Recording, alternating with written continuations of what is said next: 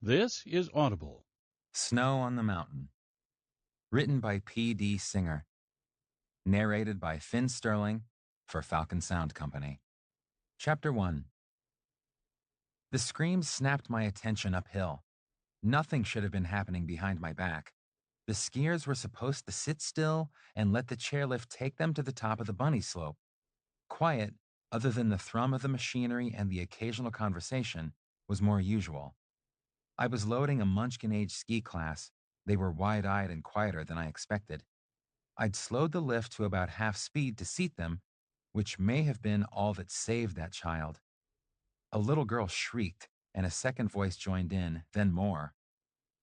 Do nothing fast was really important now, as I further slowed and then stopped the lift. Any quick motions would dislodge the small boy who now dangled upside down by one ski caught in the chairlift. I knew how easily those bindings would release. I came out of mine every time I fell. A twist of an ankle would bring the child plummeting to the snow 20 feet below. His panicked thrashings made that more likely with every passing second. "I call ski patrol," yelled Egon, groping for the radio with his gloved hand. I hoped his accent wouldn't thicken beyond understanding from the tension, but he was already in the control hut and knew the channels. Have to learn those, but not in the middle of an emergency. "Then come and help me," I yelled back. I dashed into and out of the hut, where Egon had been keeping watch. He barely noticed me scooping up the climbing rope and harness that he'd scolded me for even touching just a few days ago. The ski patrol did the rescues, he'd informed me snottily. The lowly lift operators were not to handle the equipment. I'd ignored him. This kid couldn't wait for the patrol to show. Every second he stayed up was a gift from the heavens. He didn't have the minutes to spare for the experts. "Don't wiggle, kid. Hold real still. I'm coming up to get you." I kept yelling at him to stop thrashing as I unraveled the coils. His chair had come to a halt about 70 yards from the loading area. I ran up the hill, glad for the packed snow under the lift. I flung the rope up and over the cable, fully expecting to get elbowed out of the way. Whoever went up to fetch would only get there that much faster if the rope was already installed. The kid's hat fell on me. The kid might be next. I slung the end with the ascenders into position, feeding line and letting the weight of the hardware pull the rope over the cable. The other end of the rope had knots every few feet and would have fouled on the cable, something I would not have known if I hadn't scrutinized the equipment against Egon's wishes. "Hold still, kid, we're coming." I could see his wide, panicked eyes staring straight down at the unforgiving snow, which would snap his neck just as surely as concrete if he came out of that ski binding. The screaming from his seat partner and the kids in other chairs hadn't abated, though he was quiet now. There was no sign of the patrol. Surely they'd be here in an instant. Egon appeared beside me, angling to be under the child to break his fall. Where was the patrol? I had both ends of the rope together, so I shoved them at Egon. "Hold this taut. Tight." His English was good, but... The harness was attached to one jumar, the clip that stayed in one place with weight on it, but would slide when unweighted. Where was the patrol? The kid was starting to shriek again, so I thrust my legs into the harness and brought the loose end around my waist to clip myself in. Kurt had taught me to do this, though neither of us had ever envisioned the novice climber being the one to attempt a rescue. But it was me or Egon who wasn't moving, and I knew I could get up that rope fast. "Keep it real tight, I'm going up," I snarled at him. I grasped the double rope with my feet braced against the knots and jumarred my hands up the other side. Kurt had emphasized safety over speed, but this kid's safety lay in speed because he could come down at any time. I was clipped in. That was as safe as it was going to get. I'd come down hard, too, if Egon couldn't keep enough weight on the rope. Maybe someone was down there helping him by now, but I dared not spend the attention to look. "Hang on, I'm almost there," I kept reassuring the little boy and myself. A few more feet and I'd reach the chair. Hauling upward with my arms and pushing up with my feet on the knots was getting me where I needed to go. Little hands reached to me once I made it the last foot to chair level. I snagged the boy. He nearly strangled me with his arms around my neck. I won't let you fall, I promise. I could promise that now. It hadn't been a certainty at all. We're going to go up a little more, okay? I had to, or I wouldn't be able to get him unhitched. That damned binding should have released him with all the torque we were putting on it, and it was stuck fast. I had no more hands available, so I hauled us up the rope with another few pulls of the jumars and clung for dear life with my feet, once I finally found one of the knots. He had U-turned as we went up and was upright again. I hoped he wouldn't pass out on me. See, I got ya, I crooned. I tried to decide how to get him untangled, now that the danger of a fall was past. At least he wasn't howling anymore. His ski was caught in the safety bar of the chair, but I had a second child to worry about while I fixed that. Sweetie, you are going to sit real still while I lift the bar to get your friend unstuck, okay? I tried to smile reassuringly at the little girl, who had been uncorking the ear-splitting screeches. All you have to do is sit real still. Suggesting that she might fall out if she didn't was a fast track to more screaming, I thought. She blinked at me and nodded a fraction of an inch. Yeah, real still. Good, good. I felt like I was talking to one of the horses at the Rendezvous Lake Lodge stables, but the more I talked, the calmer she got, and the little guy who clung to me stayed still and quiet while I lifted the safety bar with one hand to release his ski. It swung around and finally came free, clipping me hard in the knee. The pain made me gasp, but I didn't drop anything or anyone. Now I wondered if I should take them both down. Where was the class instructor? They were wearing the number bibs of a ski school. More bibs were on the chairs ahead of us and on the one behind. The instructor was below me, apparently, along with a patrol, at last. I didn't want to get the kids, however, frightened, separated from the rest of the group. But I wasn't the nanny on skis. Up or down? I yelled. Up, the instructor called back. Go with them! She sprinted, or maybe clumped, back down to her skis, which she'd abandoned at the loading zone. I'll meet you at the top! Of course I'd go with them. One screamer and one clinger would feel a whole lot better with an adult. No way was I going to send two frightened children up the mountain alone. Looks like I get a ride with you guys, I said with a brightness I didn't feel. You sit down on this side and I'll get in the middle. There would be just enough room if I didn't drop anyone getting in. The little boy let me put him in the lift chair and shifted his death grip from my neck to the chair arm. I was scared I'd tip the chair with my weight, but I was able to pull myself up one more arm's reach with the jumars and drop into the seat without altering the balance. The safety bar came down first. Then I unclipped the harness from the rope. The kids seemed to approve of my priorities. They relaxed just a little, and the girl clutched the bar with her mittened hands.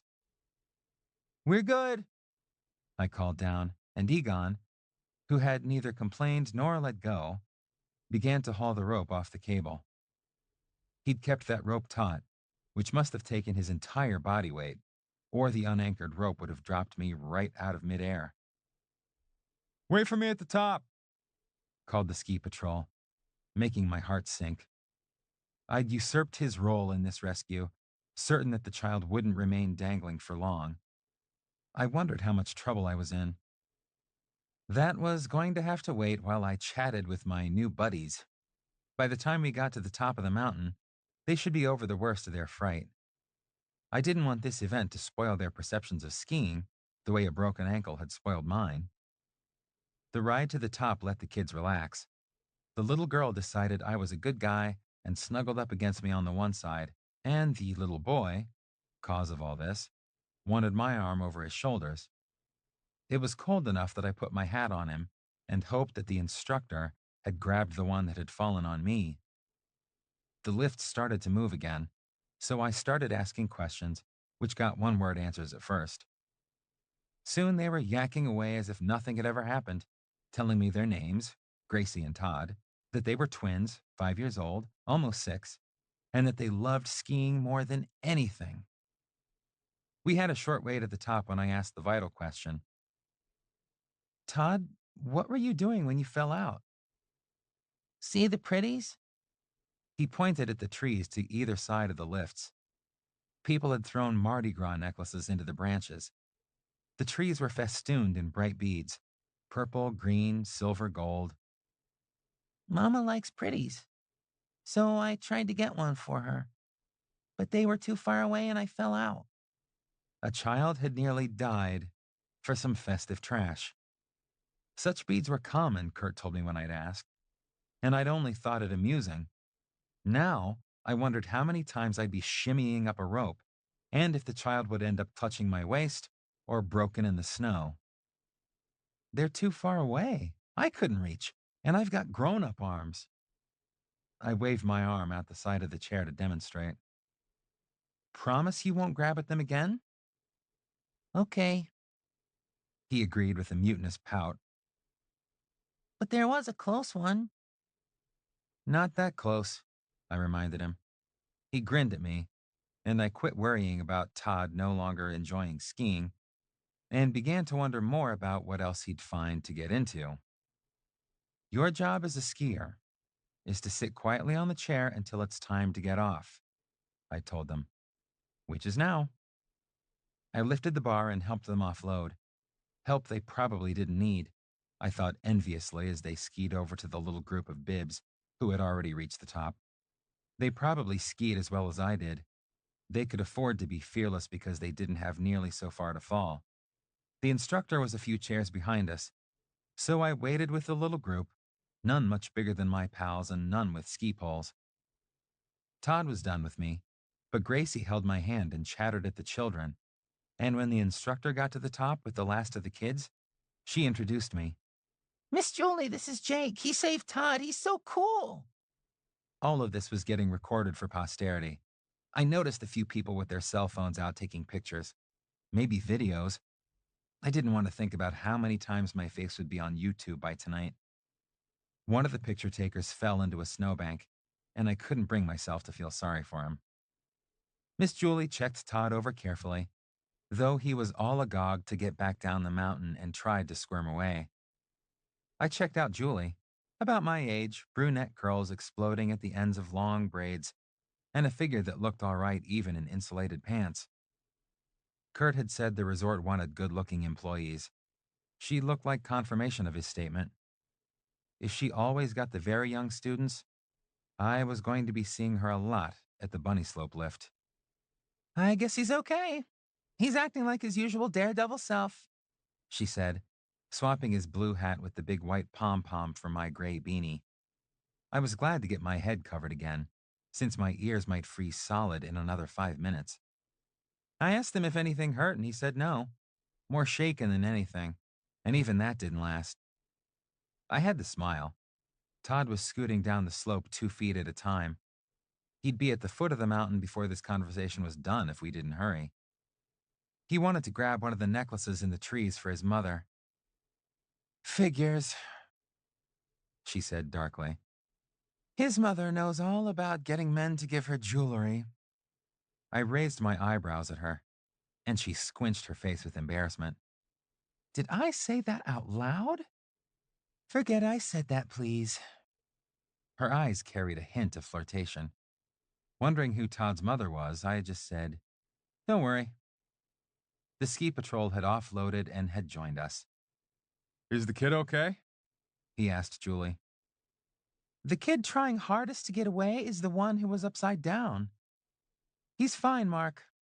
She spoke into her radio, and then she and her little crew were off to shouts of, Pizza slice turns, follow me. The line of tiny skiers, even Todd, trailed her across the snow doing snowplow turns, though Gracie had to hug me one last time before she followed the class, skiing with skill that none matched, except Todd. The ski patrol introduced himself as Mark McAvoy and asked all the details of the rescue before he got to the question that worried me. Why didn't you wait? There was no anger in the question, making me think he only wanted to know, not that he wanted to admonish me. I knew how to use the equipment, and I thought the kid's ski was going to come off any second. It was about 20 feet down. I figured that I'd have the rope up for you, and then it didn't seem safe to wait anymore. I'm glad you didn't, even if the lift operators aren't supposed to do that sort of thing. He could have come down at any minute. You were most of the way up the rope before I got there. I was halfway down the Galloping Goose. It took me a couple of minutes. That was an intermediate run, marked with a blue square on the maps, which led into the Bunny Hill. I laughed, more at the name of the run than anything else. This mountain had trails named everything from Helium Heights to Fast Track to Nowhere. The names at least told you exactly where you were, and it was a lot more fun to say, I fell twice on the cereal bowl, than I fell twice on easy number 3. I figured you'd say something if I needed to know. I wasn't about to joggle your elbow, although you could have clipped the kid in with that extra webbing on the harness instead of your arm. But he was thin enough you could reach around him. You do some rock climbing? Mark sounded friendly. Some. I've used Jumars, Ascenders. Wish I'd realized about that extra strap. It might have saved me some worry. Good thing, too. He made some notes in a pocket-sized notebook. What's your full name? I'll need to put it in the report. Landon. Jake Landon. That's your alias today, Mr. Bond? He smiled warmly, but I was rather proud of myself for performing some daring do. I think I've got all the details, but what's your number if I need anything more? He wrote it down and stuck the notebook into his pocket. I'll see you around. There's a little pub that caters to the ski workers, not the tourists. Some of us get a beer there now and then. I could give you a call. He quirked an eyebrow, which disappeared into his hat. Thanks. I'm not much of a drinker, though. If the invitation was just friendly and it included Kurt, then it might be nice to socialize with a group.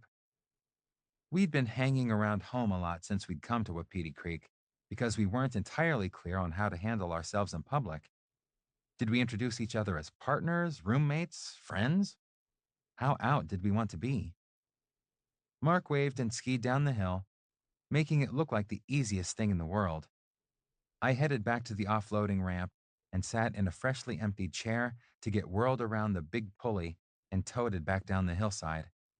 On the way down, I considered the casual way Mark had basically asked me out. I wasn't used to that by a long shot. He was as tall as I was and a lot more athletic, certainly more socially poised, kind of good looking, with brown hair long enough to escape his wool hat and wide, sensuous lips. But he wasn't Kurt, so I didn't want anything more from him than some friendship.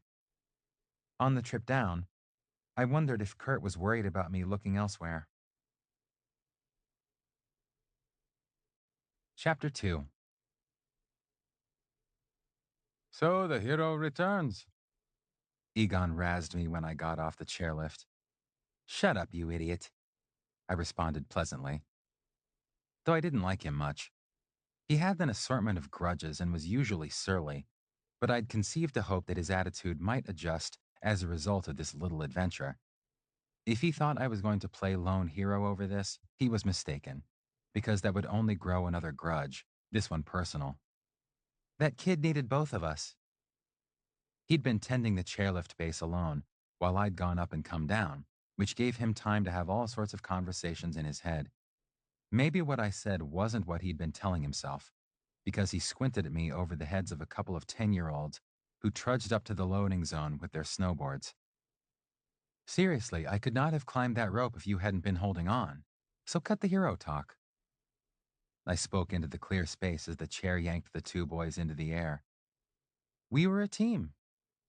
I paused while a couple of women in expensive ski clothing shuffled to the loading zone. The chair hauled them and their appraising glances away before I spoke again. And thanks for not dropping me. He sniffed. I would not drop you unless I was sure you land on your thick head. He grinned. Your head is thick. You must know that only your part in this rescue will be noticed by the people, who will be watching on the internet by tonight, if not already. My heart sank. A couple came up to the loading zone, a man who looked experienced and a woman who looked nervous. Just let the chair sit you down as it comes up behind you, he coached her. buying me some time to think what to say. It was good advice, though she sat with a flump and a yip, leaving me to respond to Egon. Doesn't matter, I finally said. I know it took both of us. Those words were barely out of my mouth when I got grabbed and kissed. She didn't let go fast enough, so when the chair came up behind her, the upright clipped me hard on the ear. Her forward motion dragged me a couple of steps up the hill before she released her grip on my jacket. The damage was done. I'd been pulled off balance and landed with a splat on the snow. Egon didn't even try not to laugh, the jerk. But he didn't drown out what she was calling back over her shoulder. Sorry, I'll be back to do it right. But you saved that kid. Ugh. I did not want to be kissed by any more presumptuous little rich girls. Her seat partner yelled, I get to kiss you too. That made Egon laugh even harder. I picked myself off the snow with all the dignity I could muster. See? No one offers me kisses, he gloated. Kiss off, I muttered, brushing myself off. I'll be in the control hut for a while. I could hide there and still do my job while this 9-day wonder died down. Hope it didn't take 9 days.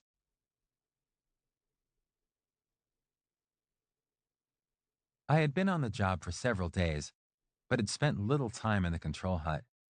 I'd been mostly helping people load and unload on the bunny lift.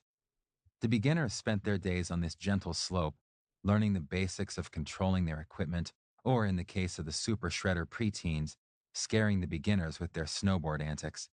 This early in the season, it wasn't crowded. Most of the mountain had only been opened in the last day, after a storm had come across and dropped just over a foot of snow. The groomers had been out all night, driving the snowcats over the wider trails. The narrower trails were still being curried into skiability with the smaller snowmobile-pulled drags. Almost all the easy or green slopes and most of the blue intermediate trails were finished, but several of the expert trails, the black diamonds and double diamonds, would be left as powder. It would be a miracle if they could groom the double diamonds, even with winches, since I didn't know how anyone, even Kurt, could ski those and live. The mountain was getting busier as the season advanced. Opening day this year had been earlier than last year between snowmaking efforts and the gift from nature, but most people hadn't planned to be here so soon. That might keep my face off the internet. I could hope. It could have been worse. It could have happened next weekend, over Thanksgiving, when the crowds would be substantially larger. It could get worse now. I saw my boss, Roy, talking with Egon, who pointed him toward the hut with an evil smile.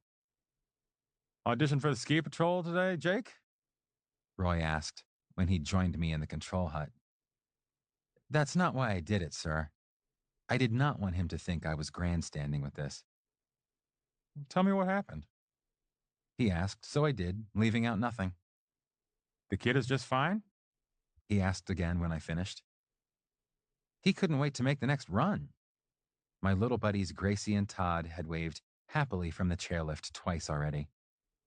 No harm done then. You have another parka? I looked down at the light gray with black slashes. Yes, why?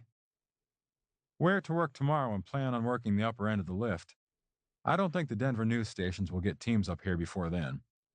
We aren't going to make it easy for them to turn this into a news story. Some sharp lawyer is going to see that a kid nearly fell, not that the kid was saved. He looked irritated. Then they'll try to regulate the industry some more. I'd wear my other hat and different sunglasses, too. I didn't relish the idea of microphones getting shoved into my face. I might say something that would trigger a huge lawsuit. What about the parents? I didn't know what they'd be told or who was supposed to tell them. Please don't let it be me. Todd and Gracie's folks aren't going to sue the resort, Jake. I wondered how he was so certain, but his confidence was infectious. He smiled and thumped my shoulder. They'd have your head if you dropped him, but you didn't. Good job on that, Jake. Really good. Now let's keep the publicity to a minimum. I almost broke my neck nodding agreement to that. If there's a light bulb changer or something really long, we can get the beads out of the trees, not tempt some other kid. Besides, I knew who might like to have some. Good idea, but just take down the close ones, or we'll have more getting flung. I'll send someone out. He warned me again not to speak to the press, and headed to the warming hut. Some hut. Antler chandeliers, fieldstone fireplaces, fancy food, and designer goggles for sale. But traditional names just stuck. Finished hiding, hero? Egon asked when I came back with a pocketful of pretties. No, I just figured you'd want to go sit down in the control hut again, wuss. Whatever truce we'd had was holding. We were bantering and not snarling. Egon was here from Bulgaria on a cultural exchange visa, which made him eligible for jobs where he'd interact with the public on the theory that he'd teach people something about his culture. So far, I hadn't learned a thing about Bulgaria, other than it was an up-and-coming ski area for Europe and that Bulgarians could be just as cranky as Americans about being passed over for jobs. He'd made that perfectly plain this morning when Kurt had come by the bunny run with a young woman, my age or maybe a year or two younger, and noticeably more adept on her skis than most of the folks lining up to ride this lift. He gave me a great big grin, and no wonder he was pleased. On his first day teaching with the Alpenschlüssel ski school, his client wasn't a beginner as rank as his other private student, me. He'd probably have some fun as part of the lesson, not just basic instruction and picking her up off the snow. He'd looked great in his red parka and black pants. Only the flapping lift ticket and the discreet Alpenschlüssel pin looked different from an ad for overpriced ski clothes. Hey, Jake. He and his student shuffled far enough up to catch the chairlift. We're going to practice some skills before heading to the steeper slopes. He winked before the chair carried them away. Alpenschlüssel instructors don't usually teach that age bracket. Egon's voice was snide. Really? How would you know? I slowed the lift to let a couple of kids get on safely, then brought the safety bar down before they got out of reach. Egon sped the lift again before replying. Oh, the whole mountain knows. They hire only the best, you see. I turned in surprise at the degree of venom he was showing. They were going to hire me, until this other man interviewed. He jerked his thumb viciously uphill toward Kurt. Suddenly they had no need for me, though I had all but signed the contract. That's too bad. Somehow this hadn't seemed like the right time to tell Egon that he was jerking his thumb at my lover. So the kids don't need that caliber of instructor? Ha! The parents take such instructors for themselves. With that bit of rancor, Egon had stumped back to the control hut, leaving me feeling proud of my lover for being acknowledged as one of the best and wondering how I was going to get along with someone who hated Kurt for being just that much better than he. I was glad Egon had more or less gotten over his snit before Todd toppled. Late in the afternoon, I found my little buddies just outside the lift line. Motioning to Egon to take the loading deck, I headed over to them. When Gracie saw me, she started to wave wildly and shriek. At least it was happy shrieks this time. Jake, come tell my mama! Oh, great. Even if lawsuits were as unlikely as Roy seemed to think, I didn't want to tell the person with enough clout to retaliate that her darling child nearly had a fatal accident today. Mama was a lovely, well-groomed brunette who looked like late 20s but could have been older, in a spandex ski suit that I recognized from my outfitting as costing rather more than I was going to make this month. Her companion was someone I recognized too, Ulf, Kurt's fellow and least favorite colleague at the Alpenschlüssel ski school. I'd decided he had muscles in his forehead when I'd met him, and his attitude hadn't improved much when he'd come by with students. He looked disdainfully at me and went for ignore this time. I returned the favor. Hi, Gracie. Hey, Todd. Gracie had flung herself at me, so Todd came out more like oof. Hey, buddy, I brought you something. Using one hand to helplessly pat my little admirer and the other to dig the beads out of my pocket, I smiled apologetically. Excuse me, ma'am. That got me a glower, like she thought I should have said miss. But her children were hanging all over me. Here you go, I took care of it. I handed Todd the necklaces in a way that was bound to spoil the boy's surprise, but avoid arousing her suspicions that I was doing something nefarious. Oh, thank you, Jake. Todd left off yanking on my jacket and turned to his mother. Mama, this is for you. She looked puzzled at the waving strings of green and gold, but she did finally lean down to let him hang the beads around her neck. Jake helped me get the pretties for you. That made Ulf turn around and look daggers at me. What was his problem? Thank you, Toddy. Thank you, Jake. She gave me a sideways look. How did you three become so friendly, may I ask? Gracie started to yammer out the whole story, but I figured I'd better get my version out first and spoke over her, patting her to quiet. He got a little tangled up in the chairlift trying to get some beads, so I untangled him, and we rode to the top of the hill together. True, if incomplete. They've been waving to me every time they get on the chair since then. They're very nice kids. I smiled, hoping that the compliment would distract her. She seemed like the sort who'd use her children for stylish accessories. Thank you. She said dismissively. Recognizing my cue to get lost, I told the kids I had to get back to the lift and left them chattering with Mama about what to do next. Come ski with us, Mama. Come see how good we're getting. I saw the group next in the short lift line, arguing about who would ride with whom. Sit with me, Mama. No, me.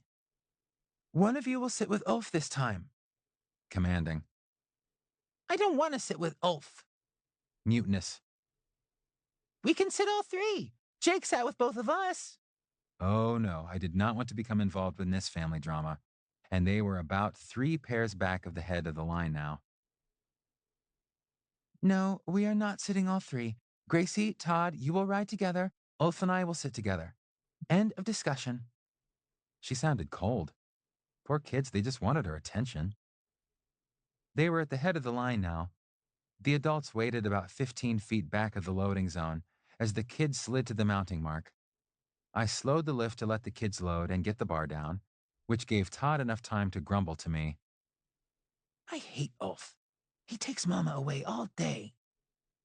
Mama and Ulf loaded without a glance at me, though Ulf exchanged some sort of lifted eyebrow communication with Egon, who stood on the other side of the loading zone. I watched them swing into the air. Their skis had barely left the snow before Ulf pulled the bar down and put his arm over her shoulder. She snuggled into him. When I glanced up the hill again, it was in time to see her arm flash out, releasing green and gold twinkles to land in the trees. Chapter 3. Good cooking smells greeted me on the way through the door of our one-bedroom apartment in employee housing. It was little, but it was home, because that's where Kurt was waiting for me. Going to have to lay off the garlic, Jake. Last night's dinner got me yelled at this morning. He came out of the kitchen to kiss me. He must have caught an earlier shuttle home and gotten dinner started, which meant that any garlic issues tomorrow were on him. He'd peeled down to his long underwear, top and bottom, which clung to his lithe body and looked pretty comfy for lounging around. Really? You don't taste garlicky to me. I probed his mouth with my tongue, trying to find a reason for his boss to be upset. And why was he close enough to notice? You had just as much spaghetti as I did. You wouldn't notice. Kurt was tasting me just as completely. At this rate, dinner might burn before we established whether or not the garlic bread had overstayed its welcome. Rudy was vetting me before sending me out on a Zerberg lesson. Top of the line package, and I didn't make the grade. Sucky way to start a new job. Amber said the tips from those are good. Ulf was already booked, so Rudy ended up with it. And he was pissed with me. That's too bad. I saw who Ulf was booked with. Money and 2 kids.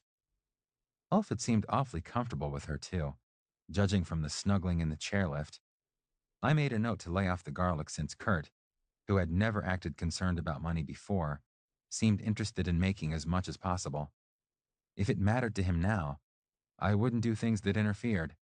Most of my pay went to the tuition savings account, but that wasn't Kurt's responsibility. Yeah, but they all have to have bucks to pay Alpenschlüssel rates. The ski school Kurt just hired on with had the highest rates and the best ski instructors at the Wapiti Creek Resort. They also had the best looking instructors on the mountain. Kurt certainly qualified on that score. He was about 5 feet 10 with a slim but muscular build, shoulders broadened from swinging axes and shovels, and quite possibly the nicest ass on the planet. But then, I'm biased. He'd let his blonde hair grow longer than he'd kept it all summer, when we'd both trimmed short for life in the mountains without running water. Now it was curling over his ears and forehead, nearly the same shade as his well-defined features, still tanned from our summer in the Uncompahgre National Forest. His eyes, the brilliant blue of the Colorado sky, made a startling contrast, which I liked to explore from kissing range. He was also a fine instructor for a lot of skills, something that I could personally attest to. Since meeting him, I'd learned to shoot a bow and arrow, ride a horse, rock climb, and cook on a propane stove. I'd taught him to fish, though he didn't have enough patience to enjoy it the way I did. He was also teaching me about being one half of a couple, and that was best of all.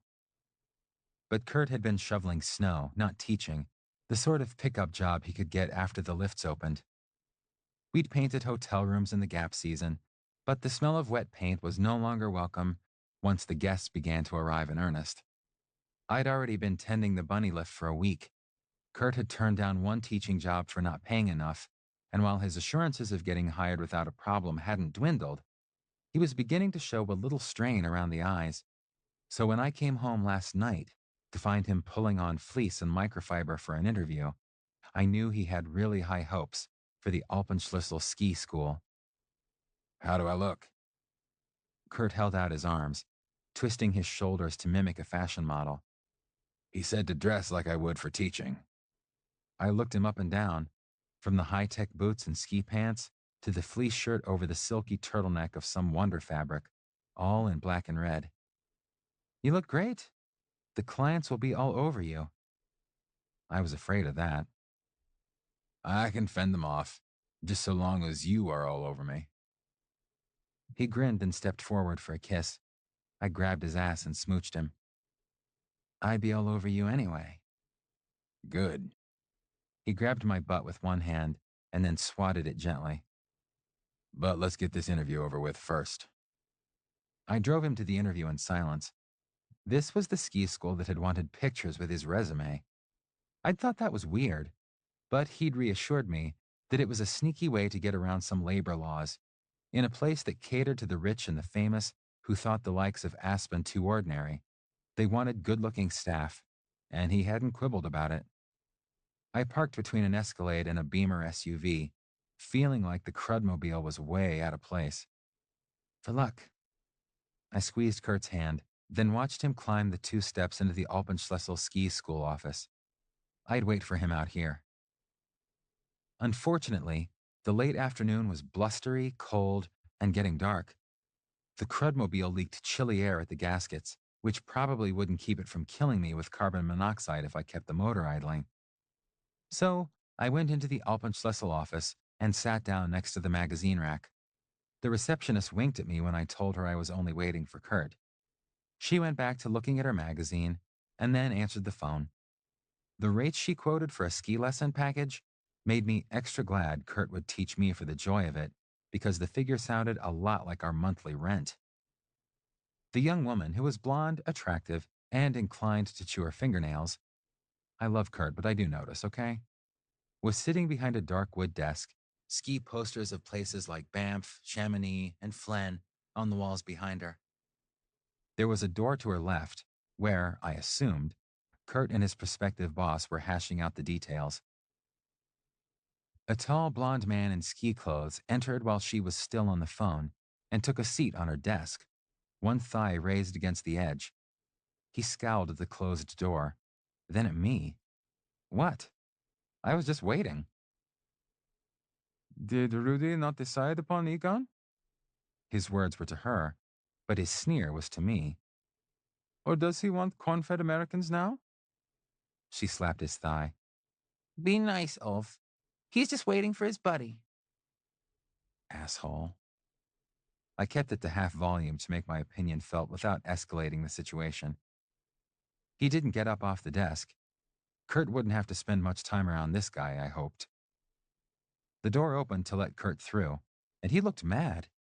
He noticed me when I stood up to follow him out the door. Say, Jake, are you a happy man? He had to be asking for the benefit of the tall man in his mid-30s who was right on his heels. Yes, Kurt, I am a happy man, I said. What the hell was this about? It wasn't like any job interview I'd ever had. Are you agreeable to Kurt taking this job? The ski school manager asked me. Weirder and weirder. I'm sitting here waiting for him, aren't I? Rudy nodded thoughtfully. You can start tomorrow. I'm sure Amber has some bookings for you already. Amber also teaches, and this is my other instructor, Ulf Seiler. Let's take care of the employment contract. He disappeared into the office. Kurt looked at me, shrugged, and followed him. This Ulf jerk swung his leg back and forth, thudding against the desk, alternately glaring at the closed door and at me. How unusual, he sneered in some European accent, to meet a happy man. Before I decided how to respond to that, Kurt returned, in a better mood than before, waving a yellow paper and a key. Let's hit the road, Jake. Fine with me. It got us out from under Ulf's unpleasant stare. I held the door for him, listening to his good news. I'm employed, you're employed, the snow is fresh. Life is good. I'd asked him later if he'd read that contract through thoroughly before he signed it, and he'd said only that it looked okay. That meant he hadn't. I'd have to read it over and see if there were any dangerous clauses in there. I hoped I could recognize the dangerous clauses. I wanted to hear about his first student, the upper slopes, and most of all, I wanted to let him bask in a new job that he'd hoped to have nailed 2 weeks ago. He had to be relieved, and he'd earned the gloat. Once I'd pulled off the layers down to my long johns, we sat down to eat chili and cornbread. Whoops! My bowl of chili slid toward the edge. The table leg had buckled again when I caught it with a foot. I'll brace the joint, Kurt said, or you're going to be wearing more of my good cooking. I flinched at the memory of the hot stew that had been much better in my belly than it had been in my lap. I'll do it. I should have done it before, since I'd lived with this crummy folding table and knew its habits. One day, I thought, I'd have a nice sturdy oak table that I could trust to hold my plate. Tell me about your day? The girl you saw me with this morning wanted to spend a lot of time on moguls, so we went up top to Killy's knees. She really improved a lot. Bet her legs are like rubber tonight. He laughed. I had to tire her out enough that she'd quit getting lovey on the lifts, so I ran her through the bumps for about an hour and a half. That was just weird. She kept scooting over at me until I stuck my elbow in her ribs. That put a catch in my throat, which I had to swallow down, reminding myself that he had sharp elbows and had used them. Hey, I got kissed today. I might as well tell him the worst. And I have a girlfriend now. 2 or 3 beans went down the wrong hatch at that. Kurt finally managed to hack out, You what? Once I'd thumped his back a couple of times. Yep, the one who kissed me thought I was a hero for getting a little boy off the lift before he fell, but she dumped me fast. I filled in the rest of the details, starting with the rescue and ending with me on my butt in the snow, while he went from disbelief to pride to laughter. And my girlfriend, Gracie, is 5 years old. 5? Jake, what are you going to do with a 5-year-old? Kurt snorted. I don't know, go skiing with her? Except she probably skis better than I do. I chewed a bite of chili glumly. Think I need to give you another lesson? Kurt's grin was impish, making me think of all the lessons he might hand out. He swirled some butter on a piece of cornbread and licked his lips. Thing is, the publicity could get pretty intense on this. My boss is freaked out about it. Suppose so. Hey, I'm just glad we did so much climbing last summer. He smiled at me, making my heart stop. We'd spent time on the scarp while he taught me rock climbing, but that was after we'd spent time in a cave in the scarp, waiting for the fire that we thought would kill us and hoping to survive. We'd become lovers that night, Though it had taken a while to straighten out the details, it had made the rest of our season as forest rangers in the mountains of Colorado into a whole new kind of heaven. That blinding smile made the dimple near the right corner of his mouth show. I loved that dimple. Actually, what I loved was Kurt. Charming, confident, competent Kurt Carlson, who at 25 was good at so many things I could barely do or had never tried. He was teaching me a lot of those skills and had assured me that I'd be good at them too by the time I was 25. I had a lot to perfect in the next 2.5 years. Maybe by then, I'd have mastered my heart too and not be so scared of this relationship. It was still amazing to me that he wanted me as much as I wanted him, that he cared for me as much as he did. We'd been lovers for the 5 months since the fire, and if I was really lucky, we'd be together always. An attractive, capable guy like Kurt could have anyone he wanted, and he wanted me. While we were rangers, there hadn't been much competition. We could go for days not seeing other humans.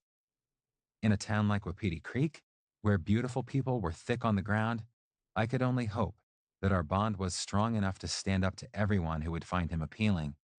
I certainly loved him, and I thought he loved me, though we'd never said those words out loud. It had been hard enough to get past the barriers in our heads to become lovers. Maybe I was just going to have to make that stretch. This new environment was testing us. I wanted to feel as secure with him in town as I did in the wilderness. We'd already scared each other once tonight with stories of other people, and I hadn't even mentioned Julie or Mark. Hearing the words would do wonders for my confidence, but if I wanted to hear them, I'd have to be willing to say them. Kurt caught me cleaning up the kitchen. In those long johns, you look ready for a ski lesson. He snuggled up behind me, his legs pressed against mine from ankle to butt, his cock snugged against my ass, his strong arms pulling my back against his chest. How, in the kitchen? I rubbed my ass against them, feeling how his cock was rising. 2 layers of high-tech fabric were going to have to come off soon. He was kissing the back of my neck, which is going to make me start dropping dishes. I'm a damned good instructor, so there should be a way. In fact, he shifted his feet so they were parallel with mine, his body totally plastered against me. I don't think I would use this approach with just any student, but I could feel his cock pressed to my crack. You better not. I decided to wash the chili pot, since I couldn't do more than dent it. His hands on my hips excited me. Shh. You have to feel the balance like this. Kurt began to sway his hips gently from side to side, moving me. You want to turn. You shift your weight like this. His knees against mine made me shift my balance. You unweight, then once you're around, you shift back. You wait again. He shifted me the other way. Now let's turn the other direction. Again, he changed my balance. His warm breath on my neck made me decide to put the pot down before it made a clatter. See? We turned several times as he coached me, and now that my hands were free, he took them, sliding under my forearms so that we were holding each other in some phantom ski poles. My own growing erection rubbed against the edge of the counter in front of the sink. Yeah, this is lots of fun. Keep turning. Mmm. He laid his cheek against my back as we skied through the kitchen.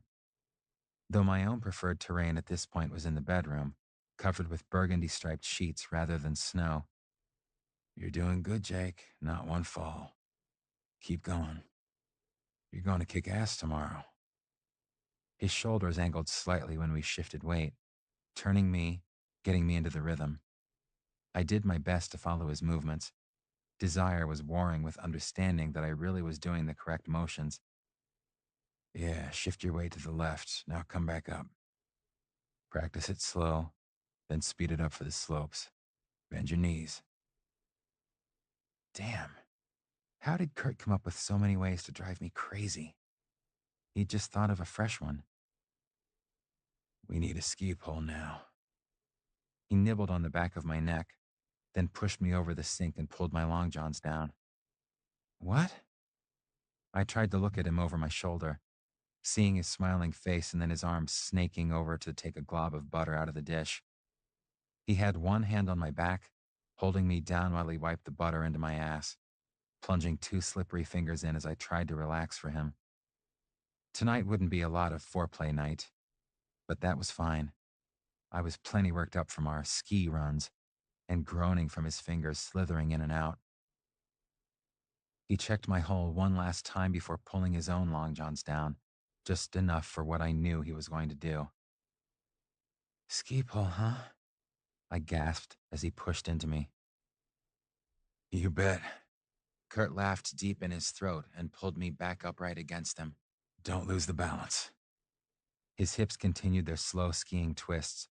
His arms held me tight, so I followed, feeling how he slipped in and out of me as we slalomed in the kitchen. His hands were flat against my chest as he writhed. I could only hold him with my hands on his hips. The skiing was getting lost, but the wonderful feeling of his cock working in and out of me slowly carried me along. I stayed slow as best I could in our excitement, and then to hell with it. Moguls ahead, I told him, and then picked up the pace, slamming back against him without trying to turn. I knew the big bumps on the slopes needed fast reactions, even if I had no hope of negotiating them for real.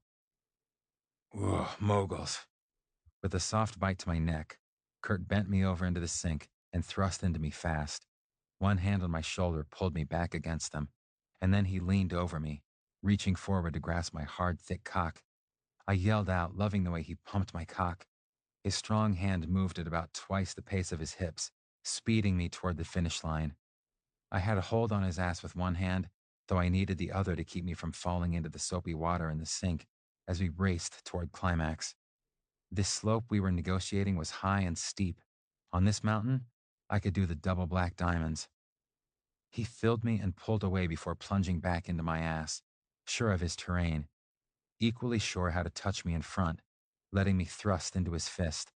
My climax built inside. Kurt doubled over flat to my back and pulled me onto his cock. He held me there as he groaned, paralyzed from his climax. My own was nearly there. I couldn't bear not to go over the precipice, no matter how I loved to feel Kurt pulsing within me. My hand on his, together we stroked my shaft those few last times to take me over that last jump until my orgasm caught air. It was a while before I could turn around to hold him, and I damn near fell into the soapy water, trying to stand upright to do it. He was breathing as hard as I was, and only then did I think to shut off the open tap. Now would be a good time to tell him that I loved him. Except, I didn't want him to think that all I meant was that the sex was great, though it was. I should tell him. I slipped my tongue gently between his lips, more of a caress than a kiss. Wonderful run, Kurt. Chapter 4. The evenings were different without any of the diversions we'd used all summer. It was too cold and dark for archery. There was no lake to swim in, though if we wanted to, we could go over to the gym and work out. Kurt had explained that we'd have to use it sooner or later, now that he wasn't shoveling snow to work his upper body, and I wasn't getting enough exercise period standing all day at the lift. I thought getting up from repeated falls was enough exercise, but I knew that as I got better, I'd need more upper body work too. Funny how many muscles get used to haul yourself upright with a pair of ski poles. Lately, we'd been watching some television, reading, or surfing the internet when we weren't jumping each other's bones, though that was by far my favorite way to spend the evening. When I'd complained about the television, Kurt had suggested taking up the bagpipes. That led to me knocking him over on the couch, sucking his pipe, and groping his bag to demonstrate the only acceptable way to play bagpipes indoors. He'd cooperated to the extent of making horrid Scottish noises while I played him, but that wasn't going to work tonight, and we weren't sleepy yet. I'd almost resigned myself to letting him turn on the television when the phone rang. Hey, Jake, it's Mark. A bunch of us are over at McTavish's playing darts. You want to come? I asked Kurt what he thought, because I wasn't going to lead Mark on just to get some social life. Mark was part of the story I hadn't told Kurt yet. mostly because I wasn't sure that there was any story there to tell, though this same day phone call made me think harder about it. A bunch of us sounded innocuous and more than enough to cover another player. If we came together, Mark should get the just friends part without me ever having to tell him, sorry, no thanks. That will be fun. Kurt's eyes lit up, giving me the sinking feeling that here was another of those things he could do like a champ, while I was a mediocre player at best. Maybe I could get a backgammon board somewhere. That was something I was really good at. Sounds good. We'll see you in a bit. I hung up without explaining the we part, though I reminded Kurt that Mark was the ski patrol. We really haven't gone anywhere since we've been here. The wallet should stand it. A lift operator didn't make a whole lot, nor had I seen my first paycheck of the season, though I'd saved most of my Rangers pay.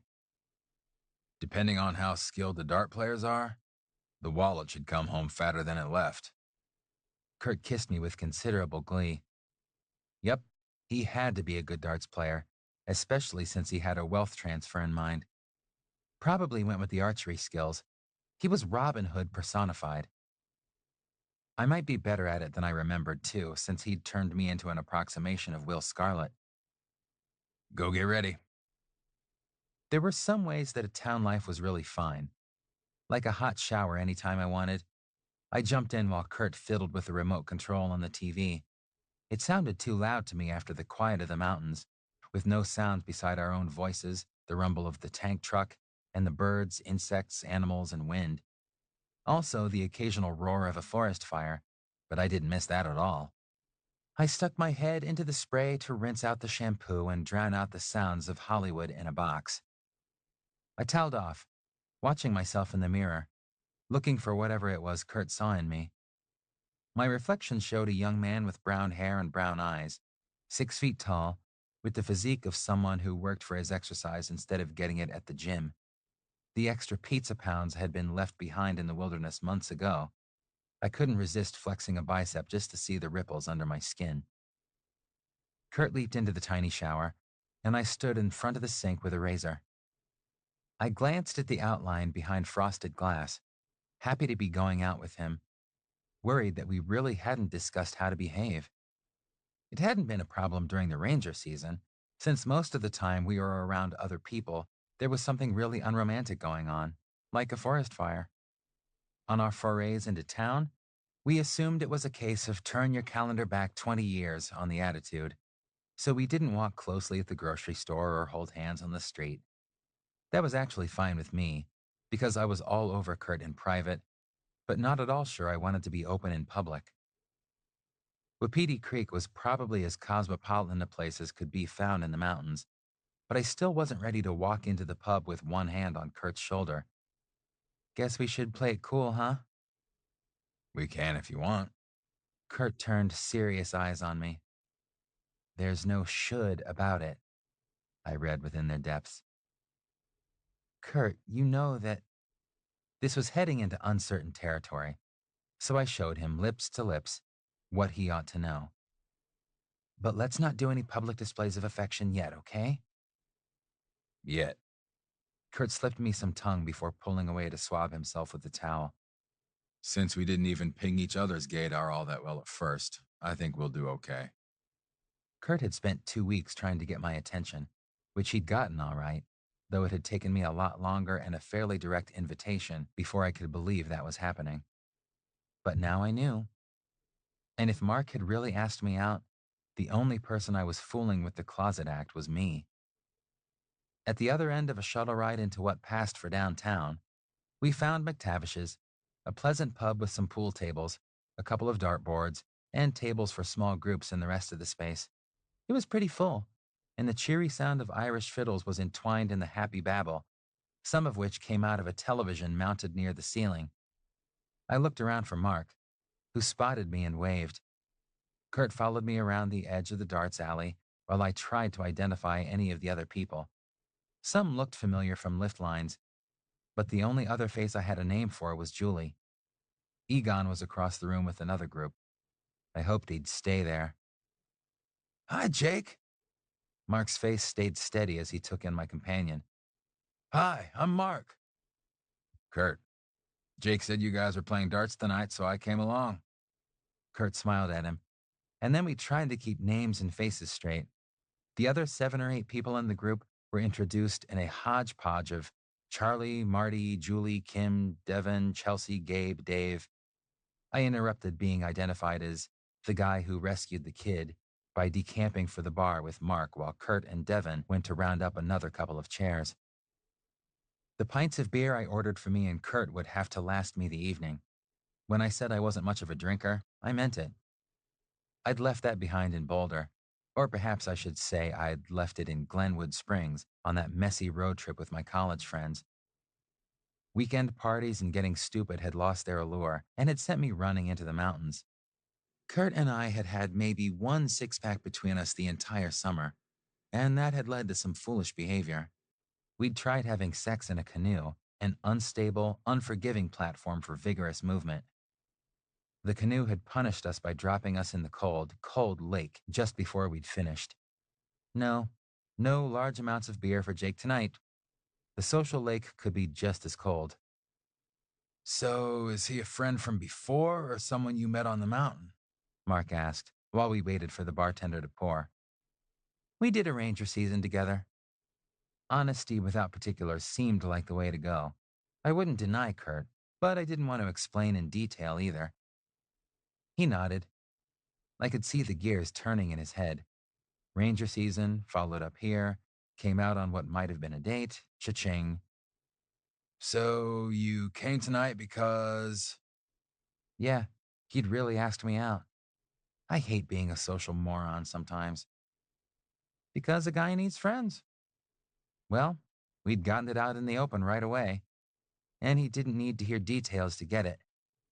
When we carried the beer back to the tables, Mark walked just a little bit farther away than when we'd gone to the bar. Kurt accepted the drink with a smile and went back to chatting with Julie and Kim. The conversation flowed around the table, making it clear that some of the group knew each other, while others were as new as we were, so the subjects went all over the map. I put together that Julie, Chelsea, and Dave were instructors. Devin worked the ski rentals. Mark, Marty, and Kim patrolled. Gabe had one of the high mountain lifts that serviced the expert slopes. And whatever Charlie did on the mountain, he was miscast because he should have been a freaking gossip columnist. Kurt and Dave were just getting up to play a round of darts when Charlie started dropping his little bombshells. Hey, Jake, that kid on the bunny lift today? You know who he is? Todd. I hadn't asked his last name, though the boy and his sister had volunteered everything else under the sun. Underwood. Mark took a sip of his drink. I listened to this with one eye on Kurt, who had his back to us, throwing one dart after another. Meaning. His daddy owns the controlling interest in Wapiti Creek and about 4 other big resorts, not to mention developing all those $1 million condos. So that was like the boss's kid. A shudder ran around the table at Charlie's explanation. That shouldn't matter, I told myself. I didn't know that when I went up the rope to get him, and he was safe now. Still, I felt cold just knowing. I glanced over at Julie, who looked at me with sad understanding. She'd known. No wonder she'd nearly wet herself today. That explains why their mama looks like quite the trophy. I thought back to the elegant but icy brunette. She was skiing with an instructor. That news dimmed Charlie's toothpaste commercial grin. It wasn't all from Alpenschlüssel, was it? I think so, why? Charlie shook his head slowly, like it hurt. Melanie has no sense at all. I didn't have a feel for her sense, though I thought she was too distant from her kids. You deduced that how? I glanced at Charlie. That makes 3 days running with him. I did not understand why everyone went, oh, in that rising and falling tone that says major screw up. It did not seem like a good time to mention who Kurt worked for, though it was probably Ulf himself who was the cause. He had been really chummy with Melanie on the lift. 3 days with an ordinary instructor couldn't be the problem, could it? I hid my confusion in my beer mug. Which is why I didn't see Egon walking up. My first clue that he was there was his heavy hand on my shoulder and his accented voice from behind saying, "So, hero, out to celebrate with your friends." I wasn't going to turn around for him. Shut up, wuss. Hero was not any word I wanted new friends to attach to me. Julie and Mark glared at Egon. They'd let the subject go and I'd flinched during the introductions. I picked his hand off my shoulder and let it drop. Get lost. He laughed, and now I did turn around, intending to stand and run him off if a sitting glare didn't do it. My initial assessment, that he would be handsome if he could muster a pleasant expression to soften the heavy brows, high cheekbones, and formidable nose, was correct, except that he was laughing at me. "Oh, you do not wish to be hero. So sorry." He left to go stand near the darts players, and I heard him suggest to Dave that he'd play the winner. Hero? Kim asked.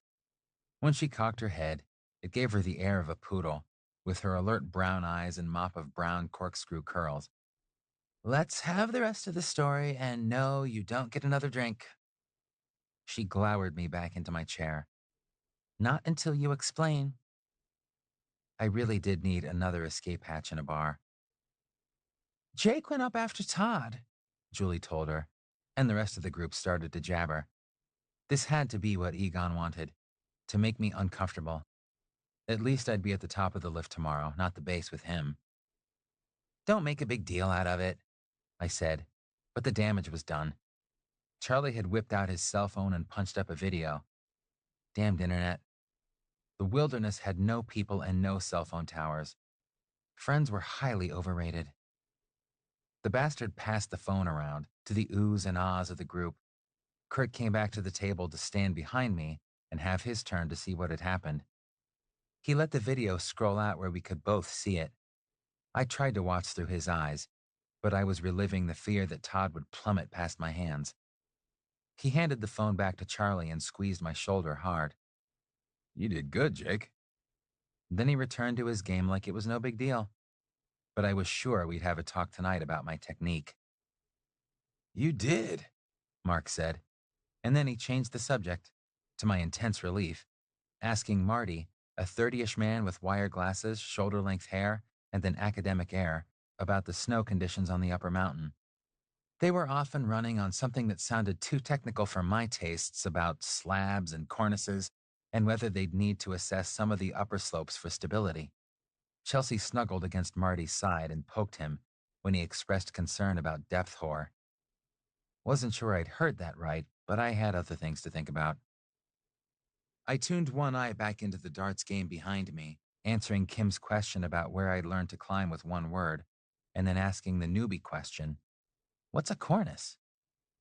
A place where the snow extends out over a void, like at the top of a hill or over a drop-off. The wind creates them. They're tempting but dangerous. They'll break off underneath you. She told me seriously, like she really needed to warn the novice to stay off the steep places. Kurt had won the game, big surprise, and Dave was pulling some bills out of his pocket. "Here you go, Sharper." "I did say we should keep the stakes down, Dave." Kurt was having to deal with the consequences of beating the local champ, apparently. "How about I buy you a beer with the winnings?" I shook my head in wonder. It had been a while since I'd watched him work the legendary charm on new people. "Take your warm-ups, Egon. I'll be back in a moment." He and Dave headed to the bar, while Egon hurled his pointed weapons toward the dartboard. Kurt came back to take a swig of his drink, which was disappearing as slowly as mine.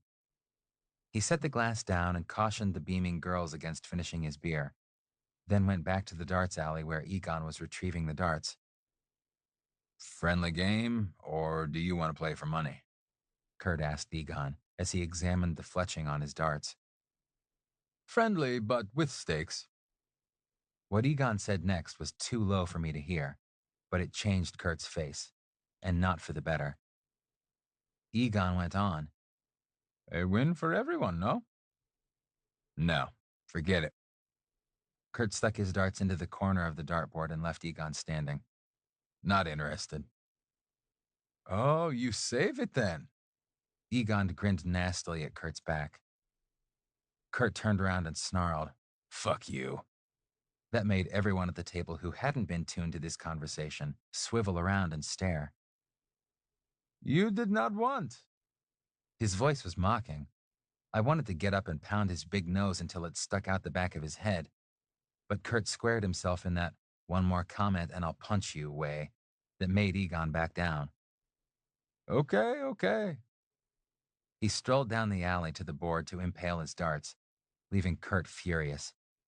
Kurt sat down in the one empty chair with a crash and drained the rest of his beer in one angry gulp. His face was thunderous, and I thought he needed to get away from the group until he calmed down. I'd never seen him this mad. What the hell had Egon said? The bastard was back to say something else.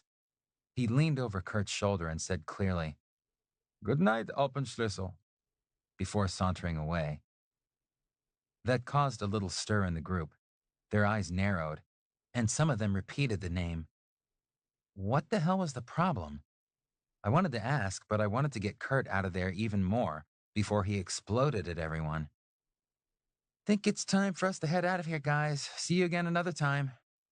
I stood up and stuffed my arms into my coat. "Come on, Kurt."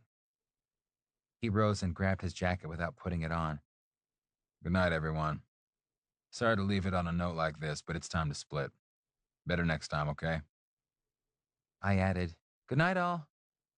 He headed to the door without a backward glance, though Egon got a scowl across the room, and I was close behind him. "Good night, hero." That made me flinch, but not nearly as hard as when someone behind me followed it with, "Good night, Zero." The cold night air was a bracing shock after the warmth of the pub. I caught up with Kurt halfway to the shuttle stop. He started ranting before I drew even. "So what? I work for Alpenschlüssel. I teach him to ski. What the fuck is the matter with that?" He turned to me, eyes blazing. "Huh? What is the matter with that?" "Nothing, Kurt." I spoke softly, trying to calm him. "Then why?" An unsuspecting snowman standing outside a restaurant took a swift uppercut to its frozen round head. Snow exploded everywhere. "Why does everyone act like Alpenschlüssel is just like leper? I teach skiing, damn it." "I know you do, Kurt. You're a good teacher. I don't know what's up with them. They're being idiots." I put my hand on his shoulder and hoped he wasn't so enraged he'd punch me just for attracting attention. The snowman had had a remarkably large carrot nose. "Come on, buddy, calm down, okay?" Getting tossed in jail for creating a public disturbance would be a rotten way to end the night. "Let's go home." He fumed silently on the shuttle ride back to the apartment. He was a little calmer when we got off, and by the time we were back inside our little home, he was almost himself again. Maybe 6 months of almost no company except me had left him as intolerant of crowds as I was. Once inside, with jacket shed, he turned to me and held me tightly, silently. I held him as he clutched me, his head resting on my shoulder, facing away. We stayed like that until he finally said, "Come to bed with me." I was tired and wrung out. Bed sounded good. I'd find some energy if he wanted to make love, but he led me gently to the bedroom and left his shorts on when he slipped into our bed. I curled around him, holding him against my chest. He pulled my arm around like a blanket. I kissed the back of his neck softly, and I thought he was going to say something. He started to, once or twice, but sighed back into silence. I was almost asleep when he stroked my arm and said, "Jacob, I'm glad you're here." Chapter 5. Kurt was still subdued when he got up the next morning and got ready for work. I wanted to ask him just what Egon had said that had angered him so, but replaying that exchange in my mind, he'd probably offered to play for sex. It sure sounded that way. Other things about that were strange too, but that just might be Egon's English, which was good, fluent even, but didn't always contain the words you'd expect to hear. If he wasn't reminded about that, Kurt might just get back to his sunny self before meeting his client for the day. We danced around each other quietly getting ready. He laid out clothing on the bed, which of course he'd made first. The man always made his bed. even if it was just snapping the sleeping bag straight, though his socks tended to migrate randomly. The ski pants were by a well-known designer, though they'd been purchased via online auction for a fraction of their cost at retail. I still don't see how ski pants could cost $700 a pair, unless they came with Krugerrands in the pockets. Do they keep you $650 warmer? I tried to tease him. No, they keep you just warm enough. Kurt did smile at me as he pulled on silky underlayers and thin socks. This sort of clothing would help him blend in with the clients, a problem that I didn't have. He'd helped me choose winter gear online, though I had gone for good but less glitzy brands. Between us, we'd spent a lot less than $700 outfitting, though it helped that Kurt had some nice things from previous seasons. Now he pulled on a fleece shirt, the same one he'd worn to his interview. Sitting down on the battered green couch that I'd rescued out of a charity pile on a sidewalk in Boulder, Kurt put his boots on and then came into the narrow galley kitchen where I was making some sandwiches. He threw some soup into the pot to heat while he located the lids to the thermos containers. No sense in paying resort prices for chow, even with the employee discount, though Kurt would have lunch with his clients twice this week as part of their ski package. I don't know who I'm booked with today, so I might be able to get by your station at lunch. We can get some runs in. I felt kind of bad when we did that, since it limited him to the bunny run and the green runs, which he told me were a little more challenging than what I'd been doing. I needed to pick up some skill with skiing and fast to keep Kurt from getting bored. It was hard because I was still apprehensive about skiing again after so many years. When I was 12, it had been 2 lessons and 1 broken ankle. After your lesson last night, you should be rocking and rolling. I'd like that. Mostly because I was feeling weird about not being with him all day, every day. After 6 months of each other's constant company, you'd think I'd be ready for fresh faces and other people's conversations. But after last night, I remembered why I was so content to be alone with Kurt for days at a time. I poured the soup into the thermoses, threw the food into the insulated bags, and went to find my boots. The shuttle would be by in a few minutes to take us both to work. There were a dozen different accents on the shuttle, as our fellow denizens of employee housing came to the resort proper, to clean hotel rooms or rent skis, maybe to wait tables. Many of the resort crew had the same sort of visa that Egon did, though I wondered how much intercultural interaction a hotel made from Poland could really have with the wealthy people who came to the mountains to play. They took the jobs that were hard to fill with Americans, I knew, though Egon's job was one that ski bums competed for. It was odd that I got the job, since I had no skiing experience. What I'd really wanted to do was drive a snowcat grooming the slopes. I could drive a medium-duty truck, so I didn't think a snowcat would be a big deal. Turned out that driving the snowcat was no big deal, and if that was all it took, they could have trained me to do the winching to keep the cat safe on the 40-degree slopes. No, it was the grooming, knowing when to pan, when to blade. That was the skilled part of the job. And they didn't want to train a neophyte on that here in Big Bucksville. Do a season at Eldora or Meadowlark, and another at Breckenridge, and they'd consider letting me groom their frozen assets. Never heard of Meadowlark, I'd said. That was kind of the point, they suggested. But they liked my willingness to take on the task, so I got thrown what was considered in some circles to be a plum job. Egon didn't think operating the lift was so plummy, I discovered that first day. He took out his frustration on the handiest target, me, though I was only trying to learn everything I could about my new job. Shovel the snow off the weight line and the loading line.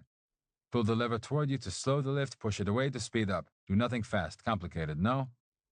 My lift partner had just taught me everything he considered necessary for me to know about my new job, other than call the ski patrol if something happens. Okay, we were the grunts, there to get people seated in the chairlifts, not any kind of rescue team. Egon had made that abundantly clear in his accented sneer. We were on the bunny slope lift, which was fine with me. You could come down on one side of the lift or the other. There were no other options. Other lifts went higher up the mountain to the blue, green, and black slopes, but I'd have to learn the terrain first because I couldn't give anyone sensible advice yet about the slopes and their conditions. There were a few early morning novices out, and long stretches where we just watched the chairs swivel around the pulley and come by empty. During one such lull, I stuck my head into the control hut where Egon sat. "What's all that stuff for?" I asked. "The ski patrol uses that. You and I are not to touch it." He sounded like Arnold, but he'd already rebuffed my questions about where he was from. I should know what the stuff is at least. Maybe logic would help. Curiosity didn't seem to be getting any answers. I had to get back out to the lift to seat a young woman with a little girl in tow, and then came back to ask again once they were 20 feet away and had the safety bar down. "That is the toboggan," Egon deigned to inform me. "The stretcher, those should be obvious. The pulley, that is for rescue on the chairlift, if the chair cannot be reached from one of the towers. The patrol rides it down the cable from the next tower." Bending to look closer, I asked about something vaguely familiar. "This looks like rock climbing equipment." Rope and hardware lay coiled in the corner. "It might be. Again, for rescues on the chairlift, put that down," Egon instructed me with some annoyance. His dark brows were drawn up over deep brown, nearly black eyes, and his formidable nose made the scowl complete. He'd be handsome if he could look pleasant, but so far he'd glared, sneered, or scowled at me while I tried to learn what was what. "It's a rock climbing harness and ascenders on a rope. I can't hurt it by looking at it." "There are people waiting. Go." Egon didn't quite snarl at me. Just for contrast, I smiled widely at the skiers who were waiting to be seated and was rewarded with a nervous giggle from a preteen girl in a purple parka. "This is the bunny slope, right?" "Yes, it is. Have fun." I could be pleasant to these people who were here to have a good time. Egon could stay in the hut where no one had to deal with him. That was a week ago. Last night, he'd used the name of the ski school as a way to attack Kurt because he'd been so angry at not getting the job himself. I didn't understand this at all. Today, it would be a huge relief to be at the top of the hill, nowhere near him. Chapter 6. It might have been Egon's spiteful voice that had called Kurt zero on our way out of the pub, though I couldn't be certain. Truth was, I couldn't be much angrier at him if he was the one, because the more I thought about it, the more certain I was that he'd wagered sex, and then set Kurt up for some humiliation when he got turned down. Though he might have wanted to set Kurt up for humiliation any way he could, just for getting the job, asshat. Such were my thoughts on the lift ride to the top of the bunny hill, my hiding place from the press. It might have been overreaction, but it really did seem like a good idea. Today I'd watch the bunnies unload. At least I'd see any cameras coming up the hill. Wonder if Egon would make them buy lift tickets first. After last night's little nastiness, I didn't trust him not to let them on anyway. It was snowing lightly, and it persisted all morning. Cynthia, the other lift attendant, and I took turns unloading and taking hut duty. She didn't complain about being out in the weather, though I wondered if her partner, Tom, was faring as well at the bottom, or if Wuss was hogging the hut again. The thought of warm soup was pretty enticing, so when I caught the chair to ride down at lunch, I damned near walked into the camera crew. I might have gotten away, though, if Egon hadn't pointed me out. "Ah, here is your hero," he sneered, and the perky reporter latched onto me harder than Todd had. "I can't talk to you guys without clearing it with my boss first, honest, I can't." She kept begging and clutching, and I kept trying to get away without actually dumping her on her spandex-clad ass in the snow, which might have made some entertaining footage, albeit bad public relations. "Please, let go, miss." Maybe if I called her ma'am, she'd get huffy and lose her grip. Tom in the control hut had thought fast enough to have gotten on the radio while Egon was out making trouble for me, because my boss was heading across the snow toward us. Roy caught me at the base of the bunny lift, shaking my head and trying to get my arm back. "Miss, please let go of my lift operator," he said. "This story will be so much better if Jake talks with us," the reporter said, brandishing the microphone with a Channel 9 logo attached. "Otherwise, it will just be that video that's all over the internet. Please?" She flashed the sparkly whites that would get her hired in a heartbeat in a gift shop here in Wapiti Creek. I wondered how long it would be before channels 4, 7, and 31 would be chasing me down too. What questions do you want to ask? He wanted to know. And we negotiated carefully while the cameraman looked for the best background. So I spent my lunch hour explaining in very little detail about how Todd came to topple and about the rescue, showing distressing tendencies. I was sure it would get edited out, to talk about rock climbing and mentioning Egon's role in making the climb possible. The wind was starting to whip up, blowing the needles of snow into Miss Perky's unprotected face, while I droned on from the warmth of my scarf. She'd get edited out, with that tendril of hair that kept flying across her face to make a lopsided mustache every time she turned to keep the slope and the lift in the background. She'd never make anchorwoman, I thought uncharitably, if she didn't have the sense to braid her hair for the slopes. Channel 4 sent Ms. Businesslike, who had dressed sensibly and styled her hair for the wind, and a cameraman. They spotted us before Miss Perky was finished with me. While waiting their turn, Roy laid out the ground rules, giving me hope that I might get to my hot soup before dark. Late again, I see, Miss Perky told Ms. Businesslike with a smirk as she and her crewmen headed out. He'll be more polished now he's practiced with you, she shot back, and it was true. I sounded a great deal more succinct. Being cold and hungry had something to do with it, too. I wanted to be finished and gone before any more cameras showed up. Please, let's do it one more time? Miss Perky asked, but no, I could not wait to get away and was a little gruff saying so. Roy hadn't left, so he tossed his head toward the warming hut. They accepted the inevitable from him. Except that it wasn't the end, because Julie and her little class had come to the bottom of the hill. Jake! Jake! Todd and Gracie had to ski over and hug me. All the while, Gracie was telling the fascinated reporters about how wonderful I was and why. The cameramen scrambled to point their equipment at this manna from heaven. Roy, horrified, stepped between us and the crews. I tried to hush them. Julie! I bellowed, and she came skiing over to collect her escapees. She shepherded them away after I promised to wave at them from the lift every time they went by. Don't you need me to sign a release or something? I asked the reporters. There's no one around who can sign releases on the kids. Roy pointed out to the crestfallen reporters, and we stood around signing waivers while the class loaded up on the lift. Deprived of targets, they trudged off, and I made my escape soupward. Roy headed up to the lift, where I hoped he'd chew off large pieces of Egon's hide. As I strode across the snow, I glanced over at the retreating news crews and saw, to my horror, 3 cameras and 3 reporters, all chatting in a clump. Oh no. I think I ran the last 100 yards into the staff hut faster than I'd skied down the bunny slope yesterday. There's people out there looking for you. Mark swung into the chair opposite me. I pulled the top off the thermos and inhaled the steam. Rat me out and you'll be wearing a ski pole for a necklace, I said with a grimace. I gave 2 interviews and that's 2 too many. The sandwich took the brunt of my ire as I ripped apart the bag. But you're photogenic and heroic and all that crap.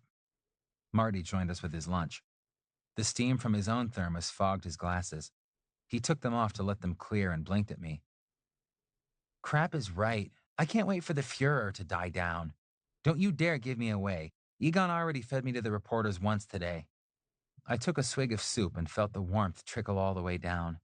I'd been standing in the cold for at least an hour with the reporters, not moving nearly enough to keep warm in the wind and blowing snow. Miss Perky had to be feeling slightly ill. She'd been losing heat steadily off her head because she'd chosen stylish earmuffs instead of a proper hat, and if she was still prowling around outside, she'd pay for her fashion sense. I was dressed for conditions and was still glad for the curative properties of hot chicken soup. The wind's blowing from the northwest. Been coming over the rise beyond the West Peak, Marty said, and that made Mark look at him sharply. How much deposit, could you tell? He asked, his own food forgotten. Great. We were in for more scintillating conversation about, oh yeah, I was interested in snow conditions now that I was a ski bum. I'd ignored most of what they'd said at the pub, being more wrapped up in Kurt and the drama, but this might be good to know. The cornice over cement chute looks bigger, but there was so much blow I couldn't measure it. Marty took a sip of hot tea. I think we should leave cement chute in that section blocked off until after we assess the next storm. That cornice triggers avalanches, he informed me. It's too damned bad we can't just leave that run closed, declare it off-piste. But it's way too tempting for the Black Diamond boys, Mark grimaced. We'd be losing a few every winter if we didn't monitor the snow. One more good storm and we can trigger. How? I'd seen movies of avalanches set off with rifles. One way, the accidental way, is to be standing on a cornice when it breaks off, but that tends to create openings on the snow conditions team. Mark and I prefer to use the howitzers. Little noises won't do it. Marty grinned at me. If we can't start the slab moving by sawing off the cornice and bouncing it down the hill, we get out the big gun. Slab? I thought it was all loose snow rolling down the hill. No, that's slough. Not so dangerous. The slab is the top layer of snow that breaks free and slides. That disintegrates as it goes. It can get to 80 miles an hour pretty fast, which doesn't give the hot doggers much time to get off the slab when it starts. Marty whooshed with his sandwich to demonstrate. Been a lot of traffic to that cabin back of the cornice, he went on. Mark gave me a strange look and went on eating.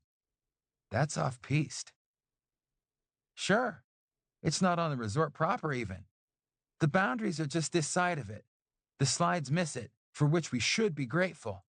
Don't want to be digging anyone out. Post-slide snow is like concrete. If you don't get found in about 15 minutes, you might not survive. And if we don't find you in 2 hours, we might as well leave the bodies there till spring. Marty sounded like he just didn't want the work, but I was thinking of what it might be like to get caught in an avalanche and how it would feel to die like that. Didn't seem much better than burning in a forest fire, a fate I'd already sidestepped once this calendar year. My appetite abandoned me for a few minutes, but I forced myself to finish the soup. Then my appetite fled permanently because out the window, a cameraman and another man were stopping passers-by, asking them questions. Everyone they spoke to shrugged or shook their heads, but I felt like I had a great big target on my back to go with the great big 7 on the camera. Oh, great. I have to get back to the lift somehow. Can you guys distract them? I must have sounded hunted because Marty laughed. Tell you what, we can give them endless information on snow. Falling snow, powder snow, snow suitable for making margaritas. They might care about sliding snow more, Mark suggested. We could use the exposure. Maybe convince one dumb kid to stay out of a slide chute. Thanks, guys. I stuffed my lunch bag back into my locker and waited for the 2 ski patrollers to decoy my hunters away. They strolled past the camera team, stopped to answer, and then they were off and running, asking questions and motioning to the cameraman that he should start filming, pointing up at the slopes and making explanatory hand motions. They were just as photogenic as I and had much more interesting things to say, so I slipped out of the staff hut and pussyfooted back to the bunny lift. That was low, wuss, I snarled at Egon from the loading line. I better not see cameras coming up the lift. He only laughed. Chapter 7. Kurt got off the shuttle opposite the Alpenschlüssel office. He'd been so glad to get this job. He hadn't told Jake, but he had big plans for the money that he'd expected to earn over and above what he'd made last year. Jake had confided a dream to him back in the cave while they were waiting for death, and he wanted to make it come true for his partner. Now, he thought as he crossed the street, dodging the big SUV that honked at him, this job looked like a big mistake. He hadn't mentioned the knowing smirks on the lift operators to Jake, nor a snide remark in the lift line, and Egon's suggestions last night had been just too much. Kurt was only sorry he'd punched the snowman and not that miserable bastard, who wasn't any more pleasant than Ulf. He didn't know how Jake put up with the guy all day long. Highly recommended. That's what Rudy had said. He'd been recommended by someone who spoke very highly of his skills, and that was the only reason that Rudy was taking him over another candidate. Of course, that was after he had gone back into the office with Rudy. Jake was sitting there, waiting during the interview, and what Rudy wanted was bad enough. But to think that he wanted it while Jake was on the other side of the wall was just disgusting. Only the thought of getting his partner to Vanuatu with the big bucks made him go back and accept the position, sign the contract. Before he'd stomped out, the position Rudy told him to assume was on his knees, mouth open. No way. No way in hell. Kurt knew he was good enough to be hired at any of the other ski schools in town without any of this casting couch bullshit. And Rudy should know that Jake was his partner. Jake, who had said he was a happy man. Kurt hadn't wanted to tell Jake about this, knowing his partner would be unhappy about it, and besides, he'd turned the guy down firmly and still gotten the job, so no harm, no foul. Kurt smiled, thinking of Jake, so unsure of himself sometimes, but cast as the hero of the hour, and for good reason. He was still smiling when he got into the office and headed for the equipment locker. Hey, Amber, what's on the docket for today?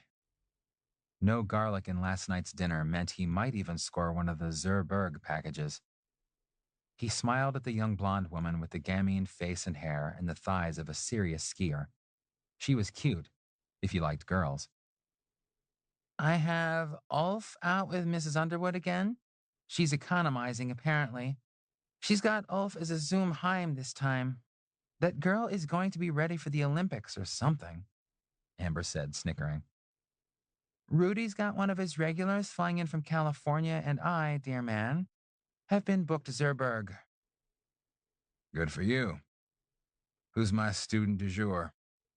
Kurt hoped it was someone hearty, because the weather was crappy, snow and wind. He didn't feel like listening to endless whining. You are my student du moment, because I have just time enough to show you the computer. Sit down. Amber motioned at the desk. You're the booking agent today. I am. Kurt stared at her. I haven't the foggiest. Sure you do. You teach them to ski. Here's the rate screen. Don't book anyone on a Zerberg unless they're on this list. But don't worry about it if they haven't been offered it before. They won't know about it. This list, she said, clicking to a different screen, is okay for a Zoomheim. Don't offer that unless they ask, and everyone else gets Zoomberg. Don't screw it up. There's a big difference in rates. Got it? Zerberg, Zoomberg, Amber repeated, like he didn't get it the first time. And don't book more than one Zerberg on any given day. He'd picked up enough German in his years on the racing circuit to know the articles, if not always to use them correctly. I got it, he said irritably, tugging at the neck of his fleece shirt. He hadn't dressed to be inside all day. Half of this stuff was going to have to come off. Here's the calendar. Add the names in the slots and click save, and you can surf on the net or whatever the rest of the time. The rest of us are going to be too busy to back you up, so I had to turn down that last client. She booked you for tomorrow, and she sounds thrilled about it, so you make her happy, okay? Zoomheim for her. Amber flashed him a big smile and pulled her hat on. What's different about that than what I've been teaching? He asked, but he was talking to empty air because Amber was outside greeting her client, an older man who chivalrously picked up her skis and offered her an arm.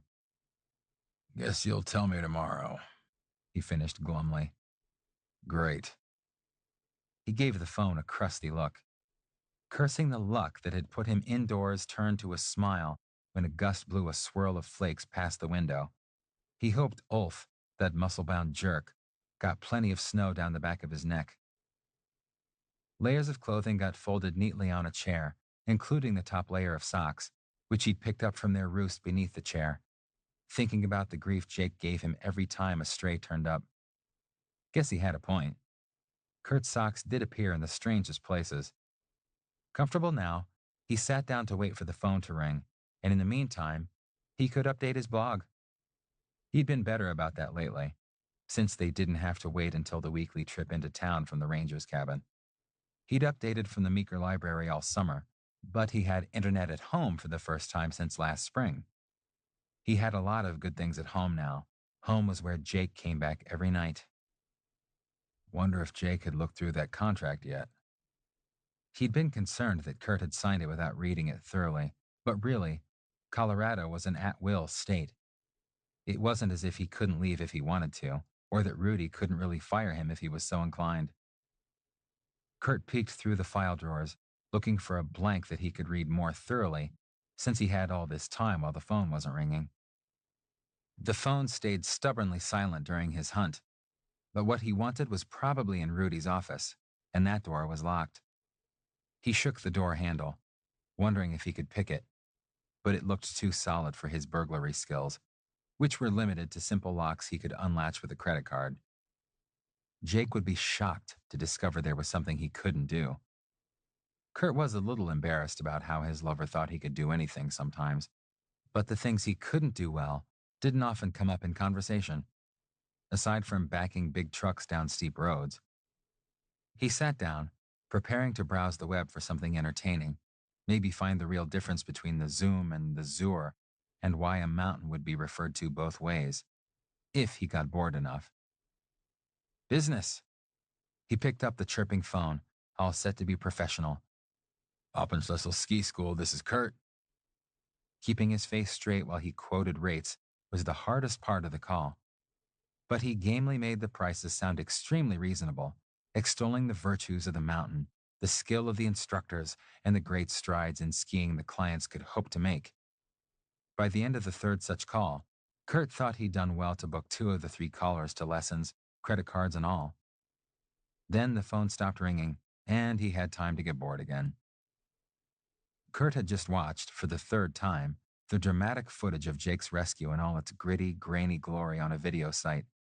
This one was destined to be a classic of its kind. He wondered if the news crews had come up from Denver yet. Honestly, Jake just didn't give himself credit for how fast he learned things, nor how well he applied them. Kurt shook his head slightly and decided to find his lunch, made by Jake's caring hands. He thought about all the things Jake could do with his hands. Keep up this line of thought, old man, and you're going to have to whack off. Would serve him right, too, after what he'd put Jake through last summer. While munching the sandwich, he'd started flipping idly through the client lists, just to see how many names he recognized. Yeah, there, and that one sounded familiar. He leaned forward, forgetting to chew, when he spotted a name that he knew. Damn, he hadn't seen that one in a while. Not since he'd left from that very address on the climbing trip to Yosemite that had ended his friendship with the man's son, Benji. He still grieved that friendship, 2.5 years later, though so much had passed since then. He didn't remember Mr. Schaefer as much of a skier, though. Wonder what he was doing on the Zoomheim list. Kurt swallowed hard and pulled up the client history. A couple of lessons, one with Rudy, one with the man who no longer worked with Alpenschlüssel. Something booked for January, again with Rudy.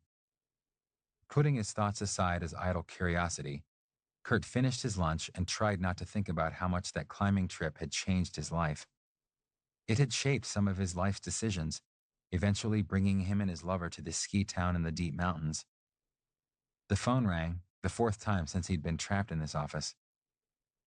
Alpenschlüssel Ski School, this is Kurt. How can I help you? The voice on the other end was warm and cultured, making him think of pearls and silver teapots. Hello, dear. I need to book a ski lesson for 1 intermediate. Who's teaching this year?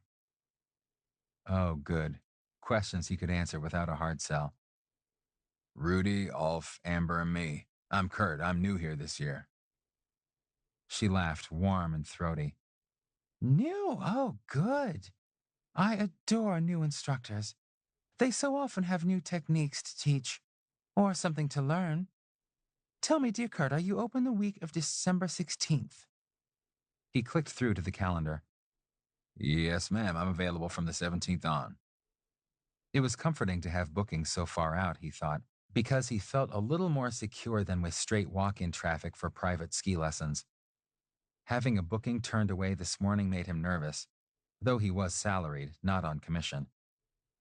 Perfect. You'll be a little early Christmas present to myself then. Put me down for the 17th and the 18th. Zurberg. I want this to be a very nice present to myself. I deserve it. She purred, making Kurt warm from his teaching being considered a very nice gift, though he'd never had anyone but Jake sound quite that enthusiastic about it before. She was on the list and booked a couple of lessons every year. He took her name, which he had seen in financial magazines, and her credit card information, before she asked, How will I recognize you, dear boy? I'm 5'10", blonde and blue eyes with a dimple, and an Alpenschlüssel pin on a red parka. Good grief, was he supposed to send pictures? Post his face on the website? Did they have a website? Ah, yes, that pin does convey quality, doesn't it? She laughed deep in her throat. So, how long is your gear, dear? Huh? I mean, I use parabolic 170s for teaching. He'd never had a student ask that. Never mind, Rudy only hires the best. Ta-ta, dear. See you in December. She hung up, leaving Kurt staring at the phone, dead in his hand. What was that all about? He'd been booking a ski lesson, and she'd behaved as if she'd purchased a great deal more than instruction. Why did the length of his skis matter? The client clearly knew the difference between Zurberg and Zumberg. Kurt rattled the words into the search window and discovered he knew a lot less German than he'd thought. Everything Rudy'd said during the interview took on a second, more sinister meaning now. Had he missed every double entendre in his innocence? Had Rudy's demand for some head been a sincere part of his interview? He thought back to what he'd said and despaired to know that he had said things that could be taken every bit as ambiguously. Rudy had asked Jake if he was all right with his job, managing to get a reference on Kurt's prowess at the same time.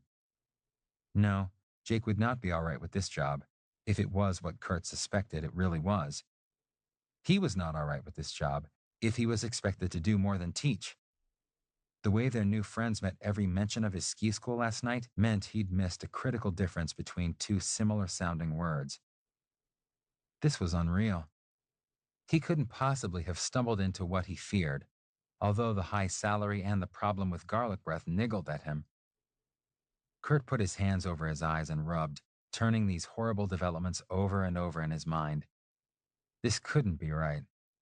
But just in case his worst fears were true, he was going to protect himself. You'd think he'd learn to come right out and ask the questions he needed answers to. He'd danced around the important things with Jake for far too long, and he hadn't questioned things about this job when he should have, blinded by the money. He'd ask Rudy tomorrow, and he'd take a good long look at that contract tonight. He needed to know what he'd agreed to, and if he could get out of it. He'd been too quick to assume that the contract would only protect him. In the meantime, he started copying lists, posting them into his blog as unpublished posts, because he could think of no better secure location for the files. He could be wrong, but if he wasn't, he'd never get another chance to get into the files unimpeded. He had to be wrong. He just had to be wrong. But Kurt had a grim feeling that this time, he'd figured it all out too late to do any good. Chapter 8. The weather cleared as the day went on, leaving the Colorado sky that unbelievable blue streaked with clouds, though another storm was forecast. Improving conditions lured more skiers out, and I even saw Mrs. Underwood and Ulf doing a run with Todd and Gracie, who'd been out since early morning. What kind of mother did that to her children? In better weather, I'd understand it, but I thought this morning's weather was too rugged for little kids, though Julie had had two others beside these. Either Colorado kids were tough little guys, or Mom and Dad weren't going to let anything spoil their vacation. No more news crews found me, and I hoped that no more would seek me after the two stations aired their interviews. Then I could stop skulking around, though it would mean getting back down with Egon, who needed a good punch in the snoot. I debated clobbering him before or after He explained exactly what the deal about Alpenschlüssel was, because obviously neither Kurt nor I understood it. Kurt was pensive when I got home, distracted. He barely reacted when I told him about being stalked by cameras, though he did turn on the television to catch the news. Silent when I suggested I'd make dinner, he excused himself to take a shower, while I wondered what was going on. If it was left over from last night, it was hanging on a long time. Kurt didn't usually prolong his brooding. He came back out in sweatpants and a t-shirt, hair wet and curling at the ends, face still glum. Jake, He said, I think I've made a horrible mistake. "Come here, Kurt," I said, patting the couch next to me. "We'll figure it out." He sat, but not close enough to me for my liking. I tried to pull him closer, but he sat like a stone. You might not want to cuddle me after you hear. "That's bull. Get over here." I got one hand hooked around his shoulder and pulled him against me, where he finally softened enough to put his arm over my stomach. "So tell me." It's the job. It's why everyone snickers. I'm an idiot. "If you are, you're my idiot." I kissed the top of his head. I wasn't worried about him being an idiot. He was the most capable guy I knew. Maybe not for long. He mumbled into my chest, making me squeeze more tightly. "No, that really is bull. You are mine." I wanted to say, "I love you," but I didn't want it to mean don't be upset. Jake, you might not want me after finding out how stupid I've been. "What?" "Kurt, this is the first truly stupid thing you've said. I want you." He resisted at first when I tried to tip his head up for a kiss, but relented and let me find his mouth. Crushing his lips to mine at first, then softening to gentle nibbles made me realize how much I wanted him. He kissed me back with desperation. His vulnerability aroused me, and the gentle nibbles turned again into fierceness. "I want you." I hope you always do, but Jake, this is important. He wasn't letting me pull him over on top of me, which brought my mind a little bit away from sex. You were right. I should have read that contract carefully. It's going to be a bitch to get out of. He said miserably. "A bad business decision isn't going to change my mind," I said. And I should have asked why the pay was so much higher than the market. "Because it's all private lessons and you're the best." I tried to kiss him again, but he moved. I had to shift my erection inside my jeans. I was still aroused, and listening was hard. It's private, all right. My student that first day had a Zoomberg package. That's to the mountain. But there are two other levels. I've been grumpy about not getting those clients, but it's a good thing I didn't. He sat up and put his elbows on his knees, looking at the floor before he looked at me. Jake, the Zoomheim package, I think, means the instructor goes to the client's condo or hotel. It means to the home. And the Zerberg, it's to the castle. And we can only book one a day. And it costs twice as much as the Zoomberg. I should have twigged sooner. But I learned my German on the fly and didn't figure out it wasn't all mountain until it slapped me in the face. I thought of the cabin back of the cornice that Mark and Marty had mentioned. A lot of traffic there lately, they'd said, and the knowing looks they'd exchanged suddenly made sense. A flash of Kurt and the client skiing out to the cabin twisted my gut with jealousy. My imagination made the client someone older and richer than me, and put a purchased smile on Kurt's face.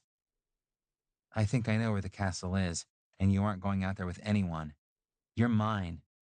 I yanked him savagely into my arms and sought his mouth fiercely. "Mine," I said into the kiss, then pushed my tongue against his. His arms were like steel bands around my chest, bands that should never be released. I don't want to, you know that. So I'm quitting right now.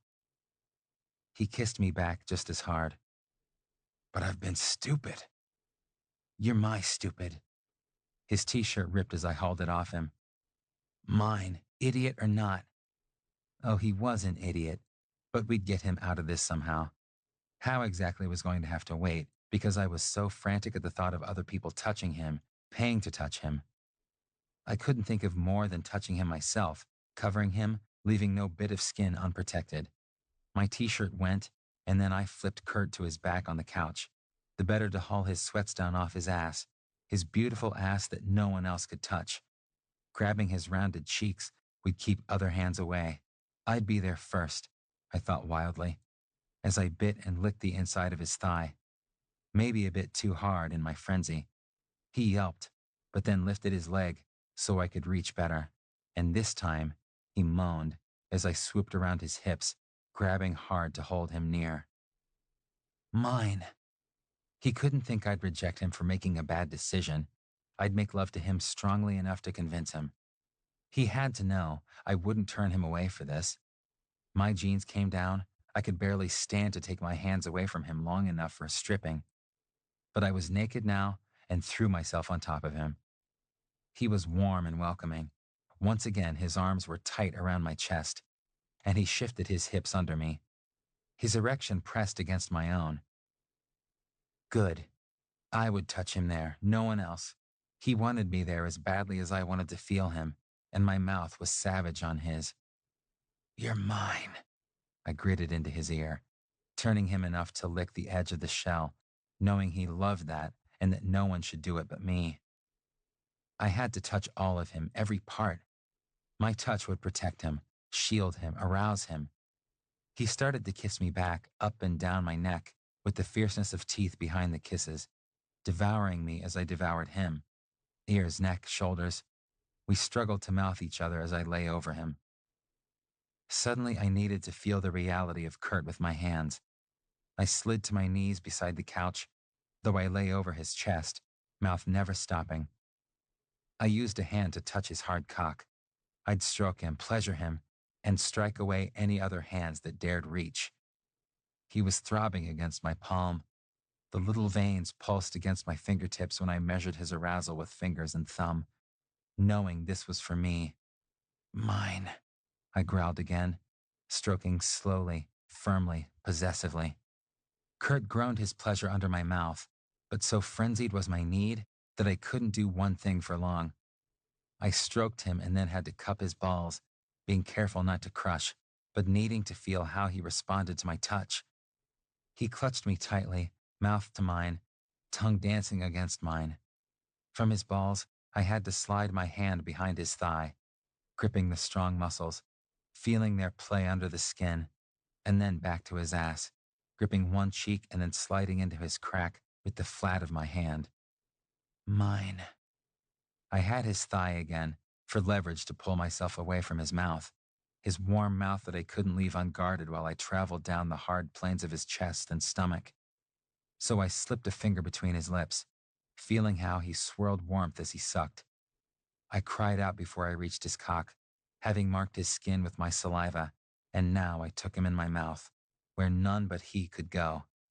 Hard and thick, throbbing, his cock filled my mouth as I worked over him, trying to take in his every inch, though 7 usually defeated me. Tonight I was wild, desperate, and saying mine once again opened my throat to engulf him to the base. I needed him safe within me, and I could take him to the base. It was enough that he was wet to the hilt. I let his cock slide out and then licked the head around for claiming. Again he filled my mouth, stopping my words by thrusting to meet my tongue, entering me for joy if not refuge, and he was marked by the wetness of my mouth. I wanted to fuck him. I was between his legs in a flash, ready to penetrate his ass, but frenzy seized me again. I hadn't claimed enough of him with my mouth, nor had Kurt had anywhere near enough preparation to cope with my cock. Mine, I insisted, as I came down again to kiss him, to plaster my whole body against his, to bite gently against his neck, and then I was on my knees again, his heels on my shoulders, and it wasn't enough. I lifted his hips with a tug to raise his ass into the air and let his knees come down against his shoulders, letting me see, touch, and lick all that he had. His face was a wonder as I pulled his balls into my mouth one at a time, but still I could do nothing for long. My tongue traveled across the plane of his taint to the crevice only I could explore. Mine, I roared, and plunged my face there to slide my tongue across his hole, claiming him for mine, mine. This was new, this claiming. I'd wondered about it but never ventured. Now, Kurt's ass was mine, mapped with saliva and traced with tongue. I held his waist tightly, lapping him, stroking him, making him understand that he was taken, mine. He cried out for my touches, but now his moans were full-throated and guttural. Nearly upside down as he was, he sagged against my chest, and only my arms around his hips kept him balanced on his shoulders, letting me devote full attention to exploring him, learning his ridges and opening. He blossomed under my tongue. The tight muscle relaxed with my probing and licking. This I would do for a long time, to make him ready to accept what we both knew could hurt him if I was careless. I would not be careless with this man who was mine. I would pleasure him, treasure him, protect him even from myself. I'd hesitated to fuck him when we were new together, because I wasn't sure my thick 8 inches would fit, but he'd shown me how, and we never hesitated again. Now, I would prepare him with licks and kisses to take me inside. My frantic need to see his face made me lift my head. He raised his hands to me, and I pulled him upright to crush him to my chest before taking his face in both hands to look deeply into his eyes. Did he understand that he was mine, that nothing he'd done could change that? I gazed into Kurt's blue eyes, heavy-lidded with the pleasure I'd given him, and he smiled. His dimple showed he understood. So with fierce tenderness, I kissed that dimple, flicking my tongue briefly into the sweet hollow that only showed when he was happy. I pulled him to my chest again before want made me push him backward. His hard cock needed reclaiming. I knelt again to bob my head over his groin, taking his cock into my mouth as deeply as I could. Not as deeply as before, but deeply, repeatedly, enough to make him moan. I tasted his salty, musky skin as long as I could before the greater need took me. He had to be wet again. I needed to make my final claim upon him. Kurt helped me flip his butt toward my face once more, showing me his sweet ass slicked with my spit but needing more. Mine, I reminded him, before swirling my tongue across his tender pucker, poking the wet where he'd need it in seconds. Kurt needed it now, because I'd let his butt down again and was ready to push inside him. The head of my cock, so hard it damned near hurt, touched the wet at his ass, before I shifted my hips in my only careful move of the night. The first joining took all my care, and then I could only buck against him, thrusting into his hot ass with strokes that grew longer, harder, and wilder. Bracing one foot on the floor let me stay upright, to look down into his face as I fucked him, to see how his face reflected his pleasure at being taken. Kurt's lips were parted as he panted, his gaze on my face as I thrust. Mine, I said again, feeling the climax building, threatening to sweep me away.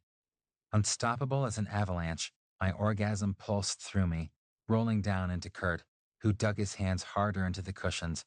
I slammed into him one last time. Mine, I whispered now. My hand closed over Kurt's cock. He'd spent himself only for me. I knew how to touch him. I'd learned what he liked and gave it to him now as I clasped him, stroked him, claimed him.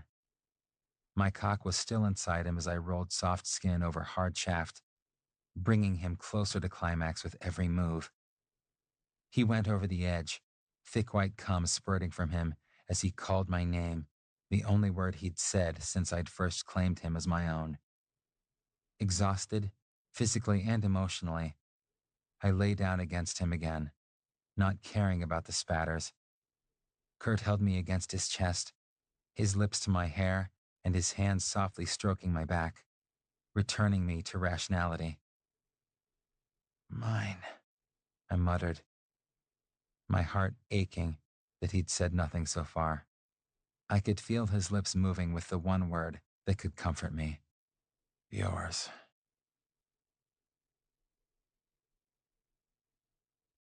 Chapter 9. We woke the next morning clutched in each other's arms, having barely moved from how we'd fallen asleep. The bed was one of the best things about a town life. Sleeping entwined hadn't been possible in our camp cots, and the deer mice that inevitably found their way into the cabin had chewed holes in the air mattress faster than we could patch them. If we snuggled, it was outside on the ground, usually near the lake.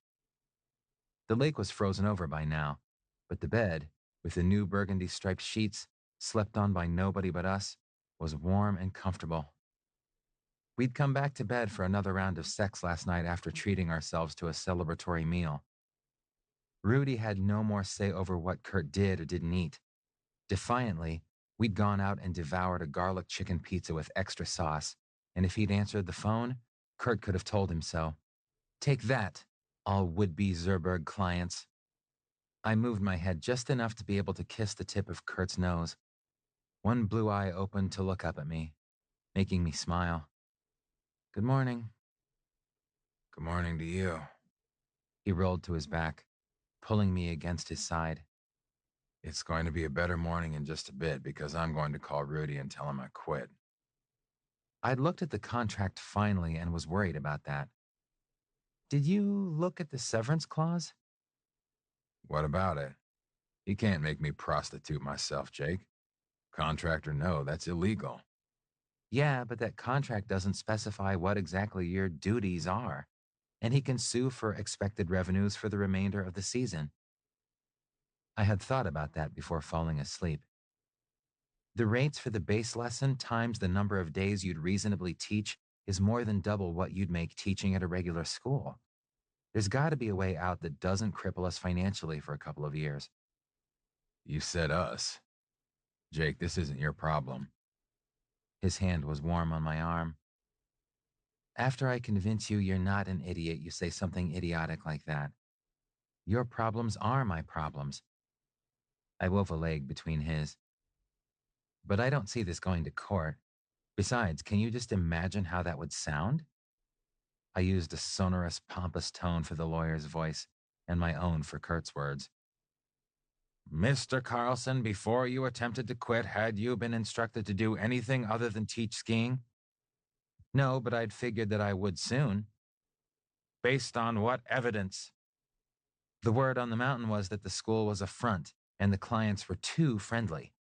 Oh, really? Based on rumors and a few fluttering eyelashes, you are attempting to deprive Rudolf Gernsbach of revenues he could expect from the legitimate operations of a ski school? Then the judge says, pay up. Nope, that won't work. Even if it might take a while to play out. I don't see it going to court either. Not the least because I'm judgment proof. What can they take away from me? Some sporting equipment? My biggest asset isn't something they can turn into cash. He kissed my forehead softly. No, but if Rudy thinks that your biggest asset is that ass you're setting on, do you really believe he'll try to keep you to the contract by legal means? This whole thing is outside the law to begin with. Well, now, that is true. And what's the worst thing he can get? Kurt chuckled wickedly. Too much publicity, that's what. Ask me what I stole yesterday. I sat up abruptly. Kurt, what did you steal yesterday? He laced his fingers behind his head and grinned. I have the entire client base for every sort of lesson sold in the last 3 years, plus this season's bookings, parked in a nice, safe place where he'll never find them. Lot of recognizable names. Whoa, that will twist his tail. But even if you make it public, he'll just say, these fine people ski better now than they did before they came to us, and that is all. I had to admire the beauty of the setup, hiding right in plain sight. But will these fine people ever return to Alpenschlüssel? The ski and sex packages aren't offered to just anyone. Amber told me that. He looked puzzled for a moment. I guess there has to be a referral system or no one would ever book Zoomheim or Zurberg to start with. I lay back beside him, leaning on one elbow. That would cut the heart out of his future earnings for sure. For that matter, Kurt, why did Rudy hire you? Why did he think you'd go along with this? I don't know, Jake. Everything he said could be taken two ways, and I didn't make it better with some of my answers because he ticked me off, and I got kind of smart-mouthed. He looked chagrined. Great. What did you say? Kurt could say some outrageous things. He asked if I gave good head, and I shot back that I gave better Salomon, like we were talking about brands of equipment. It seemed witty at the time, and he liked it, but I thought he just figured I'd entertain the students. That's exactly what he thought, Kurt. Yeah, He pulled his mouth to one side, thinking. he did make it plain that he expected some, but I thought it was one of those make the sap compete for the job things an asshole boss would do, because there'd be some who'd do it, just to get hired. I told him no and made it stick, and you saw what happened next. You were there. I remembered. Yeah, the happy man probably convinced him you were good at it and willing. Kurt lifted up to kiss me. I am willing, but only for my happy man. We'll both be happier once I tell Rudy I'm quitting. I rolled on top of him, clutching him tightly. I would be a lot happier once he was free of the ski school. He broke off the kiss with, Crap. I'm booked for a lesson today. I've got to get down there and head it off. Jake, I know it's your day off. Where are you going to be? I'll find you, and we'll have a great day together, okay? He rolled me off him and was into the shower. You could just teach it, earn the bucks if it's a regular lesson. I stuck my head into the bathroom to talk to him and ogle him in the shower as a bonus. The man was gorgeous, covered with soap suds. It's not. Amber said Zoom home, and I'm not going to her hotel or whatever. My heart leaped to hear that. Do you want me to go with you? I slipped into the shower with him, a tight fit, but rubbing against him was the nicest way to get clean. I should be good alone. What I do want you to do is get into my unpublished blog posts and look at the names, see what you think. It isn't like anybody's being mistreated, and Rudy sure didn't pick Ulf, Amber, or me up at the bus station to exploit. I'll leave you the password. One last kiss and he was out of the shower for a quick stop at the sink, where it was a miracle he didn't slice his chin off. I reached for the shampoo and was still in the shower when he poked his head back in to say a quick goodbye. It was all going to get better. Kurt could find another job quickly, and if he couldn't, well, we didn't have to stay in Wapiti Creek. Anywhere would be good with me. I lathered up, thinking back to last night. I'd been so desperate, and he'd been so pliable. Yours, he declared himself to me, and we'd been so intimate. Condoms were a fact of our sex life, but we hadn't used them last night, and I'd never licked him between the cheeks before. He'd done it only once, briefly, to me. I'd made him stop, afraid I'd disgust him, but I hadn't even thought about that as I'd tongued him. Wild to claim him. Considering that made my cock stand up, begging to be stroked. Touching myself and thinking about Kurt was nothing new, just nothing I'd had to do lately. Before the big fire, I'd jacked off 2 and 3 times a day, yearning for him, not knowing he yearned for me. Now I only had to reach for him. Waiting until he got back wasn't an option. I remembered too well how he looked lying on the couch with one leg wrapped around me and the other foot resting on my shoulder, hands dug into the cushions. Remembering how it felt to have my cock buried in his ass, I stroked myself until I came, spurting cum the way I'd spurted into him last night. I had to shake myself before I could turn off the water and find a towel. The password wasn't strong enough. I laughed and switched the caps around until it read I8JAKE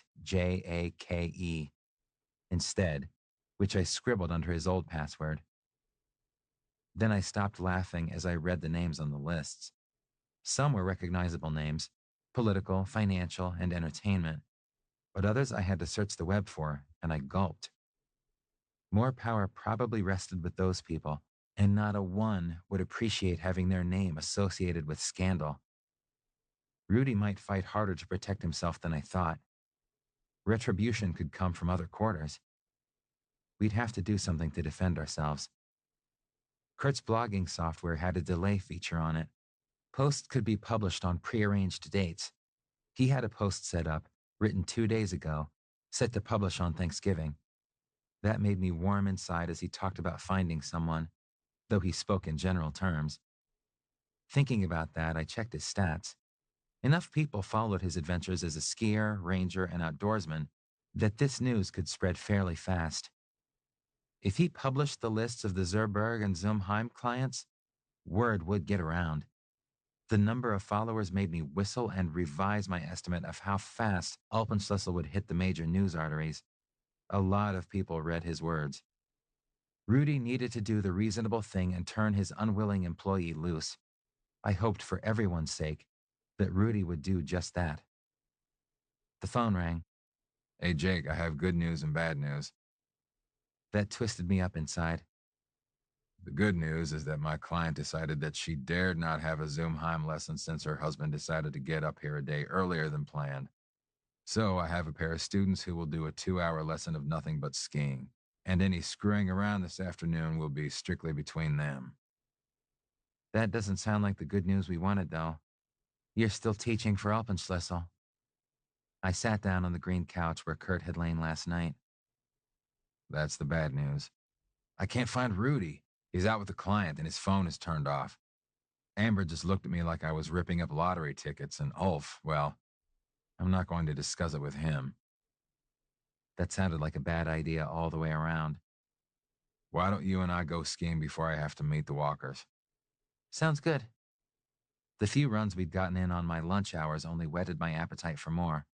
Of course, the ski lesson I'd gotten in the kitchen had the same effect. I'll be right home. I could hear the smile in his voice as he promised. It matched the one on my face. Chapter 10. The snow was incredible, groomed to a perfection that I now recognized as skill. The storm had dropped another 14 inches over what we'd gotten earlier in the week, making base out of what the snowcats had packed down during the storm and leaving the last few inches that fell as powder. My abilities were sufficient to deal with top powder, but not more. If Kurt wanted to play in the champagne powder that lay 2 feet deep in the upper bowls, he'd have to do it alone or with another partner. Mark, Marty, or Kim could have joined him, I suppose, but I'd already waved at Kim, who was patrolling down the blue slope adjacent to the chairlift, alert to trouble. After the storm, I supposed Mark and Marty were doing tests and whatever else they did with fresh snow.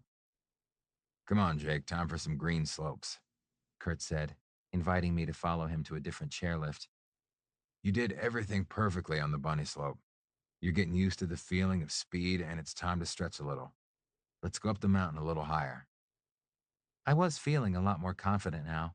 3 runs on the bunny slope and only 1 fall. I was shifting my weight on the skis exactly the way Kurt had coached me in the kitchen. That teaching technique would be a big hit with the Alpenschlüssel clientele, though they'd never get to benefit from it. Every time we'd gotten back to the lift line, Kurt had tried calling Rudy again, leaving messages that started as, "I need to talk to you," and ratcheted up to, "I won't be back tomorrow." I wouldn't have to get on the lift under Egon's supervision either. He'd made a big point of slowing the lift for us to load, like we did for the smallest skiers, until I growled at him. Then he'd inquired if I was getting my money's worth, nodding at Kurt, who still had the school pin on his red parka. On the last trip up the lift, I managed to clip Egon's shin with my ski, suggesting he wuss out back to the control hut before any little kids hurt him. Egon Bachov. Sounds familiar. Kurt mused halfway up the hill after that last altercation. There was a Bachov on the Bulgarian ski team for a while in the 80s who did fairly well on the World Cup circuit. But this guy's too young. Might be family. Might be a common name, too, I said, wondering why Kurt would know obscure stats from so long ago. Maybe, Kurt agreed, with a faraway look. Have to check. Anyway, unload to the left and then do shallow turns until we hit the base. Once there, he directed me without discussion to another lift that would take us to different terrain. This was more like skiing as I'd imagined it. The first trail we tried wasn't much steeper than the bunny slope, and the scenery was better. A wide swath between the evergreens made the feeling of mountain more complete. I got all the way down without a hitch, earning the same kind of approval that I'd gotten for my first bullseye on the archery range. That deserves a kiss, Kurt said softly as we skied toward the lift line. payable tonight. The interest rate is exorbitant on kisses left for hours, I replied, equally softly, though we weren't near the lift lines yet. Might involve taking your clothes off. Do this next run well, and I might have to take your clothes off to place it. Then Kurt laughed as I fell over trying to stop. Oh, there was going to be some wild kissing tonight. Kurt had taken me down a different easy run that had a steep pitch in it that probably could have earned the run a blue designation if it wasn't easy to avoid, which I didn't. I took that run on the steepest possible angle, though I did lapse into a snowplow once. Good, He cheered me. I'd gotten to the bottom without falling. let's do one more green run, and then I know a blue one you should try. This was the most relaxed and happy I'd been since we'd come to Wapiti Creek. Basking in Kurt's approval, doing something that was getting to be more fun and less hard work, knowing that our worries were going away, all served to make me next thing to giddy. After that third green run, I was ready to kiss him right there in front of the world when someone called his name. Carlson? Kurt Carlson, is that really you? A big 30-ish man swung up in a spray of snow, a huge grin splitting his face. By big, I mean he stood at least 2 inches taller than my 6 feet and had to outweigh me by 20 pounds. Maybe a lot more if he was as solid as he looked. He was fit, muscular, and he'd managed to sweep Kurt nearly off his feet in a bear hug. Hey, Jory, put me down already. Kurt thumped the newcomer's back. Glad to. What the hell did you eat? Jory let go of Kurt just before the steam started coming out of my ears. The garlic chicken pizza was worth every cent. Hug repellent, but hey, it's good to see you. What are you doing here? Kurt seemed genuinely glad to see this guy once he was free. The team's following the snow around, and they won't let us train at Beaver Creek. There's a race there in a couple weeks. Wapiti Creek has some good slopes for training, you know? A couple of runs are a lot like the Val d'Isere. Remember that? He grinned as Kurt shook himself back into shape. I ditched the team on the East Peak. That's just you all over. Kurt turned to me with answers at last. Jake, meet my old pal, Jory Taylor. Kurt introduced me to someone whom I'd only seen in magazines and on the television, flying down mountains faster than anyone else. So, Kurt, what are you doing here? Come into some bucks? He grinned. You're looking good. It's all that fresh air. I'm teaching here. Kurt grinned back, but there was an element of strain there. All right. Is he good? He asked me, eyes dancing. The best, I replied firmly. The guy might be a legend walking, but I didn't like the way he was making Kurt uncomfortable. They chatted, catching up with each other as Kurt loosened up. He seemed genuinely glad to hear of his old friend's successes, letting him do most of the talking. They sounded like they knew each other from way back, making me wonder what else I didn't know about Kurt. It wasn't that he was secretive. It was just that he lived so much in the moment that a past was almost hard to imagine. So, you guys headed up to the West Peak? Jory asked, and Kurt shook his head. Damn, I thought we could come down Dynamite Alley. It's a lot like the course at Alta. Remember that? How could I forget? Kurt asked wryly. It was the first opportunity Jory had to kick my butt down a mountain. He explained to me. He was thorough. They'd competed? I took another look at my lover, seeing a part of his life I hadn't shared, couldn't hope to share. It was the first time we'd raced in the same class, Jory added. You did some butt kicking too. I just kicked a few more of them. Always do, always have. Unless you smear your own butt across the mountain. Finished any more downhills on one ski lately? Kurt teased him, apparently not bearing any rancor for the defeat. Nah. Never did get that other ski back, Jory reminisced. So maybe change your mind and do Dynamite Alley with me? Both of you? He turned to me, forcing me to admit that I had no business on that piste at all. I'm not up to the Black Diamonds yet. Probably I'd never get an invitation to ski with an Olympic champion again, but damned if I was going to ask him to do an intermediate run instead. That's for next week. Give him a break. Jake just started skiing, Kurt said easily. Jory turned to me. Hey, I'm not cutting into lesson time, am I? Because I really want to take Kurt down that hill like old times. It's fine with me, I told Kurt. I'll watch if the run is visible from somewhere I can get to. If you come down Sugar Gulch to about even with Tower 3, you can see Dynamite Alley. In fact, you can be the starter and the judge. Get off at the top of the lower Scott, and we'll take the next lift up while you're doing Sugar Gulch, Kurt told me. We should end up at the top about the right time. You're going to race? I asked, knowing that one of them had been skiing the bunny slope with me while the other had been training for World Cup events. Of course. Kurt elbowed his competition. It's what we do. Chapter 11. On the quad chairlift up, Jory bombarded Kurt with questions about his life since leaving the ski team. I listened quietly. No surprises there, though Jory couldn't seem to believe that Kurt was really content with a life that didn't include racing. No kidding? You were a ranger for the last couple of summers? What did you do for excitement? It was plenty exciting. You have no idea. Kurt winked at me. Death-defying experiences come in more forms than 80 miles per hour down a mountain. Don't tell me you gave up your unicycle riding. What about the trampoline? Jory rattled on. Didn't drag any of that up to the mountains. I do a lot of archery and rock climbing, and skiing is more fun now than when it was a job. Kurt was starting to sound a bit uncomfortable again. Jory, I don't miss the endless training. You can't say I didn't come up with fun ways to train, Kurt. Better than the coach's ways. I began to suspect another round of new skills for Jake coming up. Just from the way Jory rattled Kurt's cage about the past. The unicycle cost me a shot at the Olympics, Jory. Kurt explained to me. We did it for balance training, but I came off of one of those parking barriers and twisted an ankle before a qualifying race. So I had a sore ankle and a sore ass. The coach chewed my butt for what seemed like days. That didn't sound like better to me. Archery, Kurt? Archery? Where's the glory there? Jory wanted to know. I could kill you silently at 50 yards. I was beginning to wish he would.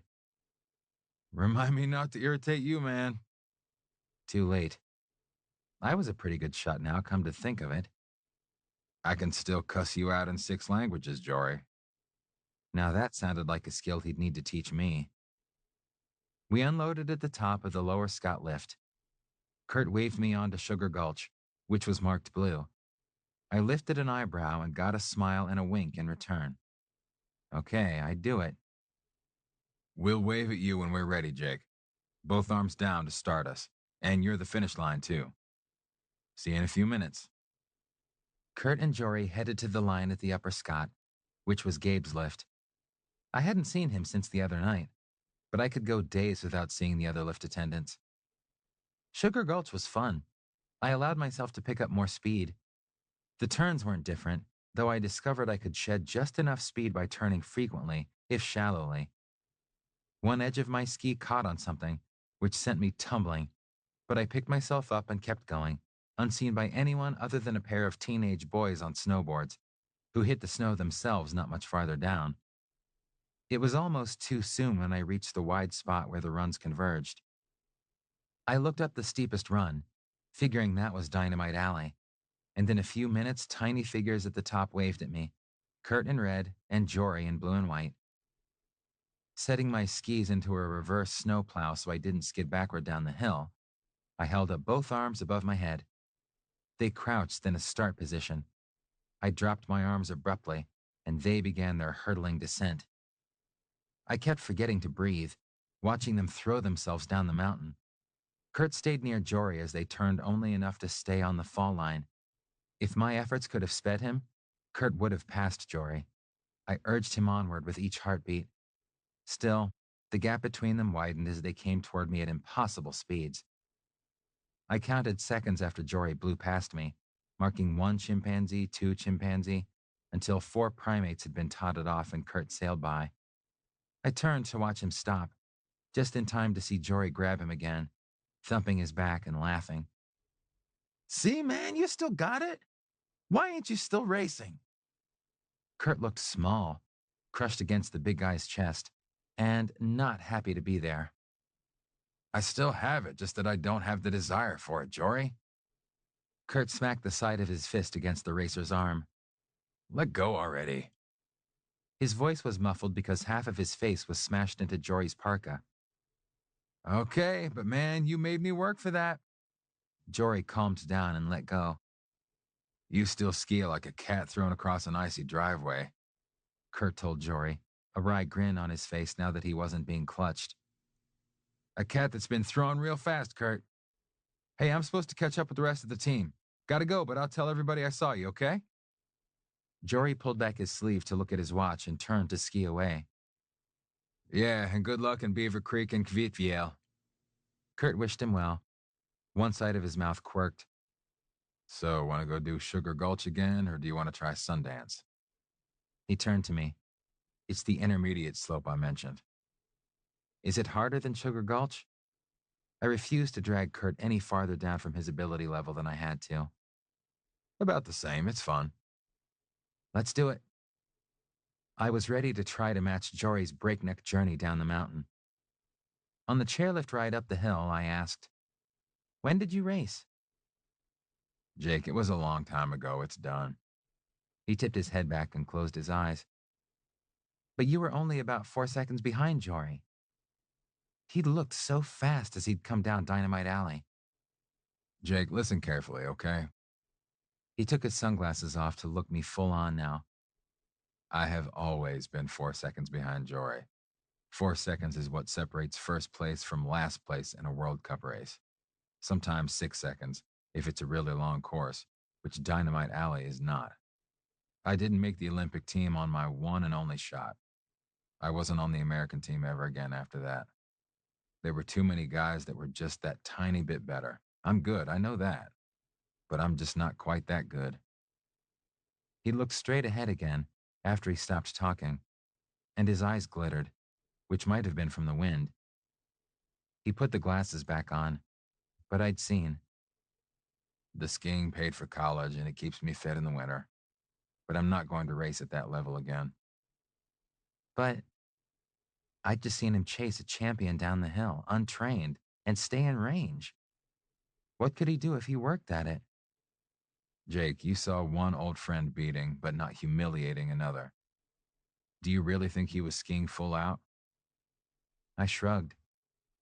Looked like it to me. He said so. He has a reputation for never holding back. I'd read the article at the Alpenschlüssel office just a few days ago. He does. And for a couple of years, my nickname was Jory's Shadow. Trust me, he wasn't going as fast as he could. I was. I never finished higher than 23rd. You can look it up. He just keeps getting better. Kurt's voice grew smaller with each word. You're number one with me, Kurt. I lay my hand on his thigh, mindful that we had only 2 more towers to reach the top of the lift. Thanks, Jake. He gave me a small smile as he put his hand over mine. I like the life I have with you. At the top of Sundance, Kurt stopped to warn me. We aren't racing here. Take it easy. This run looked steeper than Sugar Gulch, at least the part I could see before it curved away into the trees. Still, I wanted to take it at a level that would be at least entertaining for Kurt. Jory had reminded him of Glory's past, but I needed to keep him happy in the now. Even so, there was a question that burned in my mind that I couldn't leave any longer. You said they called you Jory's Shadow. He nodded. Were you and Jory... Kurt looked perplexed, and then he laughed. Oh, hell no. He likes the girls. And I. He pulled me over for a kiss, and he didn't even look around first. Like you. I fell 3 times coming down Sundance, and it didn't matter.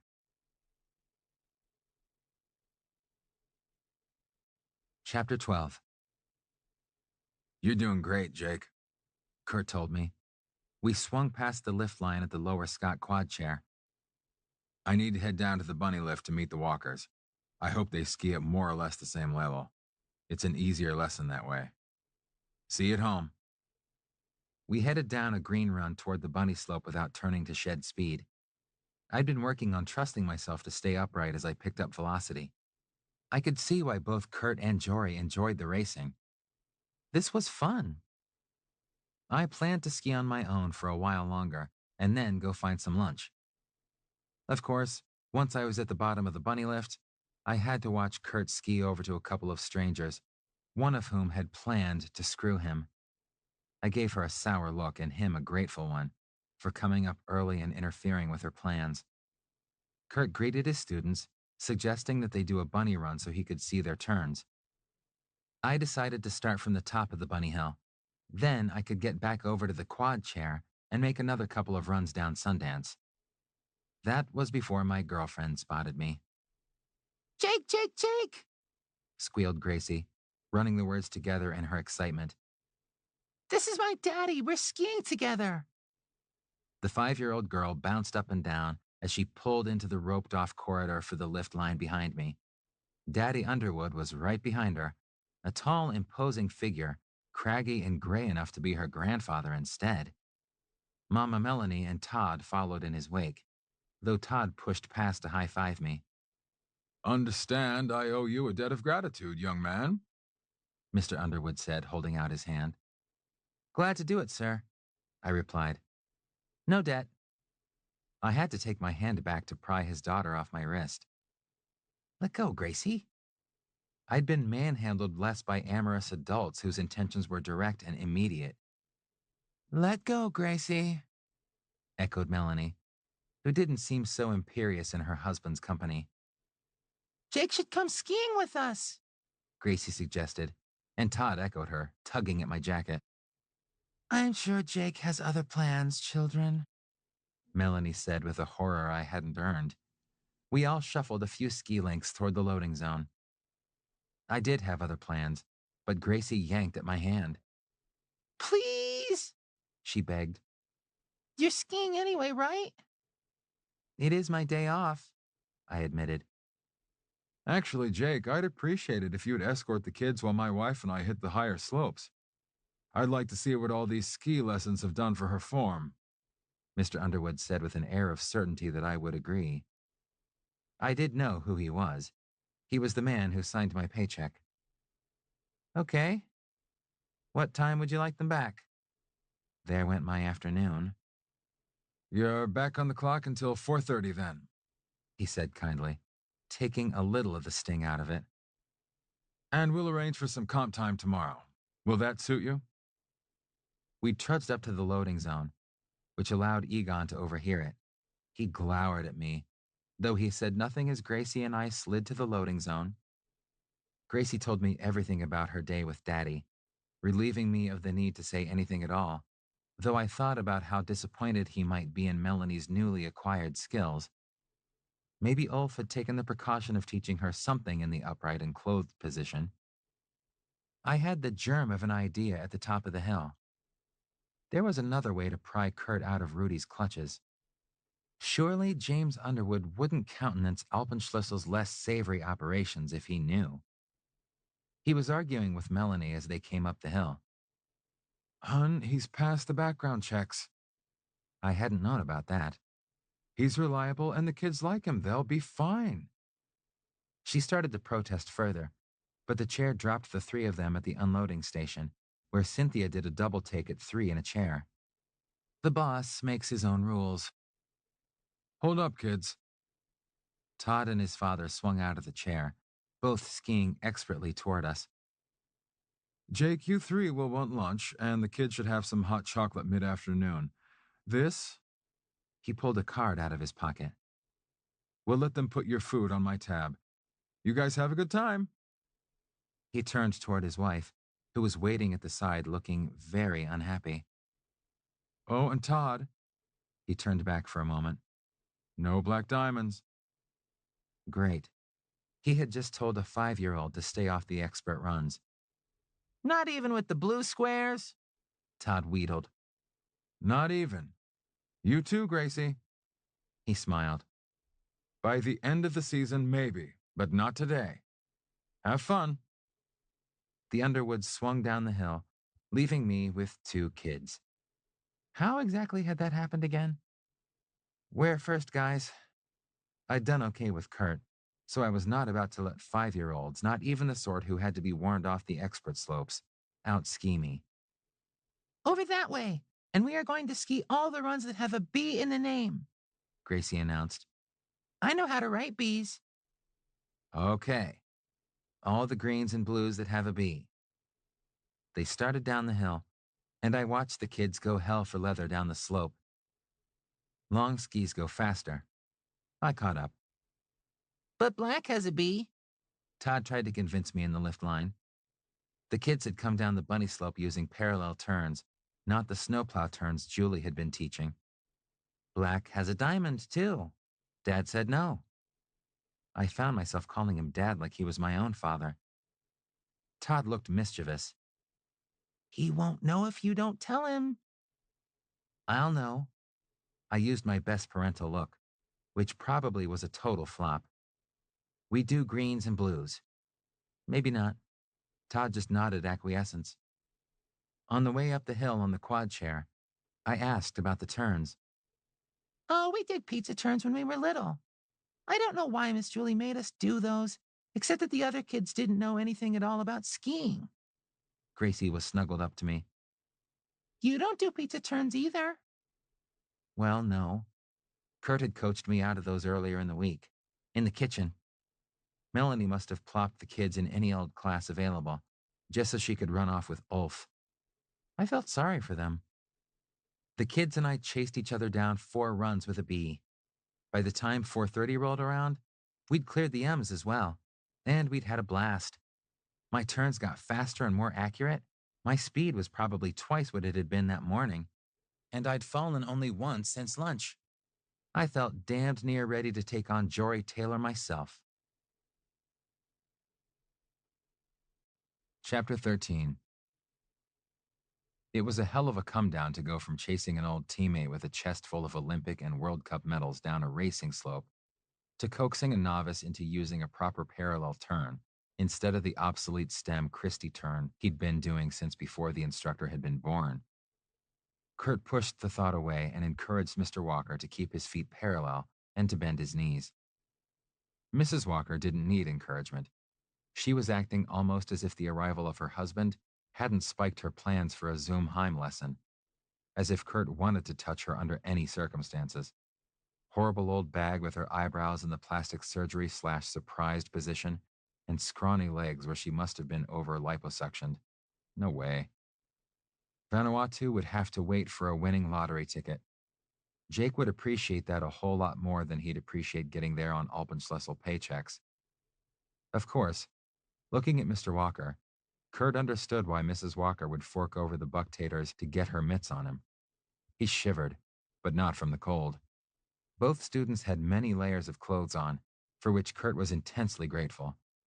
He'd also figured out fast to load the quad chair so that Mr. Walker was in the middle, after one ride where the old bat had slipped her hand under his butt about halfway up the hill. Her husband's attention was all over the mountain, which she considered a prime opportunity for groping Kurt. Look over there, Mr. Walker. He'd pointed out a half-dozen figures in blue and white parkas working on technique through slalom gates.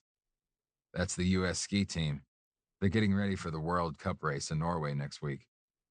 With his arm in front of the man and attention diverted, Kurt had been able to yank her hand out from under him, using a painfully tight grip on her forearm. At least, he hoped it was painful. Too many layers of clothing might have saved her from his anger. Where in Norway, Kurt? She'd gasped once he let go. Zumheim? They don't race in Zumheim anymore, ma'am, he'd told her with a steely glare.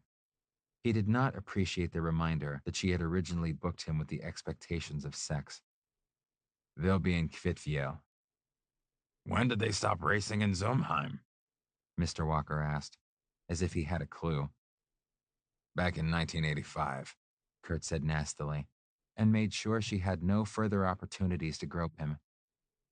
Taking them down blue runs at the limits of their skills was his revenge. Mrs. Walker had to concentrate on what she was doing or risk going ass over tea kettle. Kurt bade them wait and watch while he demonstrated the technique again and came to a halt 100 yards down slope to watch the mess they'd make trying to reach him. To his great surprise, Jake came pounding by with the hounds of hell after him. No, those were really small children. They just skied like the hounds of hell. They were definitely after him. He'd pulled up at a fork in the trail, and they'd stopped to confer. What the hell? Wait up, Jake, Kurt yelled downhill, and then, meet me at the fork, uphill, and he took off in a skating start to reach the trio below. The walkers would probably revert to turning with stem Christies from anxiety over being left for a quarter mile, but he'd sort them out. That was twice today at race pace. Kurt pulled up just downhill from Jake and the kids. They were starting to ski away to the right as he got there and said, "Hey," no doubt because Jake hadn't heard him from so far away. He'd never get tired of the welcome in his lover's face, he thought, as Jake stopped again and said, "Hey, Kurt, where did you come from?" "You have to pay attention to the other skiers, Jake. You blew by me up there. You looked great." Jake's smile got even wider. "Teaching the small fry how to do it?" Jake laughed. "I'm staying one step ahead of them. Kurt, meet Gracie and Todd. We met on the ski lift the other day." The man had a real talent for understatement, Kurt thought, and he demonstrated it once again by saying, "Kids, this is Kurt. He's my best friend." That was enough for the kids to know. "Does that mean you're going to leave us and go ski with him?" Gracie asked, twisting her mittened hands together. Todd's eyes grew huge at the suggestion. "No, it means I want you to know who he is. We're going to ski together until your mom and dad meet us at 4:30, just like we planned." Jake's voice was gentle, and Kurt remembered how irritated Jake had been with their mother and her tendency to take off. How he'd come to be the children's escort was a story to be told at dinner. Kurt could hardly wait to hear it. Gracie grabbed the tails of Jake's parka, and Todd lost the worried look. "Good. Kurt, are you going to come ski with all of us?" the little boy asked. "It would be fun," he said, "but I have people that I'm teaching and they should be along right about." He glanced uphill, noticed that Mrs. Walker was heaving herself to her feet as Mr. Walker stood by, and changed his mind about saying, "now." "Well, in a minute." "That's too bad. You take us on the Black Diamonds. Jake won't." Todd looked disappointed. "But he'd do it for his best friend." Bet Jake hadn't mentioned the best reason of all for staying off the expert slopes. "Todd, your dad said no Black Diamonds, and Kurt wouldn't get you in trouble with your dad any more than I would." Jake was stern. "What makes you think I'd take you on Black Diamonds?"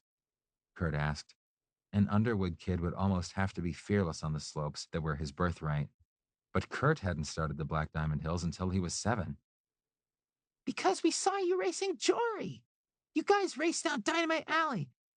Jake," wheedled the girl, "Dynamite Alley has an M in it, and we're doing M's now." "No, Gracie." Kurt himself wouldn't ask Jake again after getting turned down in that tone of voice, but the kid was persistent. "Jory would take us. He's coming to dinner at our house tonight. We'll ask him." "Yeah," piped up Todd. "Jory's way cool. Or Ted or Nick." Good grief. Was the entire men's team coming to dinner?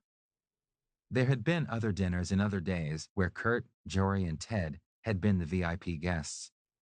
"Even Jory has to ask your dad first, and I think they're all leaving for Norway tomorrow anyway."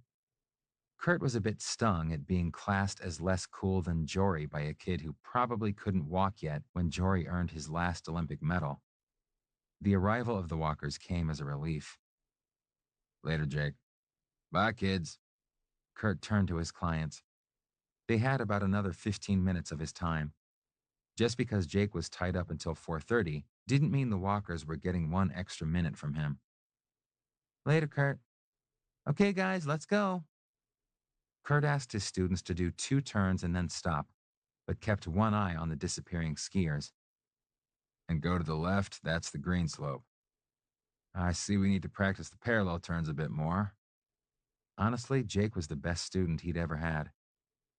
15 minutes later, Kurt shook hands with his students and suffered through a cheek kiss from Mrs. Walker. With assurances that the time had been well spent and enjoyable, claims that might have been equally false from all three parties, they parted ways, not 1 minute too soon for Kurt. Free at last, he got in the bunny line to use the hill to speed him over to the Scott lifts, rather than do a long uphill trudge. He had plans. Jake, of course, wasn't manning the lift, but Egon was, discussing with a young woman whose turn it was to go to lunch. As Kurt loaded with a seat partner he'd acquired by yelling, "Single!" Egon had leaned over to speak into his ear, a looming presence in black and yellow. I know who you are, Appenslisel. You don't know shit. Kurt turned to snarl. I'm not Appenslisel. The chair yanked him out of speaking range before he'd finished the words, while the teenaged girl next to him looked fearful.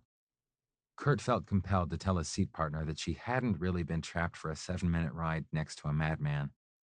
She still headed to the other side of the slope when they offloaded. Lift lines were mercifully short on this early season day, though not short enough to ride single in a quad share. Kurt caught the lower Scott lift to get halfway up the mountain, and then went directly to the upper Scott, not sparing another glance for the big black and yellow signs warning the unwary that the upper Scott served expert terrain only. He would have called Rudy again, but he didn't need the random strangers with him to overhear what he had to say. Hey, Kurt! Gabe, whom he'd met the other night at McTavish's, called to him from the top of the upper lift. Where are you headed? He stepped away from the top of the lift to greet Kurt, who decided to stick around in the hope of a friendly word. What's good up here besides Dynamite Alley? Might as well get it from a guy who'd know. Kurt hadn't been on the upper mountain but once. It's all diamonds or double diamonds off this lift, except for Killy's knees. That's a blue. Except they call it blue/black because of some good moguls at the bottom. Sec. Gabe darted at an oncoming chair to yank a young man's jacket free of the chair where it had fouled and threatened to drag the skier. He sent the man off with a wave and came back to Kurt. Cement chute is good, but it's off-piste right now because of the avalanche danger. So try hot dog bun or say your prayers if you don't mind ending up at the wildflower lifts. They're all good. Gabe grinned. But I'm going to do Dynamite Alley on my way to lunch. Pretty good recommendation. Kurt had been planning to do that one again anyway. I'd go with you, but I still have half an hour. Gabe scrutinized a chair full of laughing teenagers offloading awkwardly. Maybe later. He headed over to the small group, calling out, Guys, which way are you headed? Kurt left Gabe to do his job. The patrollers should be grateful to a lift operator who kept the inept off slopes they weren't equipped to handle. These boys would probably end up on Killy's knees, judging from Gabe's arm motions. Kurt swung around to find his way back to Dynamite Alley. Kurt didn't see the tall skier in the yellow and black parka offload, nor would he have expected to. He'd left the man at the base of the bunny lift. Chapter 14. Weather was moving in again.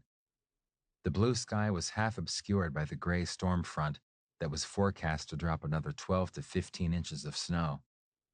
It didn't matter, though, since visibility was still good for racing. Blue shadows identified the terrain marks on the slope, letting Kurt see clearly defined features. He picked out the fall line and prepared to challenge the mountain. Jake had been a distant speck at the bottom of the hill this morning when Kurt and his old friend and rival started from the top of Dynamite Alley. But now, no one waited below. Only two other skiers showed on the slope now, one moving easily about halfway down, and the other almost at the bottom. He wouldn't endanger anyone as he recaptured his past. Damn Jory for patronizing him. They'd been friends once, and Kurt, for all that he'd been truthful about them not being lovers, had wished for it then. Most of all, though, they'd been competitors at the highest levels of skiing. He'd been Jory's shadow, not just for their friendship, but for the way he'd trailed the bigger man down the hill. Sometimes he'd been a second and a half behind, sometimes 2 seconds, sometimes 4, but always behind. Kurt knew he'd done damned well for being a light man in a sport where weight mattered. He didn't bulk up hugely.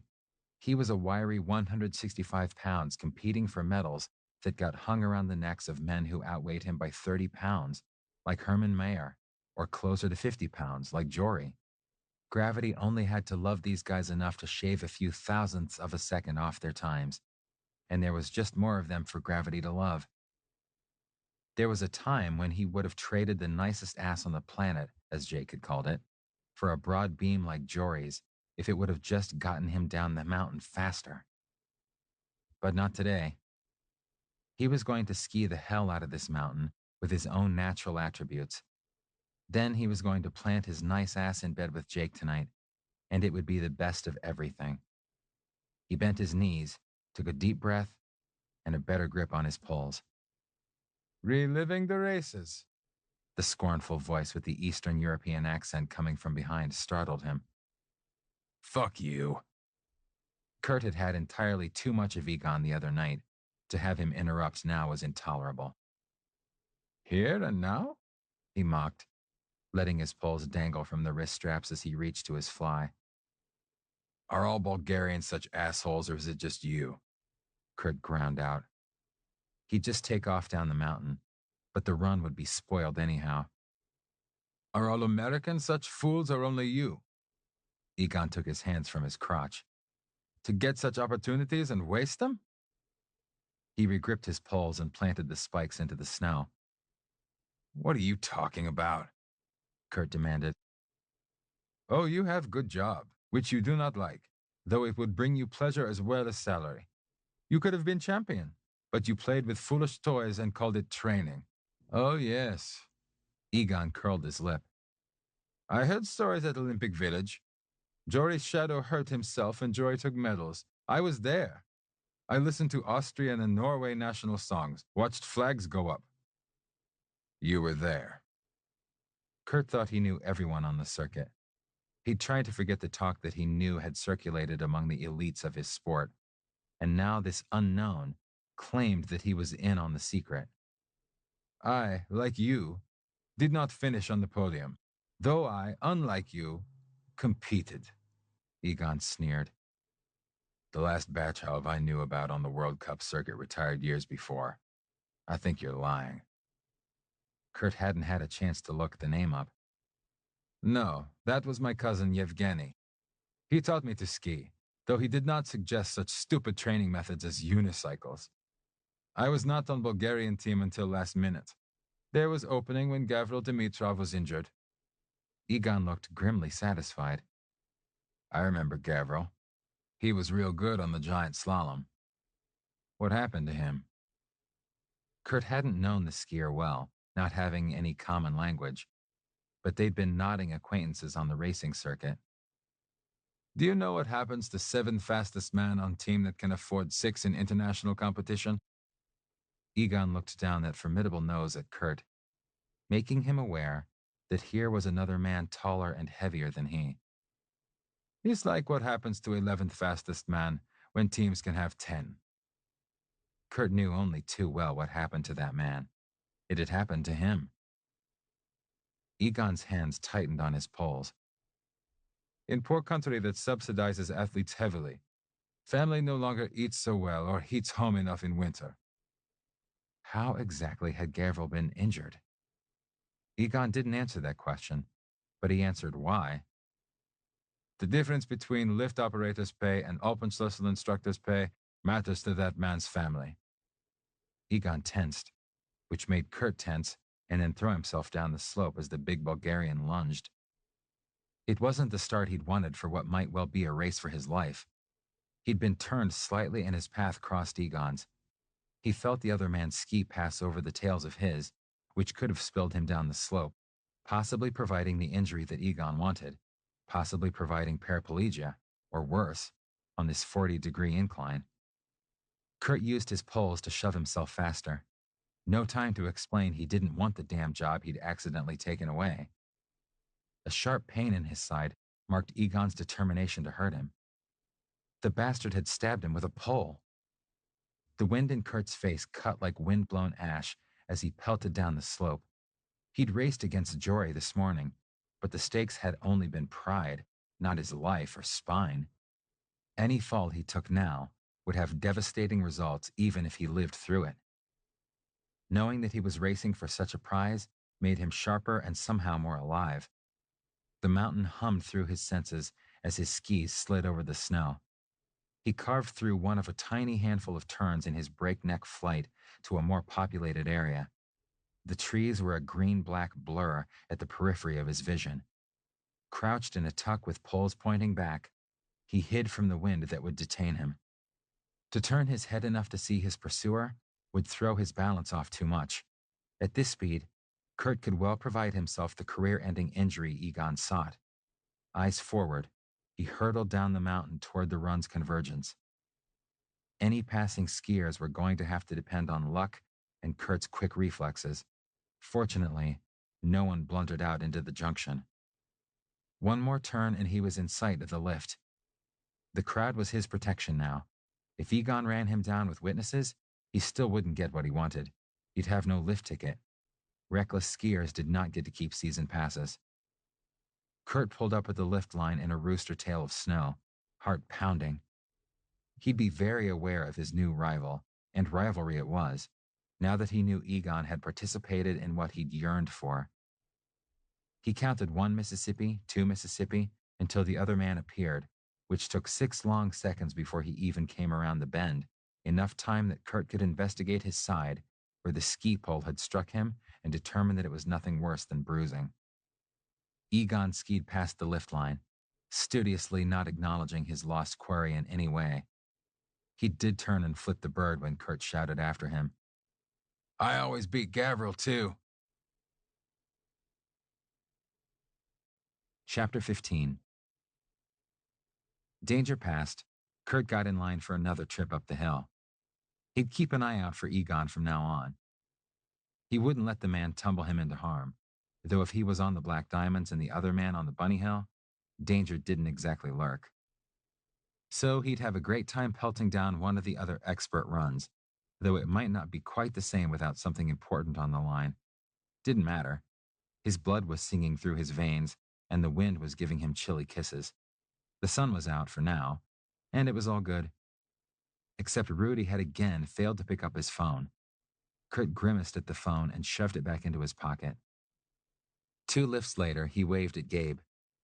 "Gonna try hot dog bun this time." Kurt turned that way once he offloaded. "You sure? I'm about to leave for lunch," Gabe offered, making Kurt pause. "Okay, I'll wait." Kurt swung around, biting the snow with his edges. The competition was more important than the novelty. Gabe grabbed his skis and stepped into the bindings. "How fast do you want to take it?" he asked as they ran the access trail. "How fast can you go?" Kurt grinned at the man. He wanted something to add the spice that fear had given his last run, though without the danger over and above the run itself. "Try to keep up." Gabe pushed his poles into the snow to launch down the mountain. "Try, ha." Kurt followed, skating down the incline onto the slope proper. Gabe was setting a good pace, though he was turning more than a racer would. There was a 20-yard gap between them, closing fast, as Kurt rose to the challenge, taking a straighter line down the slope than his opponent. Damn, this was good. A dare, a mountain, and a beautiful day.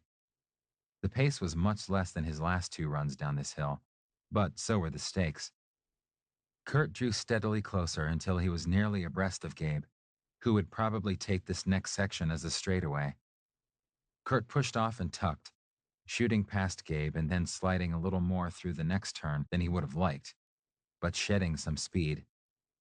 This wasn't Grenoble, and Gabe didn't deserve a thrashing. Down in the junction, a little clump of skiers was heading out of Sugar Gulch. Kurt swung wide to avoid them and screeched to a halt. Gabe was a few seconds behind. He too pulled up. "Guess you can keep up," Gabe panted, leaning on his poles. "I try," Kurt said, instead of doing a victory dance. "We ought to do that on hot dog bun."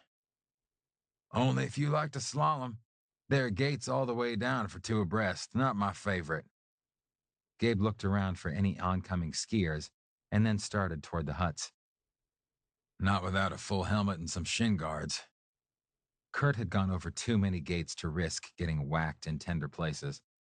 He followed Gabe toward the hut, but decided that he'd get one more run in before chasing down some lunch. Maybe he could meet up with Jake and the Rugrats. Catch you again sometime, okay? He called to Gabe. Pass me again sometime, you mean? He laughed and waved, skiing straight past the lower Scott lift line. Kurt swung in through the rope lanes, scanning ahead for his lover, but recognizing no one. His phone tweeted from his pocket. Maybe Rudy was responding at last. Kurt shuffled forward a few ski lengths and groped for the phone. Yes? Kurt, it's Rudy. Where are you? In the lift line at the lower Scott. Rudy, Kurt started, but didn't get to finish. Rudy talked right over him. Meet me at the bottom of the upper Scott, then. Then Rudy was gone, leaving Kurt steaming. He tried calling back, but was treated once again to the right of the Valkyrie's ringtone, followed by an invitation to leave a message. He did, pungent enough to cause heads to turn ahead of him in the lift line, and then he thrust the phone back into his pocket with a scowl. Trudging through the lift line, he thought of all the things he was going to say to Rudy when he caught the man at last. I quit, for starts, and then he'd find out just why Rudy had thought him willing to screw for pay. The answer for that might result in an assault charge, he considered on the silent ride up the lower lift with strangers, because the more he thought about that, the madder Kurt got. He'd always chosen his lovers with care, the few he'd ever taken. Jake had never asked him about his past love life, though there might have been a lot of assumptions about it, especially since they'd always used condoms. Until last night. A thrill ran through him at the thought of last night. Jake had been so possessive at even the thought of him being with other people. Kurt didn't think it was just chest thumping. No, he hoped it wasn't. He wanted a nice long future with Jake. He'd hoped for a future with Brad and again with Drew, and he'd known it was doomed with Rusty almost from the beginning, though he'd hoped against hope and kept trying long after he'd been left behind. Only Benji had been a one-night stand, and even that had been born of hope. They'd been climbing in Yosemite when the weather had turned on them. Benji had clung to Kurt only as long as they'd clung to the side of El Capitan in the days of rain, wind, and lightning, and had offered something Kurt had never expected to get from his straight roommate and rock climbing companion. He'd taken the comfort Kurt had offered, had initiated and responded to the kisses and the caresses they could manage on the narrow ledge, clipped to the rock wall with climbing gear. Benji's gayness had only lasted as long as the fear. Once the storms cleared, he'd been adamant in his rejection. A friendship of years was smashed to pieces, as surely as if it had been dropped from the ledge to the park floor 2,000 feet below. Then he'd met Jake. 2 years after Benji's hurtful words, Jake Landon had come into his life. Handsome, intelligent, a little shy, and so damned sexy but not exactly aware of it. And a good thing, too. He'd stolen Kurt's heart there in the little cabin without ever knowing, thinking instead that it was he who was being given the great gift. Kurt's heart beat a little faster at the thought of the moment by the lake when Jake had first kissed him and then shoved him into the water, just to get enough silence to say that he wanted Kurt as much as Kurt wanted him. It wasn't just wanting, not now, not after 5 months that they'd been together. Jake had followed him to Wapiti Creek, putting other life plans on hold to be where Kurt was. He hadn't said how long he could defer starting pharmacy school before they'd give his slot away, but he'd thrown himself into planning a resort winter, clearly not expecting to go this year, saying nothing about next year. There would be no avoiding a city life when he did go. Kurt would just have to cope with 4 years of Denver. He needed Jake to want him along. Time to get off the lift. Kurt would find Rudy, tell him to shove his ski pimping, and then call Jake. Maybe skiing with the little monsters wouldn't be so bad, and he'd get to be cooler than Jory again. He scanned the short line for the second lift, not seeing the man, and not sure what colors he was looking for anyway. Rudy would find him there at the entrance to the lift line. Except here came Ulf, just exactly the man Kurt did not care to see, smiling at him for the first time ever. He didn't like Ulf, the pretentious ass, and he didn't trust Ulf because he willingly participated in Rudy's little prostitution ring. The big skier in black swung down from Killy's knees to halt by Kurt, followed by a gaggle of 30-something women. They all gathered around the men, laughing and smirking at each other, as Ulf gave Kurt some bad news. Kurt, what do you want is at top of mountain? I show you where. At last, he'd get his hands on that miserable shit Rudy, and then he'd be done with Alpenschlüssel. Kurt smiled widely, not caring that the future was becoming a bit uncertain financially. The women all smiled back, like his grin was for them, and began to chatter. Ulf, introduce us, demanded one of the well-groomed, expensively dressed flock. Kurt, this is Mandy, Lily, Cassie, and Emily. My students today. Ulf could be perfectly pleasant when he put his mind to it, Kurt thought as he shook hands with the ladies. Then he got mobbed. Nearly knocked off his skis by women diving into his arms, he had to endure the exclamations. Ooh, you're cute. Lily, take a picture of us. The woman in a metallic silver parka whipped out a fancy phone and aimed it at the little knot of people. No, wait, I have to get one on each side. Either Emily or Cassie, they were both in blue, and Kurt hadn't tried to keep them straight, inserted herself between Ulf and Kurt, grabbing their arms and grinning hugely, stepping on the tops of the men's skis to position herself. Have to do it again. Kurt, try not to grimace this time. Oh, fix Ulf's bandana. It's cockeyed. Everyone laughed, though the woman twitched the scarf around his neck into a better position. Lily took another shot. Dang it, Kurt, look at the camera. You were looking down that time. At the scratched tops of his skis, yeah. He tried to arrange his face pleasantly, but the nuisance grabbing his arm laid her head on his shoulder, smiling and posing for her friend to click again. Come on, Kurt, you can smile. Lily frowned over the top of the phone. Or we're going to think you aren't glad to see us. She put the camera up again. Ulf had his arm over Emily or Cassie's shoulder. He tapped Kurt's back hard. Yeah, smile. Why would he be glad to see these women? He'd be more glad to see the backs of them, but they weren't going anywhere until this stupid photo session was done. Ulf was standing monolithically. He smiled, trying to get it all over with, but one of the other women squealed, my turn, and tried to push her friend out of the way. The happier he looked, the sooner this would be over and they'd stop treating him like scenery. This time he put his arm over Cassie or Emily's shoulder, since he'd forgotten the other woman in blue, hoping to satisfy them before the storm blew completely in. Now me. The third woman, Mandy, whose deep rose jacket matched her sunburned nose, got her picture taken with the two men, and then Lily handed her phone to one of the women in blue to step between them. Kurt smiled with gritted teeth through the various combinations of women in the pictures, letting them put their arms around his waist and snuggle up. Lily even inveigled a passerby to take a picture of all four women with the men sandwiched between them. She slipped between Ulf and Cassie to smile into the lens as Emily and Cassie wiggled under Kurt's arms. He'd gotten light blue jacket and dark blue straightened out during the jostling in and out of the photographic field. Yuck, Emily, your lunch is going to show up in the pictures as a brown cloud. Cassie shrank away from her friend, waving her hand in front of her face. Lay off the Italian food, girl. It goes straight to your hips anyway. Sorry, Cass. Emily held her hand in front of her face, but Cassie pulled it down. Just smile, okay? She turned a shining face to the photographer. Kurt drew the line when she wanted kissing pictures.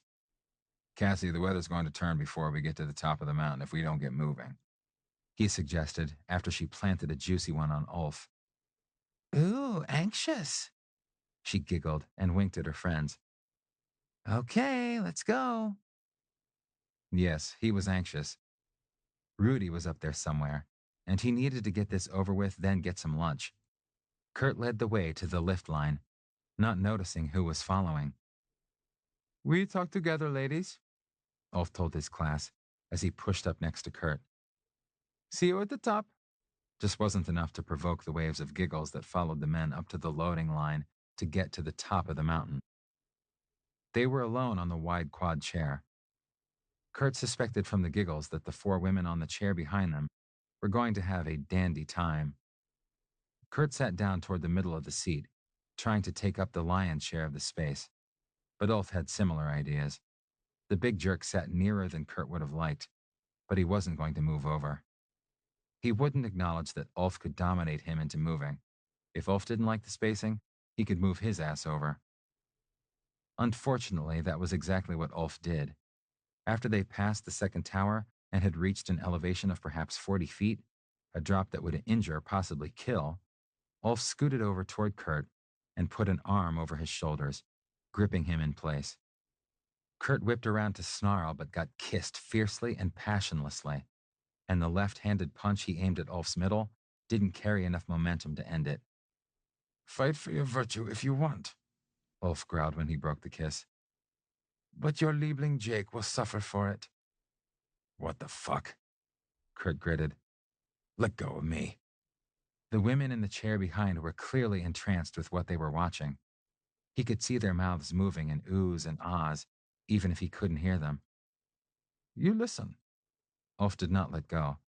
At close range, his breath was slightly sour, and his eyes were barely visible through his sunglasses. You are Alpenschlüssel teacher. You entertain the client. I quit. I've been telling Rudy that all day.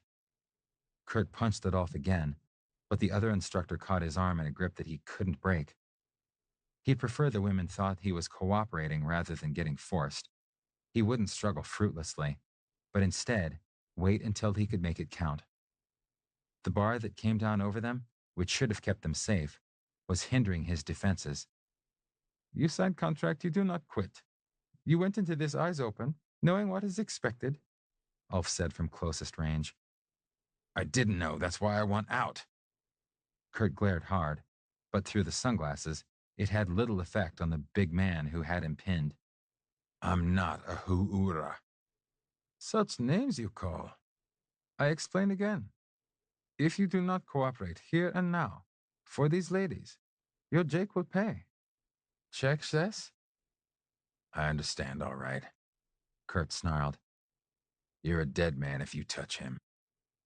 He didn't care that the spittle flew as he promised retribution. Possibly I am and possibly I am not. But he will certainly have some interesting times first, Schafseko. Ulf wiped his face with the hand that he incautiously took from Kurt's left wrist. Kurt slugged him again, harder, which doubled Ulf over enough to crack his forehead against his assailant's nose. Blood gushed all over Ulf, who stayed curled up against him in a parody of tenderness. The pain in Kurt's face froze him in place for a moment. Ulf grunted from the impact.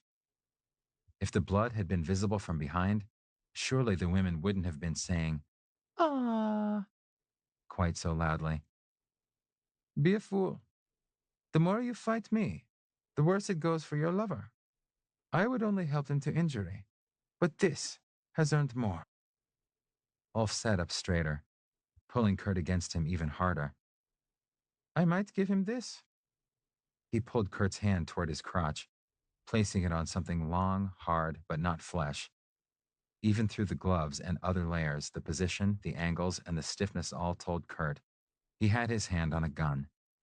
What sort he didn't know, other than probably a 9mm semi-automatic, but even a .22 would be lethal at close range. His breath left him. I don't have to kill, Shistrak. Kurt froze. Hearing the truth of that, his stomach churning as he thought of Jake broken and bleeding on his account. Ulf picked his head up and looked into Kurt's face. Or this. Ulf moved Kurt's hand farther up his leg, now to his groin. Disappoint this client in any way, and we learn if your happy man likes a shoggy stus from me as much as he likes it from you. Ulf leaned forward to say this into Kurt's ear, both aping affection and hiding Kurt's suddenly pale face from the women. Before or after I put bullet into him? You choose. Don't touch him. Kurt wrenched himself out of Ulf's embrace, ready to vomit. What do you want? He ignored the cries of dismay behind them. We are a birthday gift to the pretty Cassie. She comes with us to the cabin, and her report to the other ladies decides if I have many clients or none. I want many. You understand? Ulf drew him back in the seat and against his side, arm over his shoulder. Kurt allowed it, knowing only that he would have to protect Jake in any way he could, even if it meant going along with what Ulf wanted him to do. You were a fool to come to Oppenschlüssel, Ulf said, nuzzling Kurt's face to the cries of "Ah" from behind them. He took his bandana off to wipe the blood that still trickled from Kurt's nose. But you would be a bigger fool to leave just yet. Chapter 16. Oh, you guys, what happened? The women cried once they followed the men off the lift.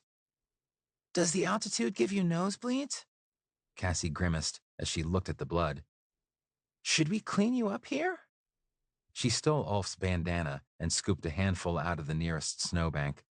Fortunately, the blood in Ulf's pale blonde hair attracted more of her attention than did Kurt's partially cleaned face. She began to scrub at his head. She was more than a head shorter than Ulf, so it was quite a reach. Thank you, dear, but we can clean up at our destination.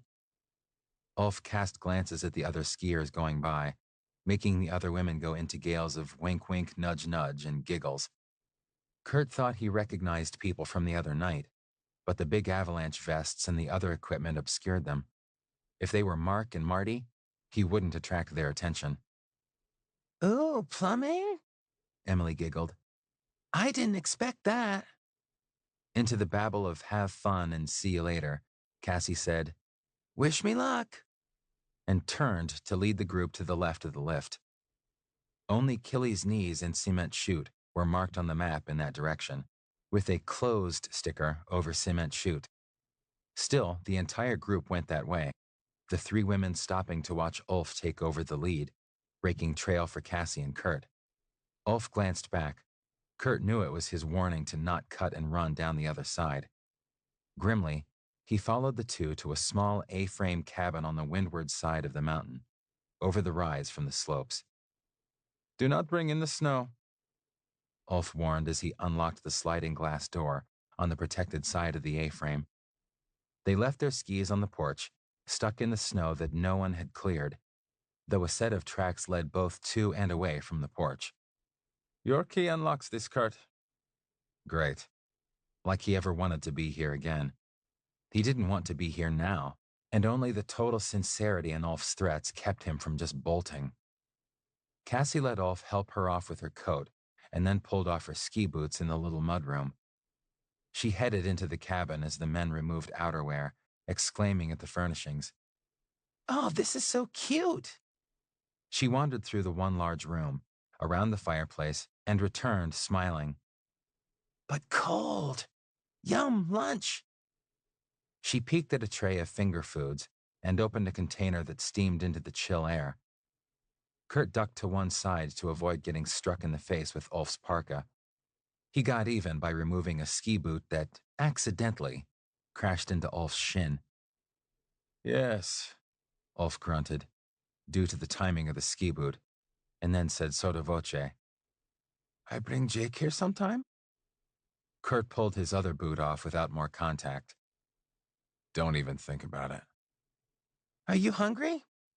Cassie popped a tiny quiche into her mouth and tried to feed Ulf a bite when he came into the tiny living room and kitchen area. He took the tidbit from her fingers with a smile. Kurt knew he would do the same, hungry or not. He had been thinking about lunch, but his appetite had fallen from the chairlift with Ulf's threats. Here, sweetie. She stuck what might as well have been a rock into Kurt's mouth when he came into the living room. He chewed mechanically as he went to find the bathroom, which was in the one place it could reasonably be in this small cabin. Ulf knelt to open a hidden door next to the central fireplace and twitched a valve open. It will warm soon. Not with that high A-frame roof, it wouldn't.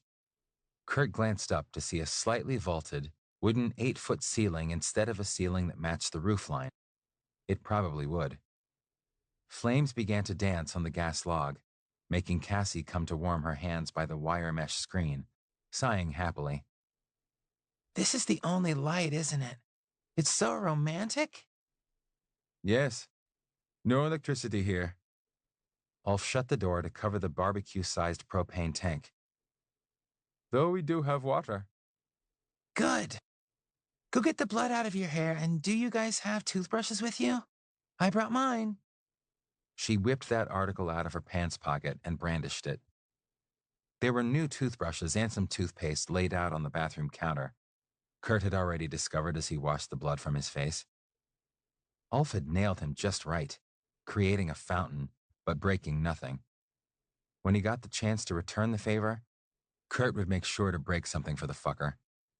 As he scrubbed his teeth, he looked around at the oddly appointed room. There was a sink, a commode, no shower or bath, but two things he hadn't seen in a bathroom outside of Europe. Ulf chased him out before he could turn the knobs, but his curiosity was his mind trying to defend him from the reality of his situation. He knew what a bidet was for, and the on-demand water heater would keep icicles from forming in anyone's crotch. The main room was getting warm now.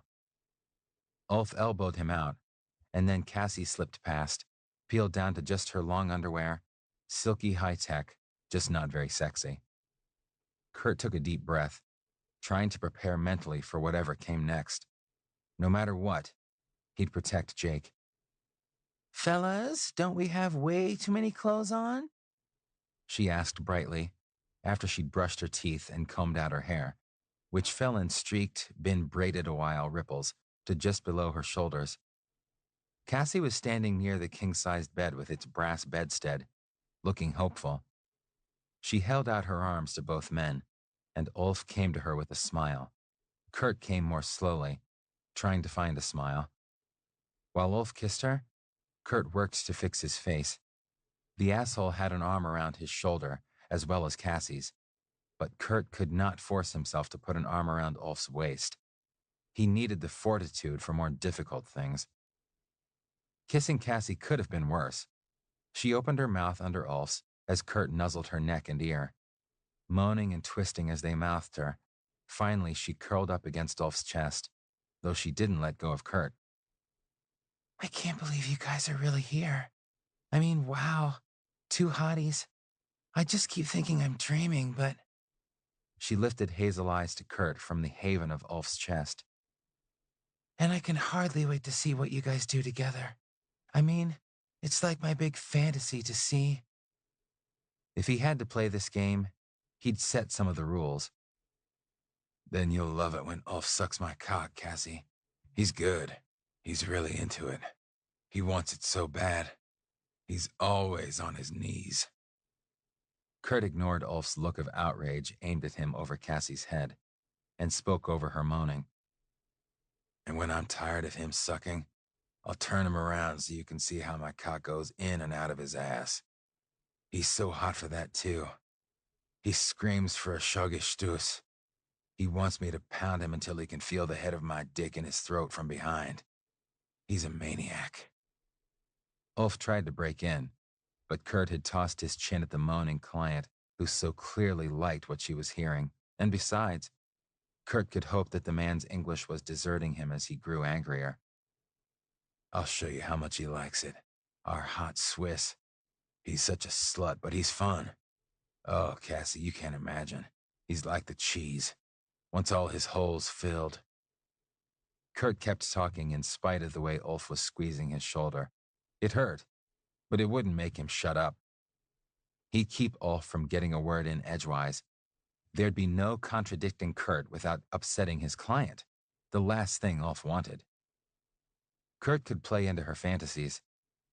You want to see Ulf on his knees begging for it? Oh, Cassie, just tell him. He'll do it for you. He wants you to be so happy. Just tell him what you want him to do, and he'll do it.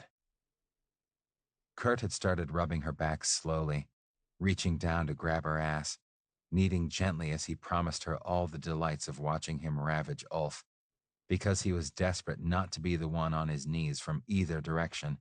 If nothing else, he would salvage that much from this debacle. Oh, yeah, oh. She moaned, rubbing her face against Ulf's chest. Kurt somehow kept talking through the pain and brought his hand up to the side of Ulf's neck, where he hooked his fingers over the shoulder and dug them hard into the vulnerable area above the clavicle. The harder Ulf squeezed, the more Kurt talked, and the harder he rammed his fingers into the painful spot. Jake had always told him he talked too much during intimate moments, but he sure wasn't shutting up now that he was gaining the upper hand, filling Cassie's head with ideas. He's getting hard just thinking about what you and I are going to do to him, Cassie. Just feel him. Kurt turned up the pressure from both hands and voice. Ulf let go of his shoulder, so Kurt stopped pushing on the pressure point. Ulf had to be able to fulfill the promises Kurt was making for him. There was another way to keep the big man silent. Kiss him, Cassie, kiss him. He needs that, yeah, lots of tongue. Kiss him. And on he talked. Cassie took her hand from Kurt's waist to touch Ulf's groin as she pulled him down to her mouth. Ulf glowered at Kurt as she groped him, but Kurt went on, practically forcing Ulf to will himself hard. Taking his arm away might help, though Kurt kept up his gentle caresses on her back as he murmured, I can't feel through the ski pants. Cassie grumbled after Kurt invented something else about Ulf's desires. Need to get you undressed. Can't imagine why he isn't already naked with his ass up, Kurt agreed, as Ulf shot daggers at him over Cassie's head. Keep kissing him. He grinned evilly as she moaned. Ulf wanted him to make the client happy? Sure, but on his terms. Cassie bent her head down to look at the fastener she struggled to undo at Ulf's waist, prompting Kurt to go on quickly with more details that Ulf could not contradict without annoying her.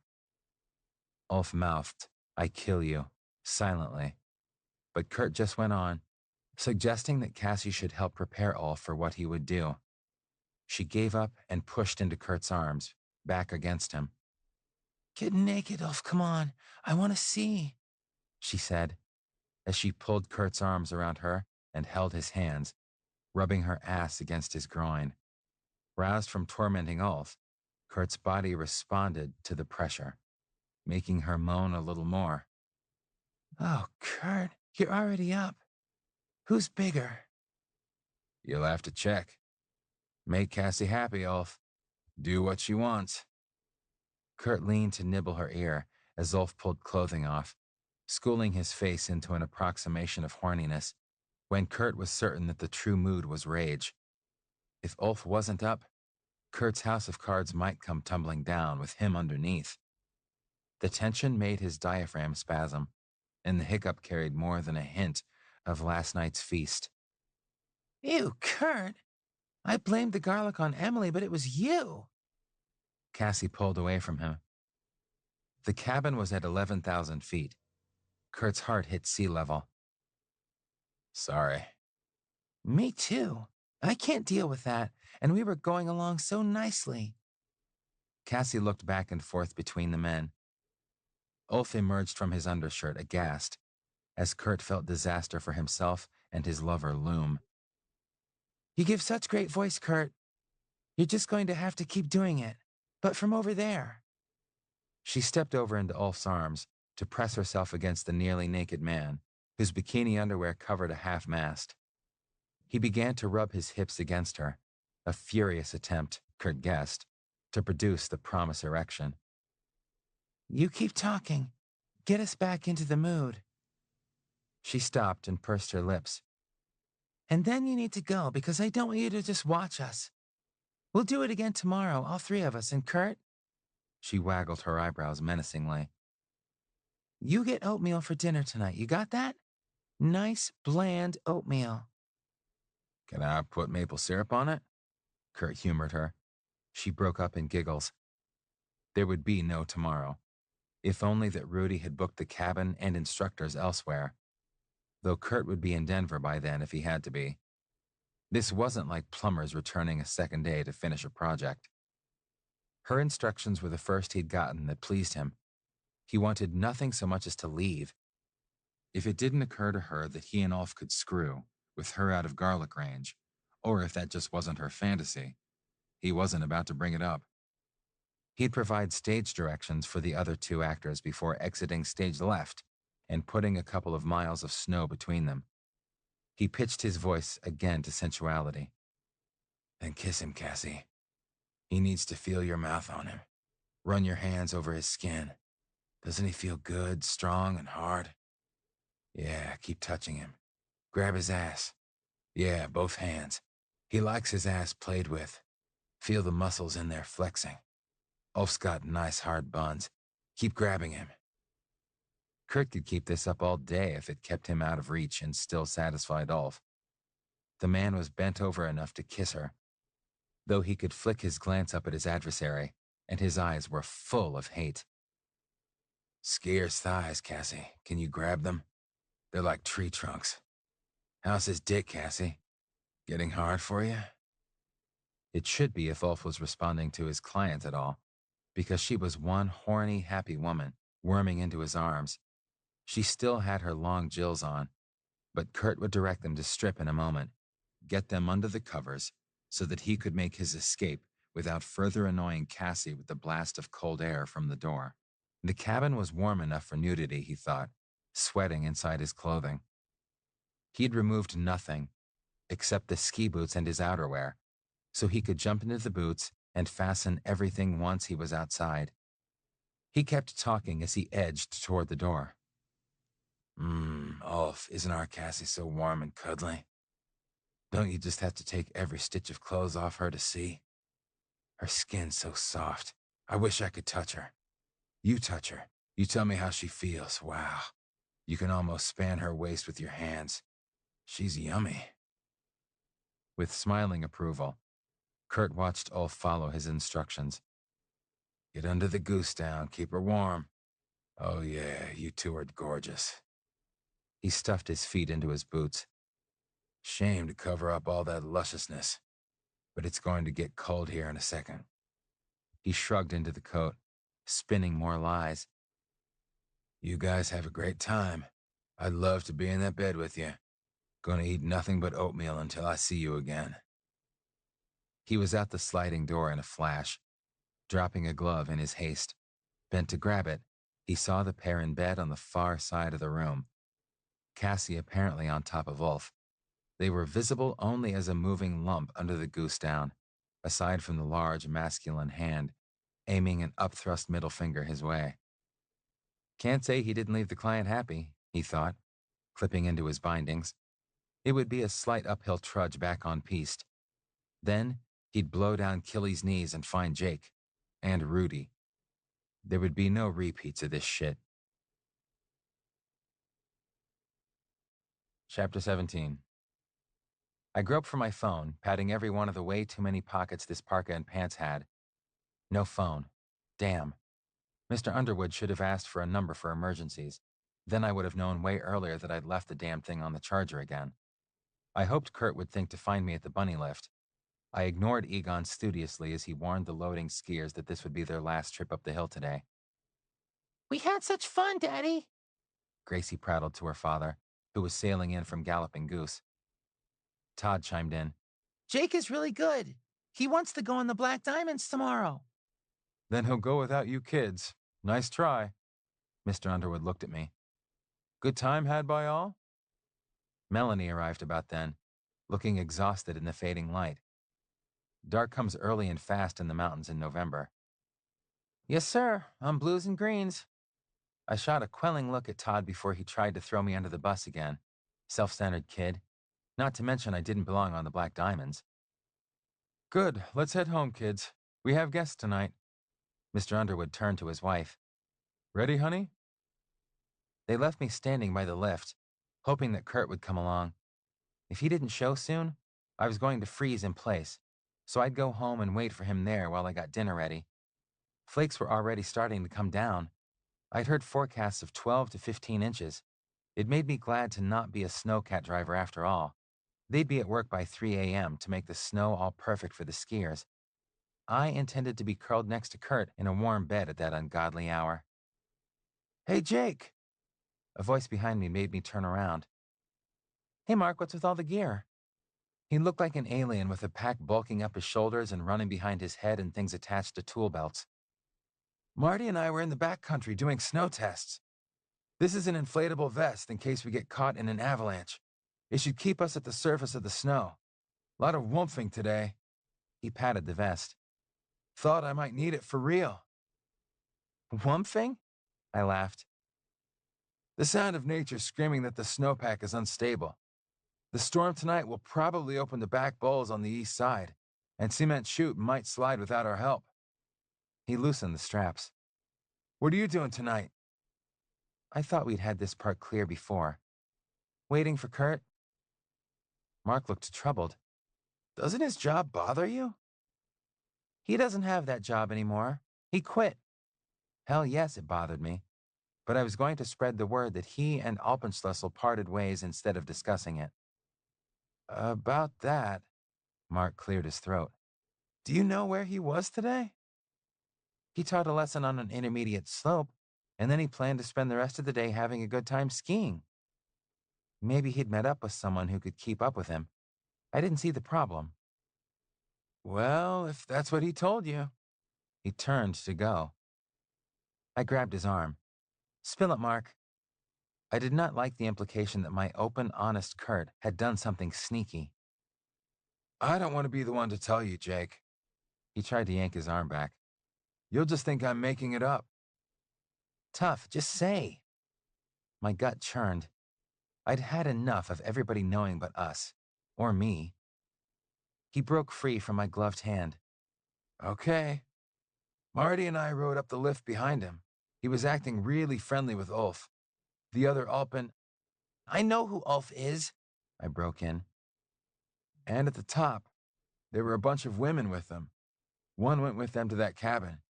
We saw them go in, and then we went back at the cornice, and I don't know what happened after that.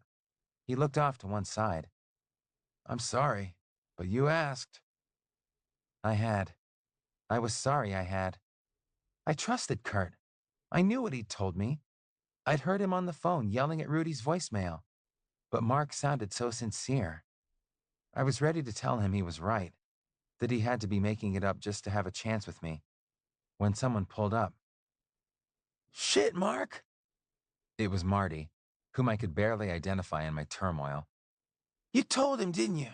Jerk! I looked blankly at him, noticing only that he was as decked with equipment as his partner. I'm sorry, Jake. Marty put his hand on my shoulder. Maybe there was a good explanation for them going to the cabin. I just couldn't imagine what it would be. I threw up one hand aimlessly. Words weren't coming. Mark had said it. Marty had confirmed it. Marty, who had no interest in me, no ulterior motive. Maybe. I got that much out. Come on, let's get you inside, Marty said. You're probably tired, cold, and hungry, and all of this sounds worse than it is. There's hot chocolate inside. They guided me to the staff hut, and we left our skis in the lockers outside. I'll take your stuff to the office. Mark took Marty's gear and left me alone with him. Other skiers came to drop things off. Sit down. Marty guided me to a table in the dining room. I'll be right back. He returned with steaming cups, which he set down in front of us. This will help. The slugs of liquid he poured from the flask into each cup smelled like peppermint. It's okay, drink. Marty just sat quietly, watching me. I did drink it, but more because I'd been told to than from wanting it. I didn't want anything except for things to roll back to what they'd been this morning, when the world was bright and Kurt was the sun. The dark looked in the windows to the room, bright with electricity. Was Kurt's brightness equally false? I'll stay with him, Marty. Chelsea's waiting for you. Mark had found us. Jake, don't make any decisions until you talk to him. There's probably more to this than you know yet. I hated Marty for reading my mind. I didn't look up as he left, just poked the handle of the cup to make it lurch around in a slow circle on the table. Something passed from one to the other. I didn't look up to see what it was. Get some more cocoa into him. He looks shocky. There was a pressure on my shoulder and silence. Mark stole my cup, leaving me nothing to poke except for my sad thoughts. Everything I thought was certain in the world about me and Kurt was now in doubt. I didn't know what I'd do.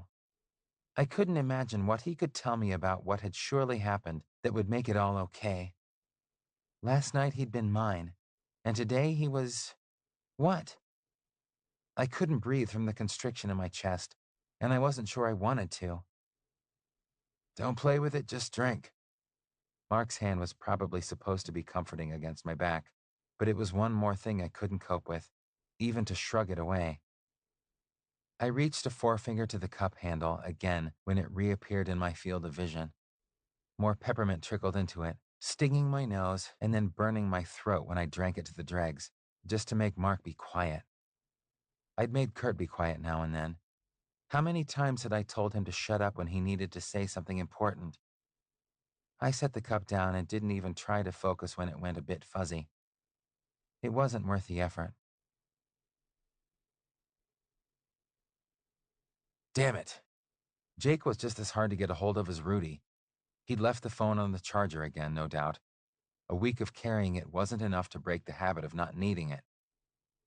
Kurt stuffed the phone back into his own pocket, trying to match Jake's thought process. They'd parted ways at the bunny lift, where he'd collected the walkers and Jake could have reasonably collected the kids. It was about 4:30. He might as well try there and just head home if he couldn't find his lover. The base of the bunny lift was also where Egon lurked. The bastard was there now. You look for Jake? Something was tickling Egon. Kurt could see the grin even from this distance. This just had to be his day for assholes. Yeah, he called back, wondering why Egon would be so helpful. Try Stuff Hut, he yelled back, and went back to loading the last few skiers. Sounded reasonable. Kurt kicked off in that direction, drawn by the brightly lit windows. Jake kept his skis there in the lockers overnight, and it would be warmer than standing in the falling snow. Kurt went cold, though, from what he saw through the window in the dining room. Jake sat over a cup of something with Mark, who looked earnestly into his face, touching his arm, and Jake let him do it. Had today been all for nothing? Chapter 18. You are a cheap date. Mark had my arm over his shoulder to steer me through the door and up the stairs. You didn't have that much. 2, 3? Hot chocolate and peppermint sat on my tongue. It was whatever, mint. They'd thrown us out of the staff hut after about an hour. Said I wasn't much of a drinker. I stumbled on the step. No kidding. Mark paused at the top of the stairs. Jake, do you want to see him like this? He had both hands on my shoulders. I wobbled anyway. You might say something you'll regret. I thought about that. Saw regrets. Had to grab onto him to stay upright. Can't be. But you could stay with me until you sober up. He looks pretty good. Never told me lies. Maybe get only truth out of that wide mouth. Maybe get kisses. Maybe get something into that wide mouth. I toppled into his arms. Nope, there is no way I can get you up another flight of stairs. Come on, stand. Okay, wasn't that sloshed. I let him balance me and aim me down the hall. He pulled up at the door and knocked. Kurt opened after a moment. Wasn't glad to see me. Was mutual. I waved at Mark with the arm that wasn't around his neck. You remember Mark? I assume there is a good explanation for this. Kurt caught me as I stumbled through the door toward the couch. He tipped me toward the furniture. I poured onto the cushions. World was a little whirly. I think that was what he planned to say to you before he got into the peppermint schnapps. It hit him hard. Mark sounded like he didn't like Kurt. I didn't like Kurt right now. Liar. He never drinks. Kurt shoved me over so both butt cheeks were on the couch, and started pulling my coat off. Were you feeding it to him? Only because he was shocky. Kurt turned hard eyes on my new buddy. Wanted to tell him to stop. He found out where you'd spent your afternoon. Courtesy of you. Mark nodded. I nodded too. Made my head swim. Kurt growled at him. I thought that was you at the top of the lift. Let me tell you something, pal. He doesn't know the whole story and neither do you. So don't tell him things you don't know shit about. I know he deserves better than an Alpenschlüssel whore. Was magic. Kurt moved his arm. Mark folded over like our dining room table. If I was an Alpenschlüssel whore, he'd deserve better than me. Kurt pulled Mark upright. Mark popped Kurt under the chin. Was hard to see his hand going that fast. You went to the cabin with them? Kurt's head wasn't supposed to go back like that. I quit, but Ulf made me. He made Mark double again. Watching made me queasy. Should tell them to stop. He threatened. Mark's fist pushed the words back into Kurt's mouth. Hey, I was the only one who could tell Kurt to shut up. Right, it wasn't your fault. It's never anybody's fault. Mark hit the floor. Kurt jumped on him. Wait a minute. Kurt's supposed to pounce on me. Damn you, listen. Thud. Mark's head bouncing on the floor. That sick fuck Ulf said he'd hurt Jake bad if I didn't go. Kurt rolled away, leaned on the couch. Close enough to touch. Didn't. I don't know why I'm explaining to you. Mark sat up. You want me to believe you were protecting him, not stepping out on him. Touched the back of head. Because I'm the guy who wants a chance with him. Kurt jerked up. Looked mean. Don't even think about it.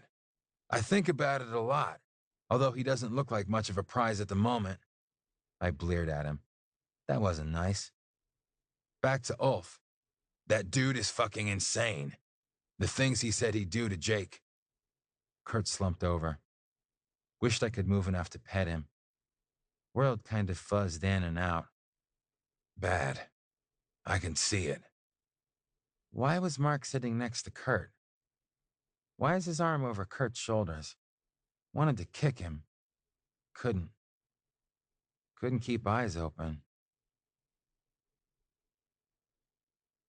Chapter 19. I woke up in the morning, head aching. The night had been horrible. The evening had been worse. And what was more, there seemed to be chunks missing. Kurt was missing too. I got up off the couch where I'd landed the night before, pushing the blanket away. He must have covered me, but that was a missing chunk. This was the first night I hadn't spent touching him in some way since he'd come home after the fire. Bad things danced at the edges of my memory. Things with Kurt. Things with Mark. Things with Mark and Kurt. A shower would clear my head. Where was I supposed to be today? The spray washed enough clarity into me that I remembered being off, comp time for taking the boss's kids skiing. Okay, time enough to figure out what was going on. I rubbed the towel over my hair, wondering where Kurt was and if he could fill in some of my blanks. Or if he would. Not trusting Kurt was one of the things I did remember. That hurt. That really hurt, because I had let my guard down for him, letting him into my heart like no one else ever. There's more to this than you know, echoed in my head. Someone had said that, but the words bounced hollowly off the knowledge that he'd told me one thing and done another. Gone to the cabin with Ulf and a girl. That part stuck only too well with me. Threatened. Someone had been threatened, but was that Mark? Kurt had punched him, but he'd punched back. Couldn't remember. Did remember some unauthorized hugging on Kurt. Was Mark moving in on him? No, he was moving in on me, I thought. Did remember hanging around his neck on the way home. I was never going to get drunk again. I really was a cheap date. My head had hurt with the tapping of keys in the night.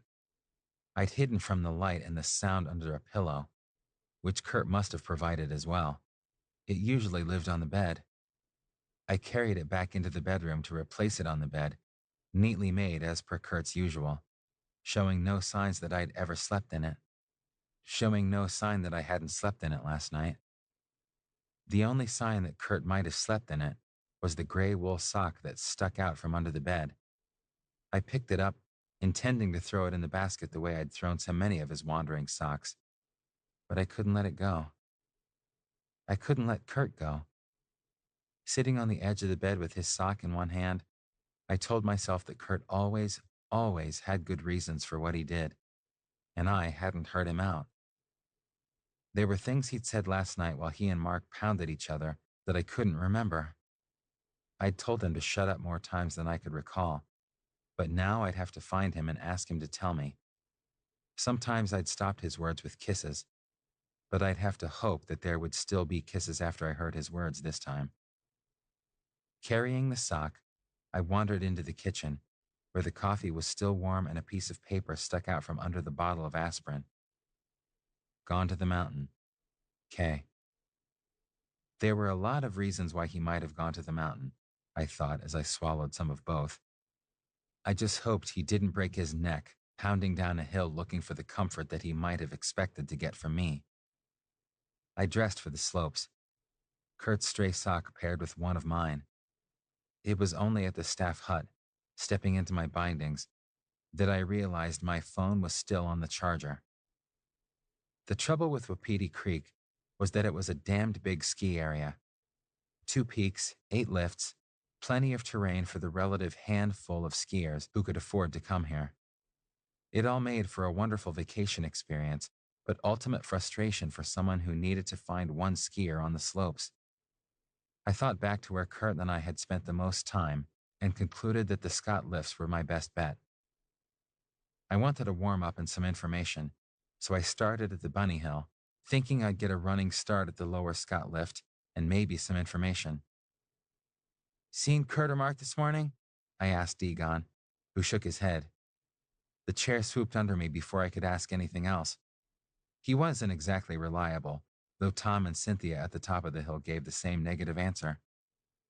I didn't know the operators at the lower Scott and didn't have time to educate them on who I was looking for. They motioned me to get moving or get out of line. I would have to fix this social isolation, though the wonderful results so far didn't inspire me. Kurt wasn't there, and waiting a while didn't produce him. I went up the hill and came down Sugar Gulch, thinking that loitering a while at the junction with Dynamite Alley might be useful. I blew down Sugar Gulch, reveling in the fresh powder that had fallen overnight, looking for untracked places where I would be the first to mark the snow. The powder hushed the mountain. My skis only swished on the snow, and the light breeze in the trees rubbed the pine needles together and made the frozen branches creak. When I stopped at the junction, my skis threw up the powder, making a little storm just for me with the crystals that fell back away from the impossibly blue Colorado sky. I peered to the top of Dynamite Alley, wishing for every red and black speck I saw to grow into the form of my beloved, but 3 went by and not one was Kurt. I was getting cold, so I left my watching station, thinking that enough runs emptied at the lower Scott that he might well come through there. If he'd wanted to talk to me, he could have wakened me this morning, but he'd left me on the couch, asleep and ignorant. My thoughts grew bleaker with the weight. "Jake!" I was jolted out of staring at the nearly hypnotic stream of skiers that were not Kurt going by. The voice was young, piping, and happy, and belonged to my little friend Gracie. "Come ski with us!" Her family trailed in her wake. "Gracie, not just now." I did not want to be distracted from my search. Todd grabbed my hand and pulled on it, adding to his sister's plea. "You really are her favorite," Melanie said.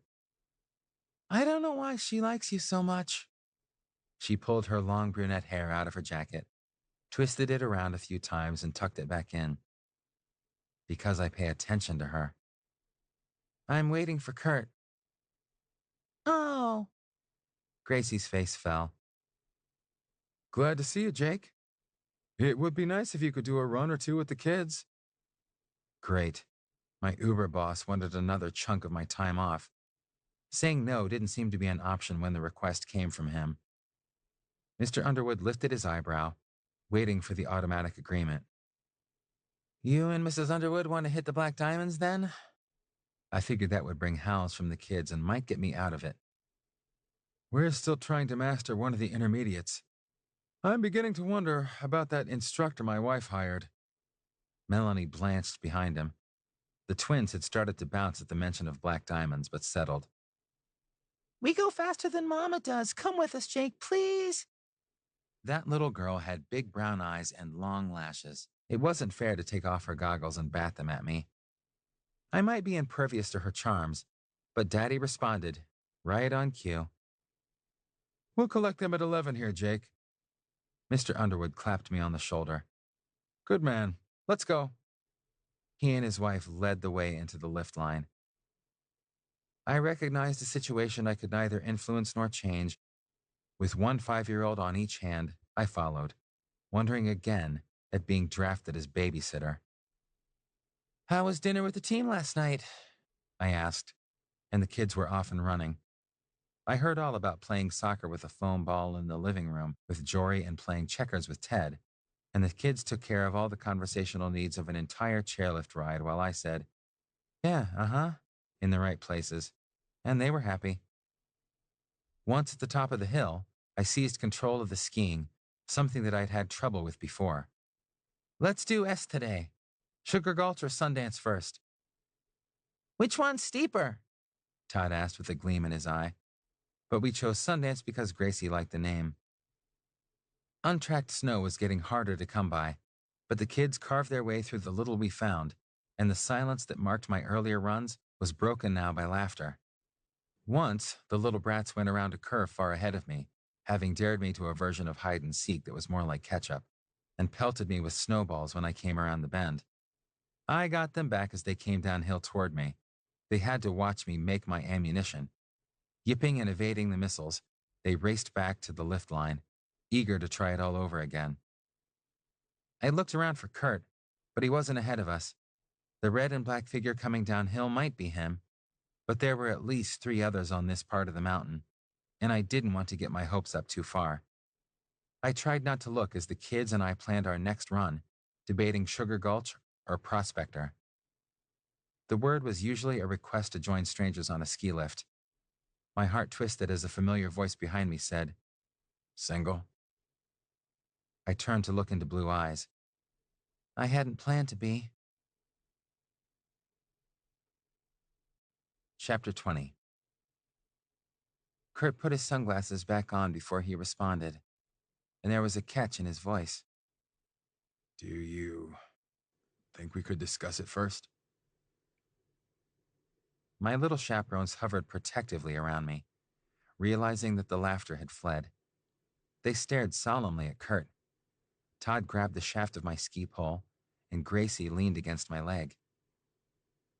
Yeah, except I grabbed her before she fell all the way, her skis going out from under her as she pressed against me.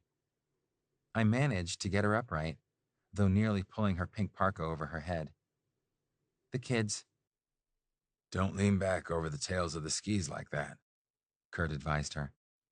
I pulled the jacket down, and her face peeked out of the hood again. You want to keep your feet a little farther apart and your weight a little forward. It will make you go faster, too. He tipped her to the improved position. Faster than Todd? She wanted to know. You have to show me, too, demanded the little competitor. And just like that, it was certain that Kurt would join us. So how did you get to ski with the junior racers? Kurt asked over Gracie's head, once we settled in the quad chair for a ride halfway up the mountain. Mr. Underwood elected me. My voice was wry, and the kids picked up on my reluctance. You said you wanted to find Kurt, and here he is. Aren't you happy to ski with all of us? Gracie's lower lip quivered. Damn it, I was not going to make a kid cry. It's my best and only choice, Gracie. She only looked partly comforted, and I wasn't comforted at all, because there wasn't much Kurt and I could talk about with the kids along. Sometimes there is only one choice. Kurt faced straight ahead, his eyes hidden by the curve of his sunglasses. Because the alternative doesn't bear thinking about. He had his poles in one hand, and the other gripped the safety bar until I could nearly hear the tendons twanging through his gloves. A misty recollection from last night of that sick fuck Ulf floated through my brain. I couldn't remember what Kurt had said, though. His mouth was swollen and lopsided. Had Ulf hit him? What's alternative? Todd piped up. He had been paying entirely too much attention, though I thought he was busy ogling all the Mardi Gras beads hanging in the trees along the lift. It's the other when you have a choice of one or the other, Kurt said.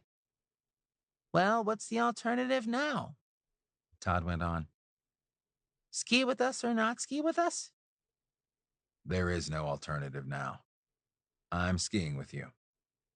I shuddered to think where the kids could end up.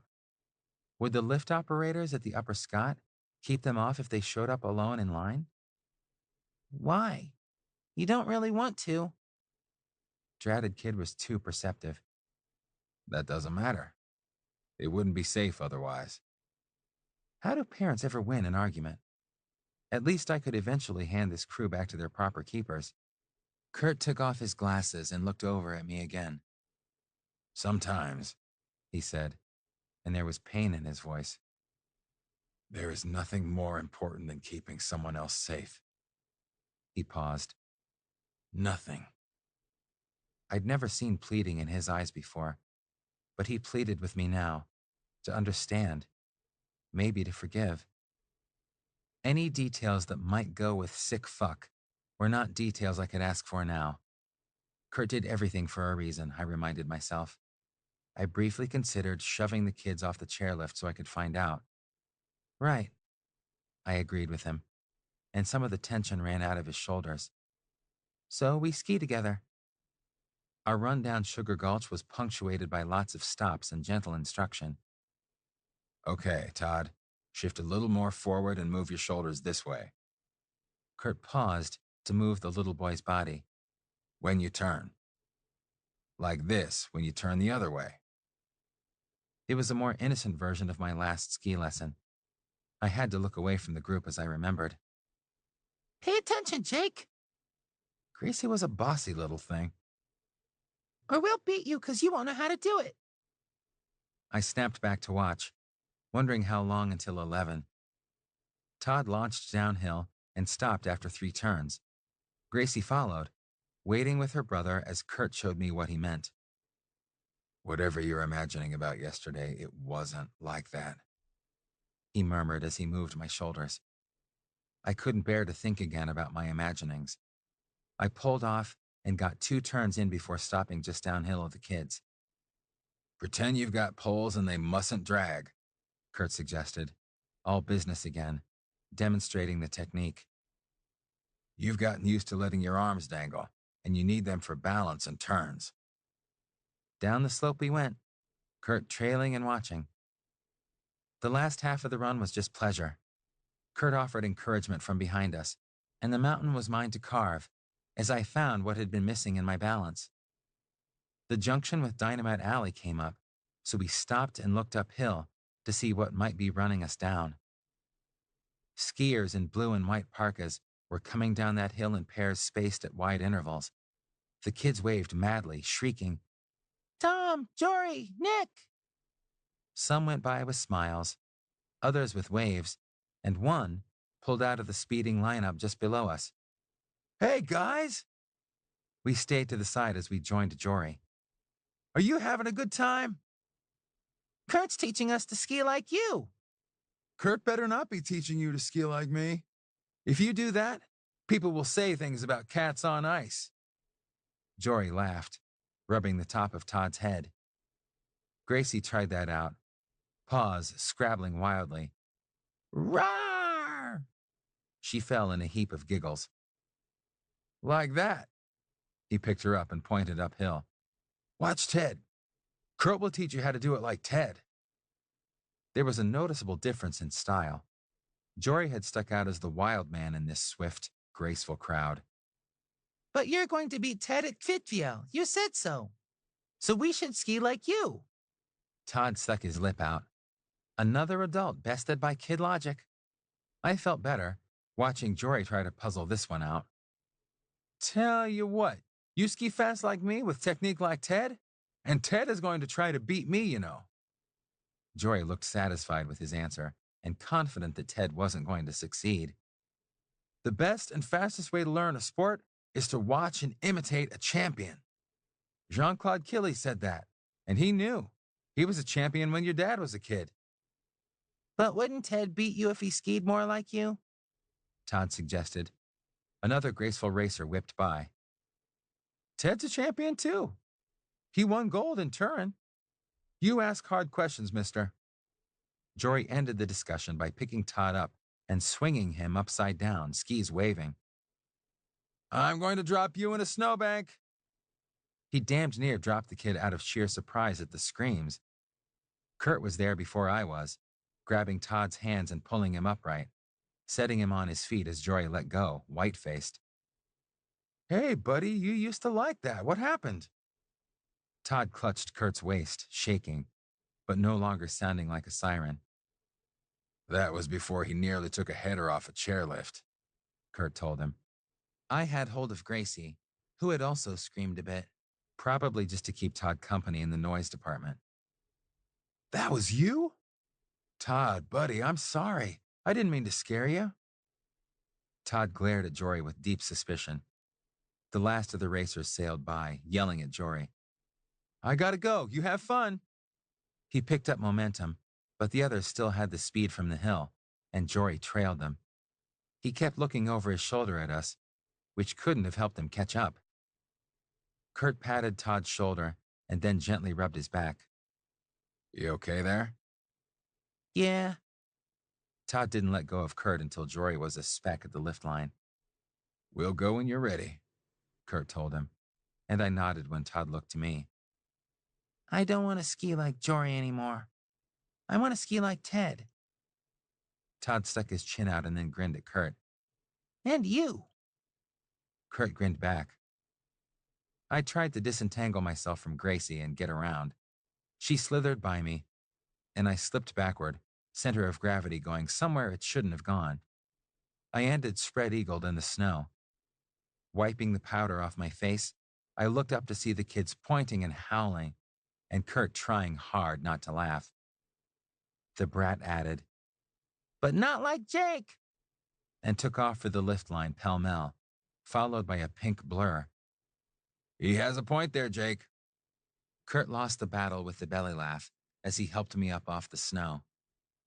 I grimaced at him and started after my charges, hoping they didn't get halfway up the mountain without me. They stayed entertained in the lift line by having a miniature snowball fight with the snow we pulled out of my clothing, and we were about a third of the way up the hill when we all went silent. I looked at Kurt, and Kurt looked at me. We weren't much closer to getting things worked out than we had been before. The kids had insinuated themselves between us, so we couldn't talk, except in a roundabout manner. And I didn't even know how to start that, so the ride was pretty quiet. Kurt broke the silence once. I told Rudy I was going to go public if he didn't meet me. There was nothing I could say to that in front of the kids, though I had 1,000 questions still. So all I said was, Good. Prospector this time? I asked once we'd offloaded. We had time for another couple of runs. Prospector is narrow, so we'd have to go one at a time. And it will be hard to show you guys stuff on that one, Kurt pointed out. It's probably not the best run for us. Let's do Prospector. Gracie trembled under my hand.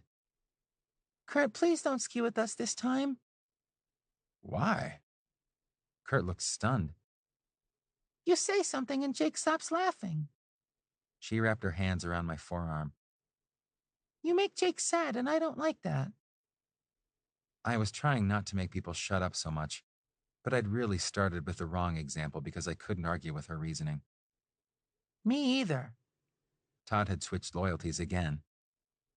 I don't like it either, Kurt said. We have to fix that. I was all for rolling the kids downhill in a barrel, just so we could be alone to do that. But Gracie went on. You should do that when he isn't skiing with us. Yeah, you're right.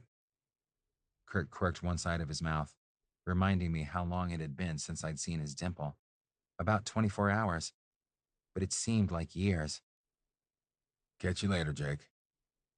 He swung away and was gone, even though I called his name.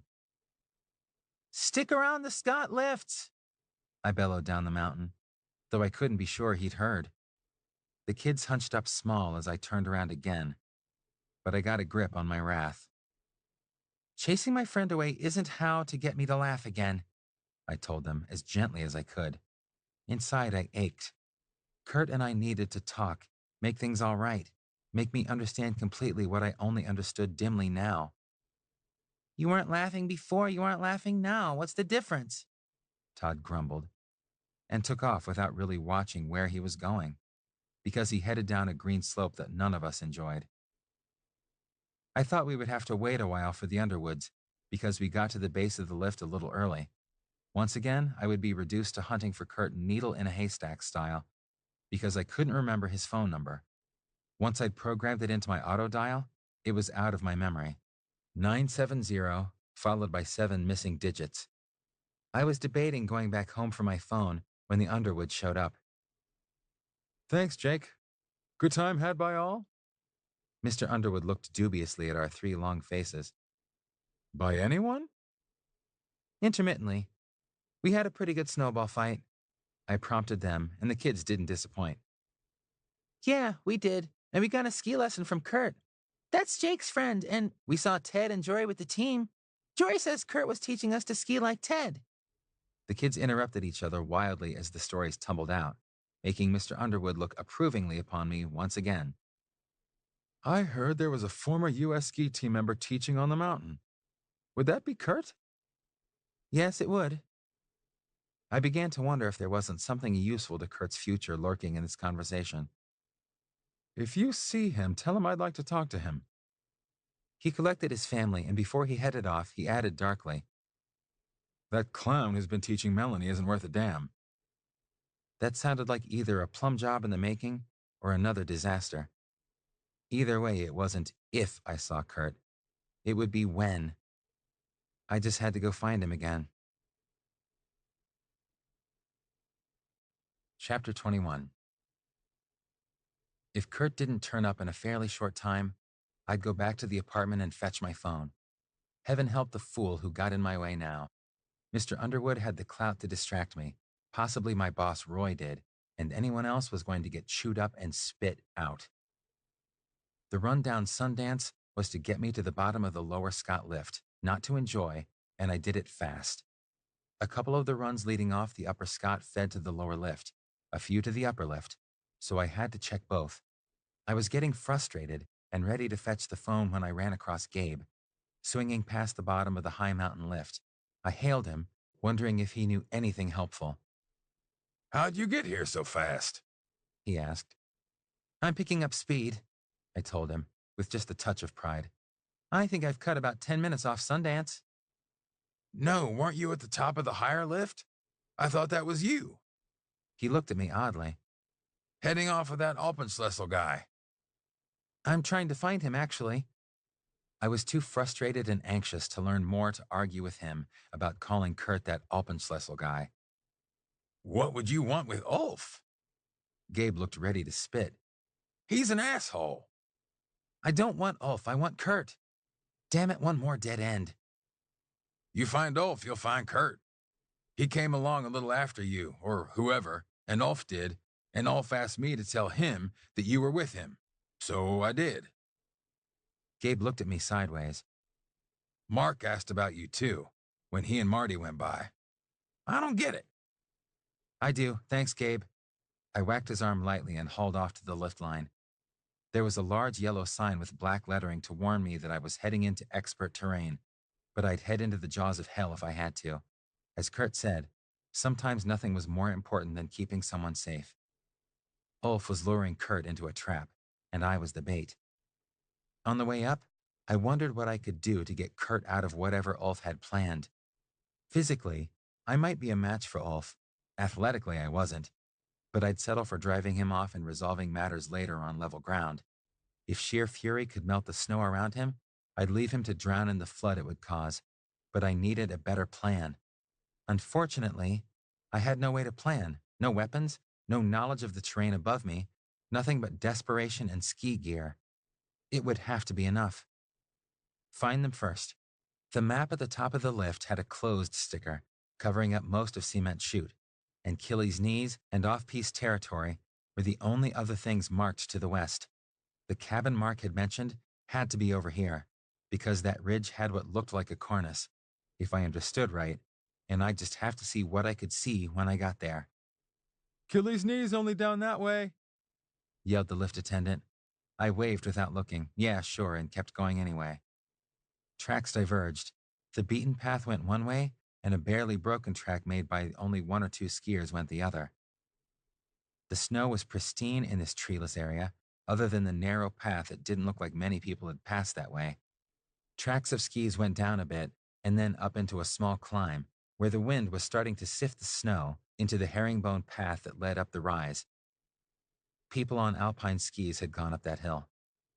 I was betting there was a love nest cabin on the other side of that rise.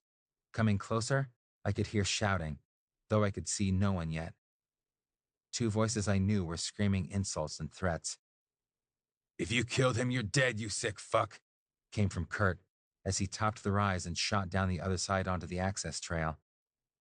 "I did, and I kill you too," shouted Ulf, barely behind him and with something bulky in one bare hand, a ski pole dangling from his wrist. Shit. Well, obviously he hadn't, but the shot he fired at Kurt sounded damned sincere. They didn't know I was there, and I hadn't a prayer of catching them as they hurtled toward the Cement Chute. But there had to be something I could do. I could handle the terrain, I told myself. It was just steeper than I was used to, and I knew what to do about steepness. Cut across it at an angle. Turn to shed speed. Powder, well, I just have to not fall, because getting back up might be tricky. Feet wider apart like Jean-Claude Killy, Kurt's voice in my head suggested, and I sped down the access trail where only two skiers had gone before me. The trail turned back into the trees, a large clump of scrubby pines to either side of an opening hiding the piste, but I could hear the shouting over the noise the mountain was making. Strange whoomph sounds, like a behemoth settling. Think about that later. The trees would hide me from them as well. Leaning into the downhill, I realized I'd been handed a weapon. Surprise. Now, if I could just aim it properly. More shouting, this time from above. "Get off the slab! Get off the slab!" Slab meant Mark. No time to think about it. I blew through the trees in time to see Kurt rise to his skis and lean down the 40-degree slope. He became a red and black blur before Ulf could get up out of the churned snow where they'd scuffled, but he couldn't outski what Ulf pointed at him. I came out of the trees, straight at Ulf, who fired again, the sound sharp against the groaning of the mountain. "Go, Kurt, go!" Ulf lined up his next shot, and I lined up mine. I hit Ulf with my shoulder from behind, bringing him down with a grunt. The impact made me fight to keep my feet. The gun flew out of his hand. Blue steel nearly hit me as I cut back the other way in a flurry of speed and changed balance from the collision. Good. He'd have to hunt for it. Maybe I could get away fast enough that he couldn't bring me down with a bullet. "Get off the slab!" Something hit me from behind. Only bent knees and sheer terror kept me upright. That and the arm around my waist. Someone pulled me back into the trees. "Keep going! Keep going!" Mark screamed at me. Branches slapped at us. He dragged me between the pines. "We have to get as far uphill as we can." He let go, but kept going, fumbling with his equipment now. We used the momentum to get up the dished side of the slope, among trees that suddenly didn't look so sturdy. Something red whooshed and expanded, forming a huge inflated ruff behind his head. Mark turned to me, arms open. "Hang on to me!" Was nearly lost in the mountain's roar. We grabbed each other in a world that went white and translucent. The snow beneath us shook as the slab disintegrated, throwing spume into the air, blotting out the sun and sky in white needles. Unimaginable tons of snow flowed downhill. The snowpack gave way, drowning anything on it or in its path in white chaos.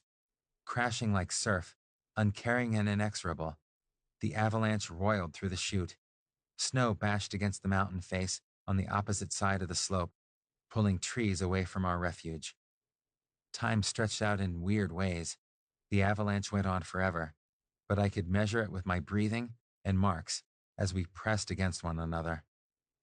If the snow took us, holding on to him was my only hope of staying near the surface, and his emergency beacon would summon Marty even if we were buried. He was the only one who knew where I was, the only one who would have a clue where to search for my body. I held him literally for dear life. His warm breath against my neck was the only reminder that the slide hadn't taken us yet. The roaring quieted as all that could tumble down the hill finished tumbling. Snow that had been thrown up fell back to the slope, and the sky was blue once more. The icy bedlam calmed. The mountain was only a mountain again. "What do you know? We made it," Mark whispered against my neck. He shoved his goggles down around his neck. They were caked in snow, since he'd had to look out into the maelstrom while my own face was tucked into his neck and the inflated survival balloon. "Hurrah for being alive." He took off my sunglasses. At close range, his straight brunette hair stuck out from under his cap in wisps, framing the warm hazel eyes that I hadn't seen clearly before. I cleaned the snow out of his eyebrows and wiped it from his cheeks. His wide mouth was almost too close to see, and then seeing didn't matter. He kissed me. Hurrah for being alive indeed. I opened my mouth and kissed him back, flooded with adrenaline and ecstasy at being upright and unburied. It lasted about 3 seconds. I yanked away, ashamed. "What about Kurt?" "He had a big head start, Jake. I think he made it." Mark's face fell, though, knowing I was done with kisses for now, and kisses with him forever. I let go of him and staggered back to the edge of the trees. I couldn't bear it if Kurt had not. If he'd been caught in the avalanche and lay suffocating while I kissed someone else. Ulf didn't. There was only blank snow where Ulf had been, the exposed underlayers that hadn't been strong enough to hold the weight of the last storm's leavings. I looked down the steep slope, looking for the blue and black clothing he'd worn, and in spite of Mark's assurances, for red and black, though I knew Kurt would have been much farther down the hill. Mark pulled out his radio. "Snow Patrol 2 to Snow Patrol 1, do you read?" "Son of a bitch, Mark. Don't scare me like that." Marty left all pretense of radio protocol behind in his relief. "I'm all right. Just have some snow down my neck. Jake is all right, too," he reassured his partner. "We need to hunt for Ulf, though." "Shit," the radio crackled back. "Be right down. Did he have a beacon?" Mark looked a question at me. I shrugged. "Don't know about Ulf, but Kirk doesn't." "Doubt it, but we'll listen." Mark touched something in his jacket that hummed and pulled a hidden valve that let the red bladder on his neck and shoulders deflate. "Never had to trigger the avalanche vest before." It settled in a plastic cape around him. "We have to find Kurt." I didn't know how to start, though Mark did. He pulled a long, thin baton out of his belt and extended it into a pole. "Sorry, Jake, but we know Ulf is in there, and we don't know if Kurt is. That guy is a fucking waste of space, but we're sure he was caught." Mark pleaded with me to understand, and I did, but I didn't. And I couldn't hope they found the guy who was doing his best to kill my Kurt. Punching Mark wouldn't change his mind. Marty swung in. "He started from about here?" We nodded, all trace of elation gone. "Okay, we start from farther down then." Marty looked sympathetically at me. "The guy in red was Kurt?" I nodded miserably. "Did you guys talk?" I shook my head. "Not enough." "Sorry, Jake. We have to look for that creep, but if you see anything, call your boss and tell him. He'll get on the radio and we'll come running with shovels, okay? I can't, no phone. I was going to nail the damned phone to my ear just to make sure I always had it. Take the radio. Mark handed me something I didn't think he'd part with. Call when you get to the bottom. Might take me a while. It might be longer than 15 minutes, and some of that was gone already. Marty looked concerned. Can you get down this hill? I'd have to. Yeah, thanks, guys. I understand. As I swung down the hill after them, I wished I could scream and make them change their priorities, but one casualty was certain, and one was only a possibility. I passed them, sticking their probes into the snow. Crisscrossing the narrow slope kept my speed down and gave me a wide sweep. The snow was lumpy and uneven, nothing like the groomed perfection of the slopes. I kept my eyes on the surface, picking my way as I searched for flashes of red, black, or equipment poking through the snow. I hoped I wouldn't overlook any trace of Kurt on my way down Cement Chute, but more than that, I hoped there would be no trace of Kurt in the snow here, that he'd gotten to safety. He had to have reached safety, though I dared not overlook anything, even through the tears. Chapter 22. The chute ended where the adjacent peak began and formed a huge dam for the snow. The avalanche had not made much of a turn, though the snow spilled out into the next track. I came down that steep section that hadn't existed until moments ago. Nothing on Cement Chute said that Kurt was in the snow. No flash of red parka, no ski tip poking out, no shred of black pants. I'd searched as carefully as I could, knowing that the clock was ticking for a man buried alive, but nothing. Kurt had to have outrun the avalanche. He just had to have. I wiped my sleeve across my face and told myself that I'd found nothing of Kurt in the broken snow because he wasn't there to find. 80 miles an hour, Kurt had claimed for top-flight ski racers and Mark had claimed for avalanches. Kurt had a head start, I repeated aloud. He had to have made it.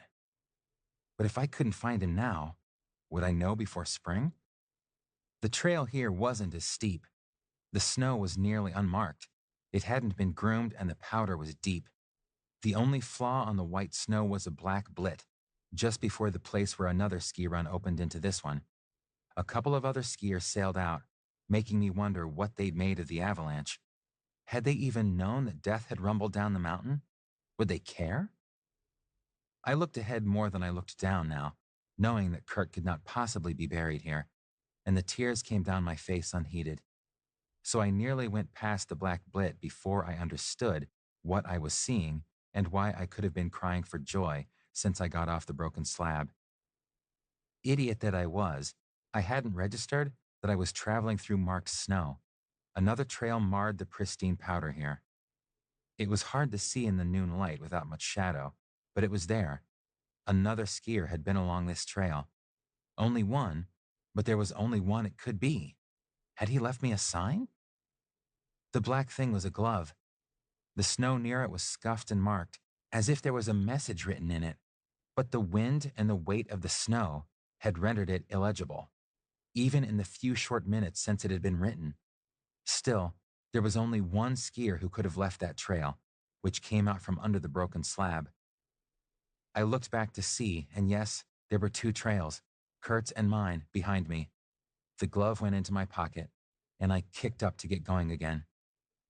I'd lost all my momentum when I'd stopped for the glove, so now I had to pull and swear to get back to the speed I'd had on this gentler slope that was access to the lower Scott lift. Surely, someone had seen a man with one glove come by. Perhaps he was even still there, hoping to find me. The lift was up ahead, and glory be, so was a figure in black and red, just outside the lift line, talking to someone. It didn't look like a happy conversation.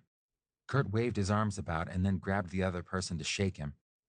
One hand showed black at the end of his sleeve, one showed white and would be freezing cold. I couldn't hurry any faster, though I pulled harder when someone in a burgundy patrol jacket took his arm and tried to wrench him away.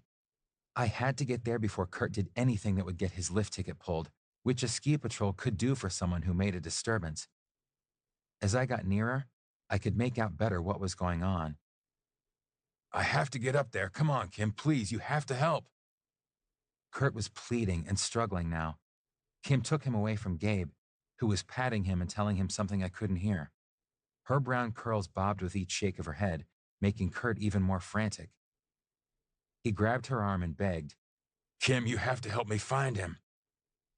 I shifted my weight and screeched to a perfect parallel stop next to the little group, getting their attention at last. Pulling the glove out of my pocket, I offered it to Kurt, and everyone fell silent. I think you dropped something. I don't bring my immediate world to complete and total silence very often, but it was sweet to do it now. Gabe made goldfish mouths, Kim cocked her head poodle style, and Kurt dropped his jaw. I twitched the glove at him. Come on, take it. And he did, though I had to guide it into his hand. Mechanically, he put it on and found some composure again. That last run went okay, Jake? He finally choked out. I'd like to have some warning about the bumps, but yeah. I could make this sound like something it wasn't. So, everything is okay here? Kim asked, and we all assured her that we were fine, fine, fine. The patrollers were the long arm of the law on the slopes, which made me wonder what Mark and Marty would have to say about our little adventure. But for now, it was enough that she turned into the lift line and spoke into her radio.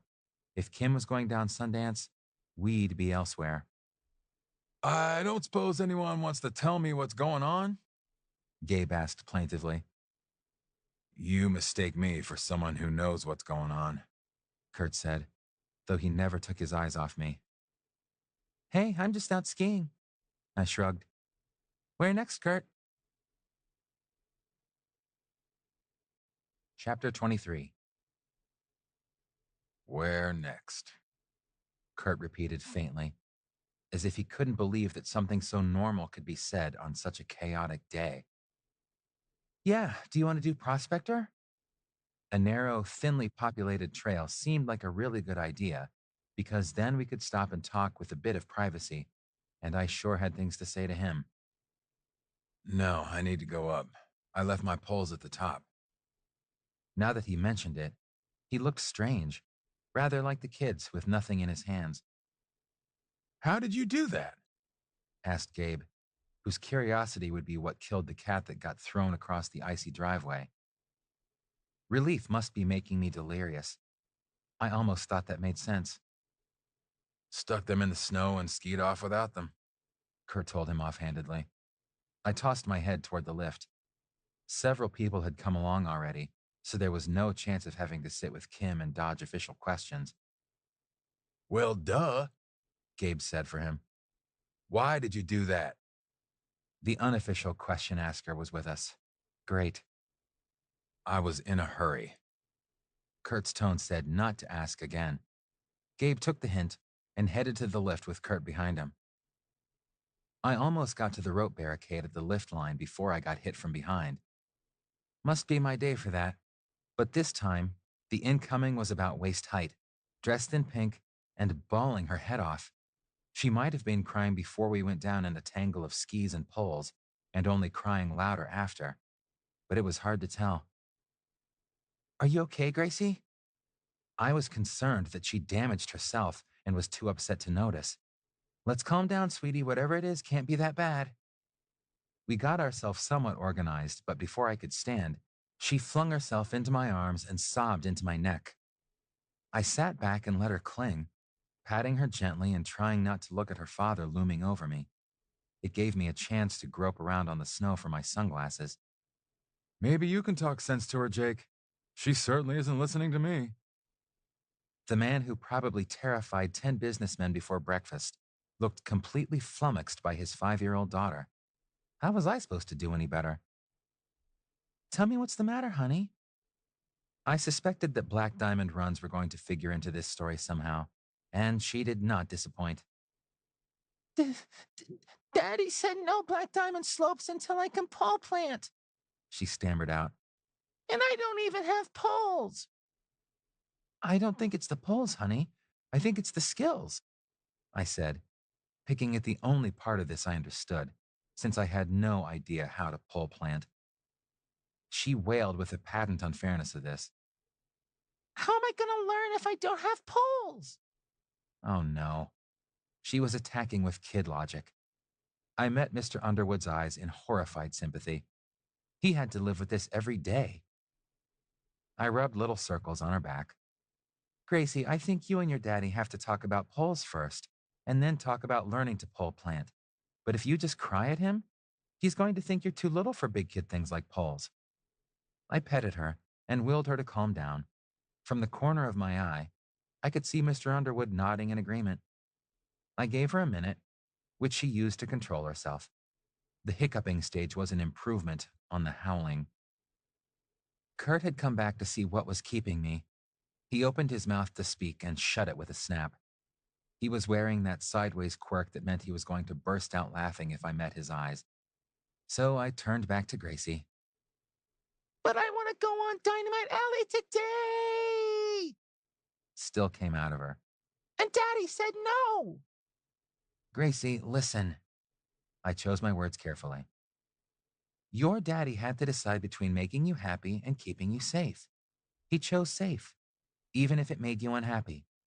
And it was a good decision. I looked up at Kurt, who had gone solemn at my words, then back at Gracie. Even if it made you really unhappy, and even if it made you mad, after you think about that for a while, you'll know that he made the right decision. Then you can stop being mad and forgive him. I looked at Kurt again. His face was full of hope. I passed him a significant look before returning my eyes to her face. Even if you don't know exactly why he decided that. Did you forgive Kurt? She asked with the brutal directness of the very young. Yes. That was for Gracie. Yes, I did. Now I looked up at Kurt. I had, from what little he'd been able to explain so far, and I told him so with my eyes. The rest would be only details. She followed my gaze. Could Kurt teach us to pole plant? She looked up at me hopefully. Kurt nodded minutely. I think so, but we'd have to talk to your daddy first. Mr. Underwood flinched. It was all on his shoulders again. She followed my gaze, which had strayed back to Kurt, and scrambled out of my lap to cajole him, which she considered best done with arms around his waist. I lifted my poor cold butt up out of the snow. Please, Kurt, it would make Jake smile. If Kurt could resist that entreaty, he was a harder man than her father and a braver man than me. Ah, you must be the Kurt of whom I have heard so much. Mr. Underwood put out a hand. You teach? Kurt took his hand gravely. I've parted ways with my last employer. If Kurt wanted to throw Rudy under the bus, here was the perfect opportunity. But a death on this man's property, not to mention the man's marriage, was part of the stakes. Messengers were often shot. Kurt sidestepped that issue by saying, I'd probably need to sign on with the Wapiti Creek Ski School. Do that. Talk to Charles Lewis. Mr. Underwood scribbled a note and a number on a card he'd pulled from a pocket. Golf courses and ski resorts. Guess the only difference about the business transacted on them was the randomness of the encounters while skiing. And be ready for a beginner intermediate woman who had better damned well get up to speed after 3 years and a couple of 5-year-olds who yearn to be Jory Taylor. Ted Liggety, Daddy. Gracie grinned up at her father. He skis prettier, and Jory says Kurt can teach us to ski like that. Oh, does he? Mr. Underwood gave Kurt an appraising look. Would you be Jory's shadow by chance?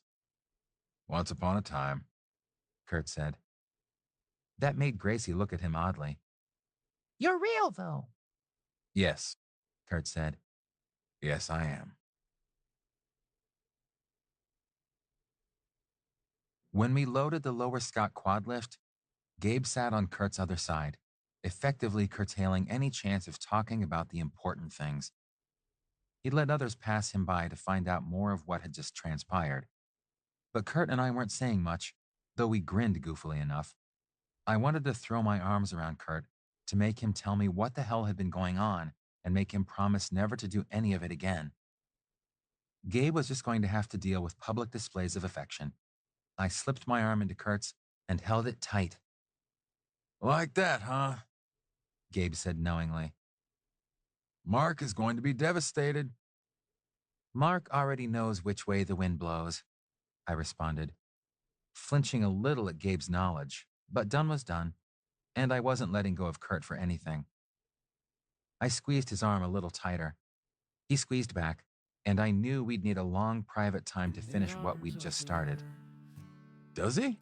You are all he talks about, Gabe went on. I did not want to talk about Mark right now, maybe ever, because the taste of our kiss was still in my mouth. If anyone had some explaining to do, it was me. Sitting right here. Kurt said with some asperity. Yeah, well, it isn't as if an Alpenschlüssel instructor should fuss about outside sweeties. Gabe had an overactive curiosity, an underactive tact gland, or a death wish. Kurt just snarled at him. I quit Alpenschlüssel. Effective yesterday. I just need to get my hands on that miserable Rudy and get the paperwork straight. But I am not Alpenschlüssel anything. Got that? Got it. Gabe shrank away from him. But why did you sign on with them in the first place? Definitely a death wish. But Kurt must have seen the opportunity to clear his name, because he wouldn't release my arm so I could punch Gabe. I was blinded by the bucks. Kurt went on more quietly. I had no idea about the rest of it. You were the only one. That must have been a nasty shock. He must have decided Kurt's more reasonable tone meant he could keep probing. Oh, yeah. But it didn't come to anything, except that Mrs. Walker grabbed my butt. Kurt shuddered. And then I quit. Gabe laughed, but I went cold inside. He'd been to the cabin. I trusted Kurt, I reminded myself, because he always had a good reason for what he did. If his good reason now was to get Gabe to spread the word of his innocence, I was all for it, even if it wasn't true. But oh, how I wanted it to be true. I held his arm a little harder and swallowed down the lump in my throat. At the top of the lower scout lift, we had to unload and move to the second lift to go the rest of the way up the mountain. Gabe led the way, anxious to be back on station before his lunch hour was over. I trailed Kurt, who skated his skis to get some momentum without his poles. Halfway across the transit, a group of brightly dressed women spotted Kurt and surrounded him. I pulled up to avoid crashing into a cheerful woman with a rose-colored jacket and a nose full of pink zinc oxide. But when I heard what they were saying, I wished I'd hit her and taken the group down like dominoes. "Hey, Kurt, just in time. We were looking for you," came from a tall woman in a silver jacket. "Yeah, let's go back up to the cabin." A woman in blue grabbed Kurt's arm. I could spear her with my pole from behind, but I'd let Kurt try to talk to her first. Your golden moment is past, Cassie. We aren't going anywhere together.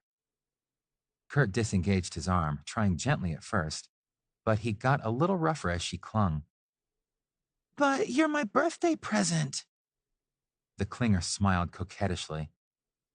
"Do we have to pay you more?" asked the woman in silver. I could spear her with the other pole. Yesterday I was bought and paid for, but the coin wasn't money. Today I am my own man. Let's go, Jake.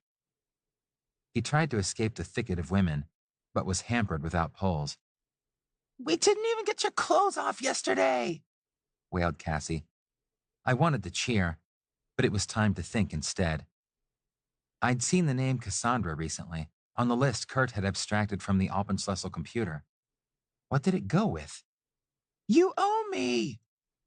"No, I don't think so," I broke in, angry now. "It's Cassandra Rancier, isn't it?"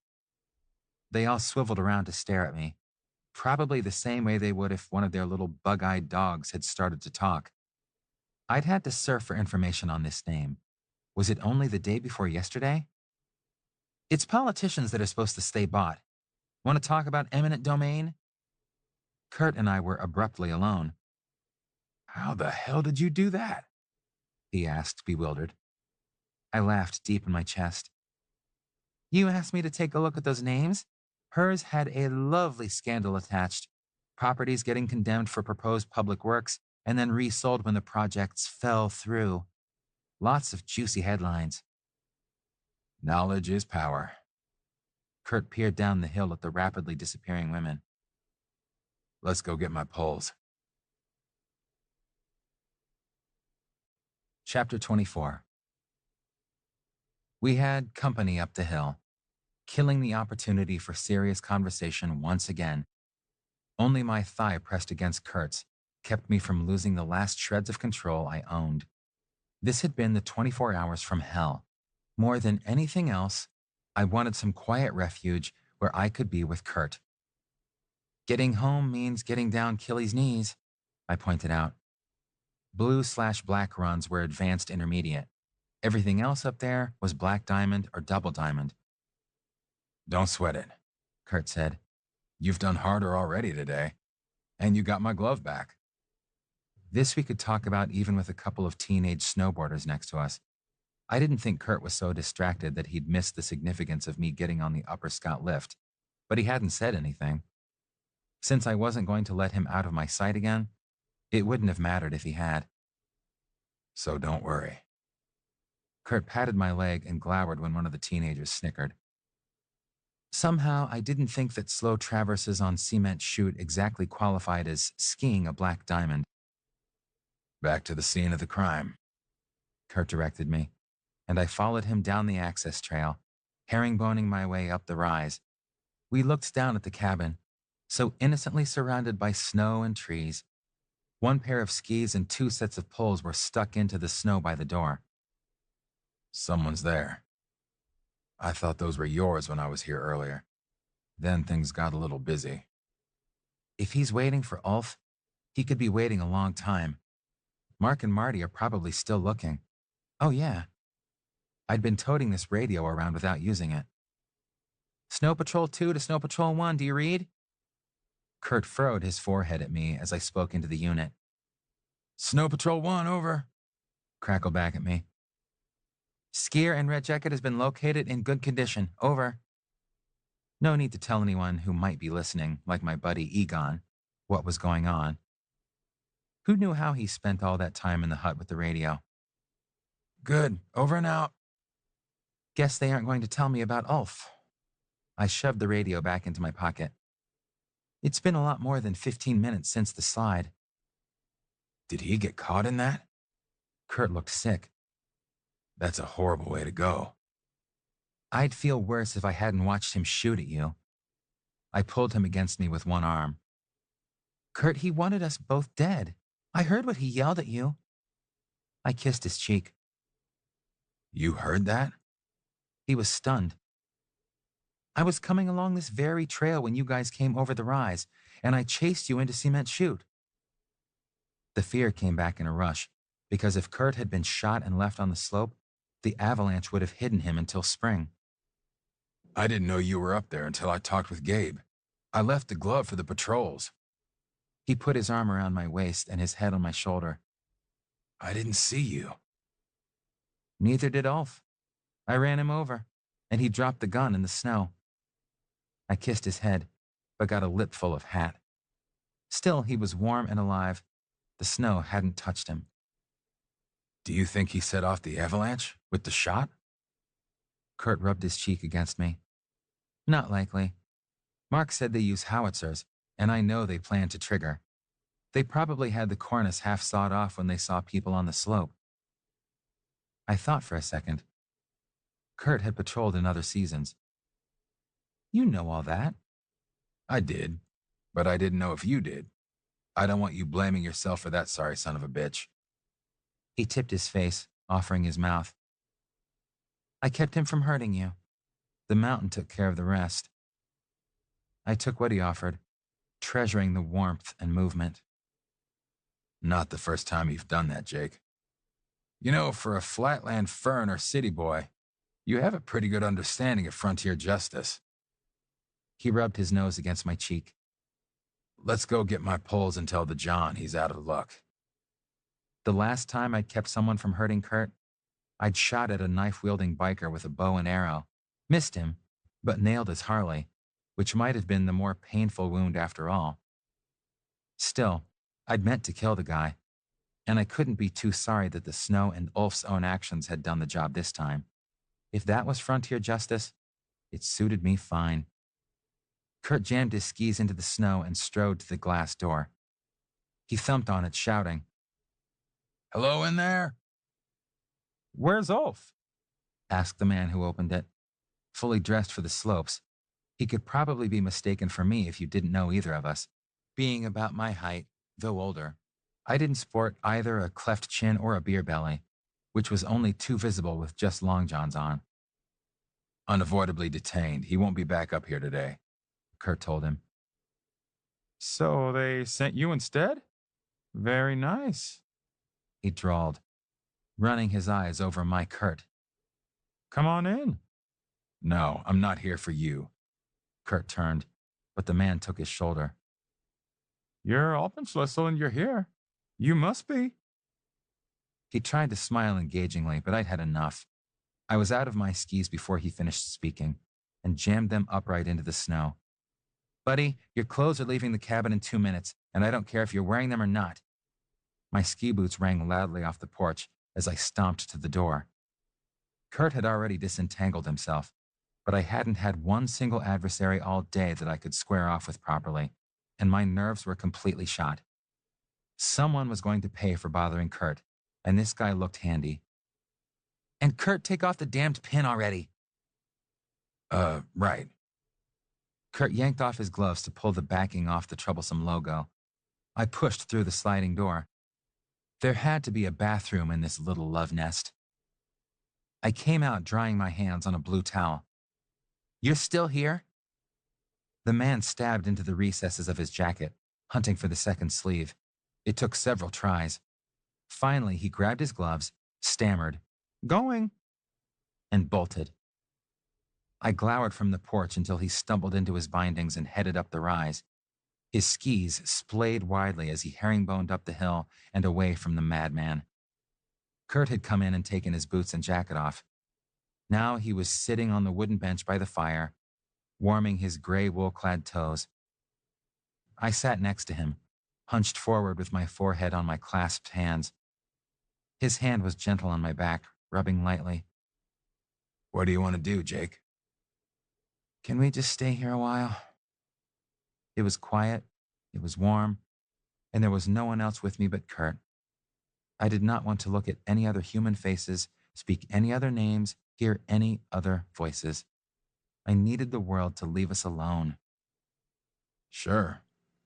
I thought that was why you threw the John out. He sat forward and drew my jacket off my shoulders, making me sway with the movement of my arms. It was that or hit him. I was so tired now that I wondered where I'd have gotten enough energy to hit the guy a second time if he'd resisted. All the adrenaline, anger, fear, and power that had kept me going all morning were gone, as if they had never been. I balanced my head carefully on my hands, because only the tripod effect would keep me upright. The fire was almost too warm on my face, but I couldn't really move away. Kurt was rubbing my back again. His face looked the way I felt. He'd been through his own ringer today. Eyes closed, he asked the question that meant he wasn't going to listen to anything I said before I ate something. Did you have any breakfast today, Jake? There was cream in the coffee. I hadn't delayed following him to the slopes until my body had settled enough to feed it. Why do you do this to yourself? He grumbled as he got up, returning with a wide-mouthed thermos and a spoon. Kurt pulled me upright against the back of the bench and sat close to me, holding the container below our chins. Eat, okay? The spoon brushed my lips, so I opened my mouth automatically, letting him tip vegetables and broth in. A spoonful went into his mouth while I chewed. Then he fed me another. The soup disappeared into us, letting life and warmth return. I slipped a hand behind his head and stole a drop of broth that had escaped the corner of his mouth. He turned it into a tiny kiss and let me slide my cheek along his, even though my stubble rasped his smooth skin. He'd taken the time to shave this morning, though I had not, and the stroke raised the color in his skin. We'd been bright pink from the cold, which had faded to unfed pallor once in the cabin, but now he was uneven. I sanded his other side for symmetry, though he fended me off with the spoon. If you're this lively from the soup, I have great hopes for what the sandwiches will do to you. Kurt kissed me again before taking the empty container away and returning with bottles of water and a plate of deli excess. The sliced turkey mounted more than an inch deep in its nest of bread and mayonnaise. We each grabbed a triangle and gobbled in silence. Sighs of relief followed, which was my cue to take the plate back to the little table. Sitting back next to Kurt, I brought up the 600-pound gorilla. Why was Ulf shooting? I was going to go public about Alpenschlüssel if Rudy didn't cut me loose. After yesterday, I don't think he or Ulf trusted me not to do it anyway. Jake, if he'd done even half of what he'd said he'd do to you, I'd have hurt them every way I could think of. Publicity would have been just the start. He nibbled along my jaw, ending in a lopsided kiss. I noticed anew that he had a puffy lip. Did Ulf hit you? No, Mark did, last night. Don't you remember? Bits and pieces. It wasn't a good night. The master of understatement speaks, and you say that I jump to conclusions. Kurt pulled me back against his arm. Though your conclusions weren't entirely out there. The women made it pretty plain that it didn't go the way they expected. I rested a hand on his thigh. For which the good Lord, you, and Renzetti's Pizza are to be thanked. She threw me out after a visitation from the ghost of garlic past. Kurt chuckled at the memory. The ghost? Oh. I wanted to laugh. If he'd told me this before I'd eaten, I might have cried instead. I swung my arm behind his head and brought his face to mine. I don't scare so easily. Mindful of the damage, I slipped my tongue along his lower lip, meeting his tongue in the softest of caresses. And neither do you. What did Ulf say? He looked straight ahead into some future that wouldn't happen now. Jake, what he threatened makes me hope the avalanche finished him, just so he can't ever touch you. I'd have done whatever I had to, yesterday, to keep him from shooting to maim, or... He stopped. The pain in his face said enough. And I did. I fixed it. But Jake, I really hope he's dead. If he touches either one of us, he is for sure, I told him. And then it was time for both of us to quit talking. Chapter 25. It would be easier to get the ski pants off if I took the boots off first. We stood up to strip each other and were doing pretty well until we got to my pants. Kurt pushed me back onto the bench and then took one boot off with a mighty heave, while I tried not to slide off the seat. Then he wrenched the other one off and slipped the long johns and ski pants the rest of the way down my legs while he was at it, throwing them on the floor behind us. We still had 2 pairs of socks each, but they weren't in the way. Noticeable, though. He looked down at my one gray woolly foot and one white woolly foot. I'd bought a different color so we could keep the laundry straight. Oh, Jake. He knelt between my knees and ran his hands up and down my legs as he chuckled over my comfort clothing. I missed you this morning. I pulled him against my chest. We were skin to skin now, with the gas log casting warmth. His buns were aimed toward the fire. Their lightly toasting surfaces were warm under my hands. I missed you last night, he said. That bed is too empty without you. If I'd taken Mark up on his offer, one thing I did recall a little too well. This conversation might be going a very different direction. There's a bed over there, calling our names. What were we waiting for? Our sock feet had no traction on the dash across a few yards of wood flooring, but we did manage to make it to our target. After months of camp cots and sleeping bags in the cabin and sex on any handy boulder, fallen tree, or meadow, it was still strange to slide into a bed. The sheets were as crisp as they looked, cool against my skin. The turned down comforter came to my waist, covering my erection, but the air was much chillier here in the corner of the cabin, so I flipped the goose down up over our shoulders. Turning to face Kurt, I marveled at how his tanned, blonde good looks showed against the white pillows. His chest was bare and exposed to my hands, if not my eyes, so I stroked his skin. His hard cock was concealed but not imprisoned. I needed only to slide my hand farther to find his erection. Knowing he was hidden but accessible excited me. Our al fresco sex had left me unaware of how tantalizing a little bedding could be. I explored his exposed skin first, kissing and licking my way across his neck, then ducking down to his chest. He ran strong hands down my back, massaging and investigating. Moans rumbled from his throat, and then I had to come up to catch the sounds in my mouth. I lay on top of him now, skin to bare skin, the covers still hiding our bodies. He sought my lips as eagerly as I sought his, the puffiness making the kiss awkward. We laughed a little when our teeth clinked together. "Easy, Jake," he said, licking my lower lip. But he didn't stop the sensuous motions of his hips as our hard cocks rubbed together, trapped between our bellies. He felt so good, so right pressed to my flesh. If we were any closer, one of us would be inside the other, and I could barely wait for that.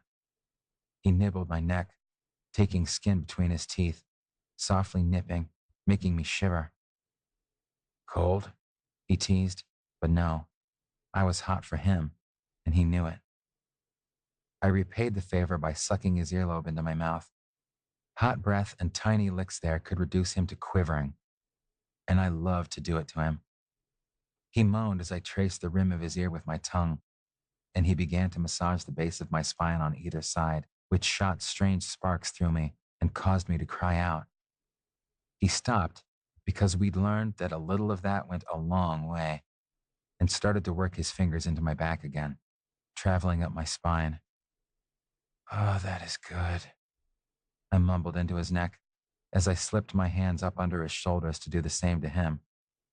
With hands, mouths, and bodies, we kneaded each other in the light from the windows and the flickering gas log. Wondering if Kurt thought this concealment was as exciting as I did, I started wiggling my way down to the foot of the bed, pulling the covers over my head. I had to be a lump in the bedclothes crouching over his groin, taking his hard cock into my hand, stroking him from the base up to let me feel his excitement. 7 inches of hardness was mine to play with, and I did, slipping his skin over his shaft. A tiny bit of light filtered through the sheet and the down, letting me see what I was about to put into my mouth. The covers did nothing to muffle his panting and exclamations, which grew louder as I sucked his balls into my mouth one at a time, letting them slide out again and nibbling the rough, slightly furry skin of his sack. "Have some mercy under there, Jake," he gasped. He thrust a hand beneath the covers to stroke my hair. I'd let mine grow out more too, and it was making curls at the back of my neck, which he played with at times like this. "Never," I growled playfully, and sucked the tip of his cock, with its little bead of moisture, into my mouth. I took more and more of him in, swirling my tongue over the soft head, down the hard shaft, before coming up again. Intending to do this to him until he ended with orgasm, I set about sucking Kurt into a frenzy. Not being able to see his face was a good thing this once, since he might have distracted me from my single-minded application of mouth to cock. I had to slip one hand under his thigh to catch his wrist before he could change my rhythm, and when he put his other hand under the covers, I caught that wrist too. Nothing would suit me today other than Kurt spending himself into my mouth as I played with him from my hiding place.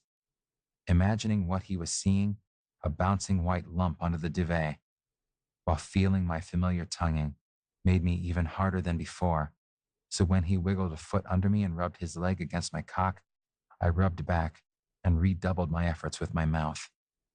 Finally, I had to release his wrists to hold his shaft with one hand and his balls with the other, plunging my mouth over his cock. He curled around my head enough to grab my shoulders. The pleasure overwhelmed him, and I heard his strangled cry as he pulsed and came. For long seconds, he throbbed and spurted, giving me what I wanted, before falling back against the pillow to catch his breath. He gasped, and I uncurled, easing my way back into the fresh air and the light, finally stretching out full length against him, the covers drawn up to our armpits, my hard cock pressed against his side. I'd just give him a few moments to get ready for whatever we did next. When he had enough breath to kiss me, it would be time enough to move on, and in the meantime, I could caress his arms and sides. "What you do to me, Jake," he murmured as he sought my mouth with his. I'd been completely inexperienced when he first took me, but I'd learned a lot these last 5 months, and I loved being able to please him. "What else shall I do to you?" I asked, knowing his orgasm might influence his opinion of what he wanted now. "I think you'll give me the chance to return the favor," he said between kisses, and then plumped the pillows behind his head. "Come up here where I can suck you." I'd never turned down that offer from him. It was the first sex he'd ever proposed to me, and it never grew old to feel his mouth on my cock, though today some caution was in order. "Even with the fat lip?" "Just get up here." Eagerly, I escaped from under the comforter to straddle his shoulders, letting my cock wave enticingly near his mouth. I'd have to be careful, since his hands were behind me and he couldn't control the depth, but he'd grown steadily more skilled at taking my 8 inches down to the base. With his hands on my hips, Kurt guided me to his lips, licking me all over as my cock jumped away from his tongue. Part of it was me shivering, because the head of the bed was away from the fire. "What idiot made this bed?" Yanking the goose down untucked and throwing the pillows toward Kurt's feet, I turned us around so my bare body was in the warm zone. The brass bed frame was lower at this end, but no matter. Kurt was warm under the comforter, and now so was I, over his head. "A little help here," he said with his tongue out and waving. My cock came down to bat his nose when I swung my leg over him again.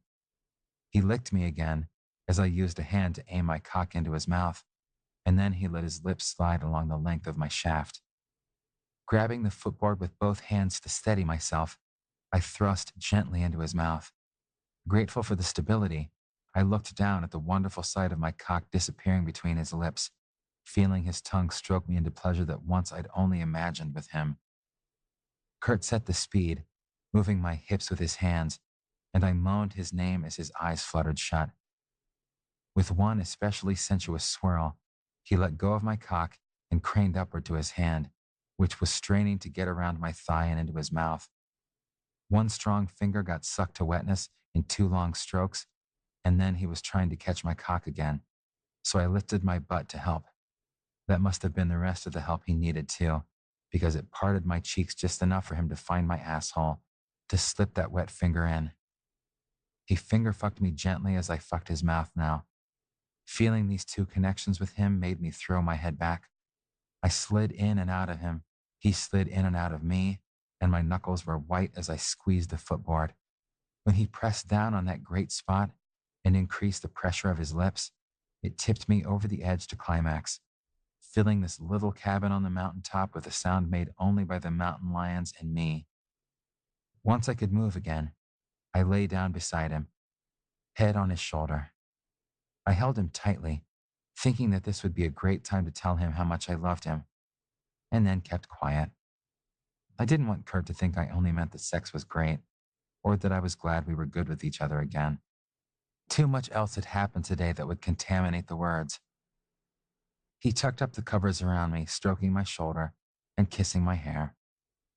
"Are you my happy man again?" he asked me, and the hope in his voice was a palpable thing. "Very happy and very yours." I could tell him that without the baggage of the other words, and I held him even more tightly. "Good," he murmured. I think we have time for a nap." Chapter 26. Nature woke me, though she'd let me sleep just long enough to be refreshed. I eased out of the bed without waking Kurt, stopping to brush a lock of hair off his forehead. His lashes lay against his cheeks, long and sandy blonde like his brows. The swollen lower lip disturbed his handsome symmetry, leaving his lips parted on the one side only. We'd taken a lot of risks with each other and for each other, but this was the first physical marking he'd taken on my account. He'd wished Ulf dead, though, so the psychological marks had gone deep. When I got back, I'd spoon him from behind to protect him from whatever I could. It might have been his empty arms that roused him and sent him in search of me, but he found me in the tiny bathroom, unwrapping one of the miniature toothbrushes at the side of the sink. He rubbed one eye while he watched me generate a mouthful of foam before standing with his back to me at the familiar fixture of the two. "What's that thing?" I asked, after I'd rinsed my mouth. Twisting a knob shot a fountain of water into the air. I turned it off a lot faster than I'd turned it on, even though the basin caught the water. "It's a bidet. They're all over in Europe." Kurt started brushing his teeth with another tiny toothbrush. "Makes sense." He stopped to rinse. "To have one up here." "Why?" I regarded the rimless basin with the spigot, knobs, and drain with some suspicion. "Because it's not for washing socks, which is what I did the first time I found one." Kurt chuckled. "This is a sex hideaway, and it's for washing you." "The sock thing is a little more obvious," I started to say, but Kurt steered me until I was straddling the basin, then sitting down with my tackle dangling in. Uh-oh. He turned the knobs, shielding me from the water until he'd gotten the temperature to his satisfaction, and then taking his hand away to let the fountain hit me right in the nads. The warm water felt good, if strange, and then Kurt knelt beside me, one arm around my waist. He pumped a bit of soap into his hand. "The whole point is to spot clean your crotch," he told me as he rubbed the soap all over my cock and balls. "Anytime you'd like." He paused to kiss me. "Europeans think we're a bunch of barbarians for relying on toilet paper alone. Scoot up." Moving farther onto the bidet as he patted my butt, I could see the point. This was deluxe and got better. He took another pump from the soap dispenser before sliding his hand into my crack, working suds into every little crevice. He slipped against my asshole, and I understood exactly why he said, "If we ever have a bathroom to build or remodel, we're putting in one of these." "Oh, yeah." I'd already put my arm over his shoulders to encourage his kisses, but now I needed him for balance as he teased me with a soapy finger. My cock was already coming back up, and I was getting anxious for him to slip that teasing finger into me. "Get me really clean." "Plan to." He finally penetrated my ass, stealing my reason with his soft pumping. "And really rinsed, too, or I'm going to be hiccuping bubbles." It took me a second to figure that one out, and then I nearly fell off the bidet. "Yeah, Jake," he whispered into my mouth as he let the water gush over me. "I'm gonna taste." Pretending to myself that my wobbly knees were from all that hard skiing and not from anticipation, let me get to the bed without actually falling. Though when Kurt tipped me onto my back, it was just barely in time. He tucked the goose down around us as we shivered slightly from the chill air. The gas fire didn't warm as far as the bathroom. "You aren't going to stop me like you did that once, are you?" Kurt rolled on top of me, tracing my features with his fingertips. "That was before I met the bidet. Though I might," I kissed the fingertips dancing lightly over my lips, "start screaming something about fuck me now." "I'll fuck you when we're both good and ready," he promised, blue eyes dancing. "And I'll be the judge of when." Take your time, I thought, as we rolled together. Kissing and nibbling, an afternoon in bed was new for us.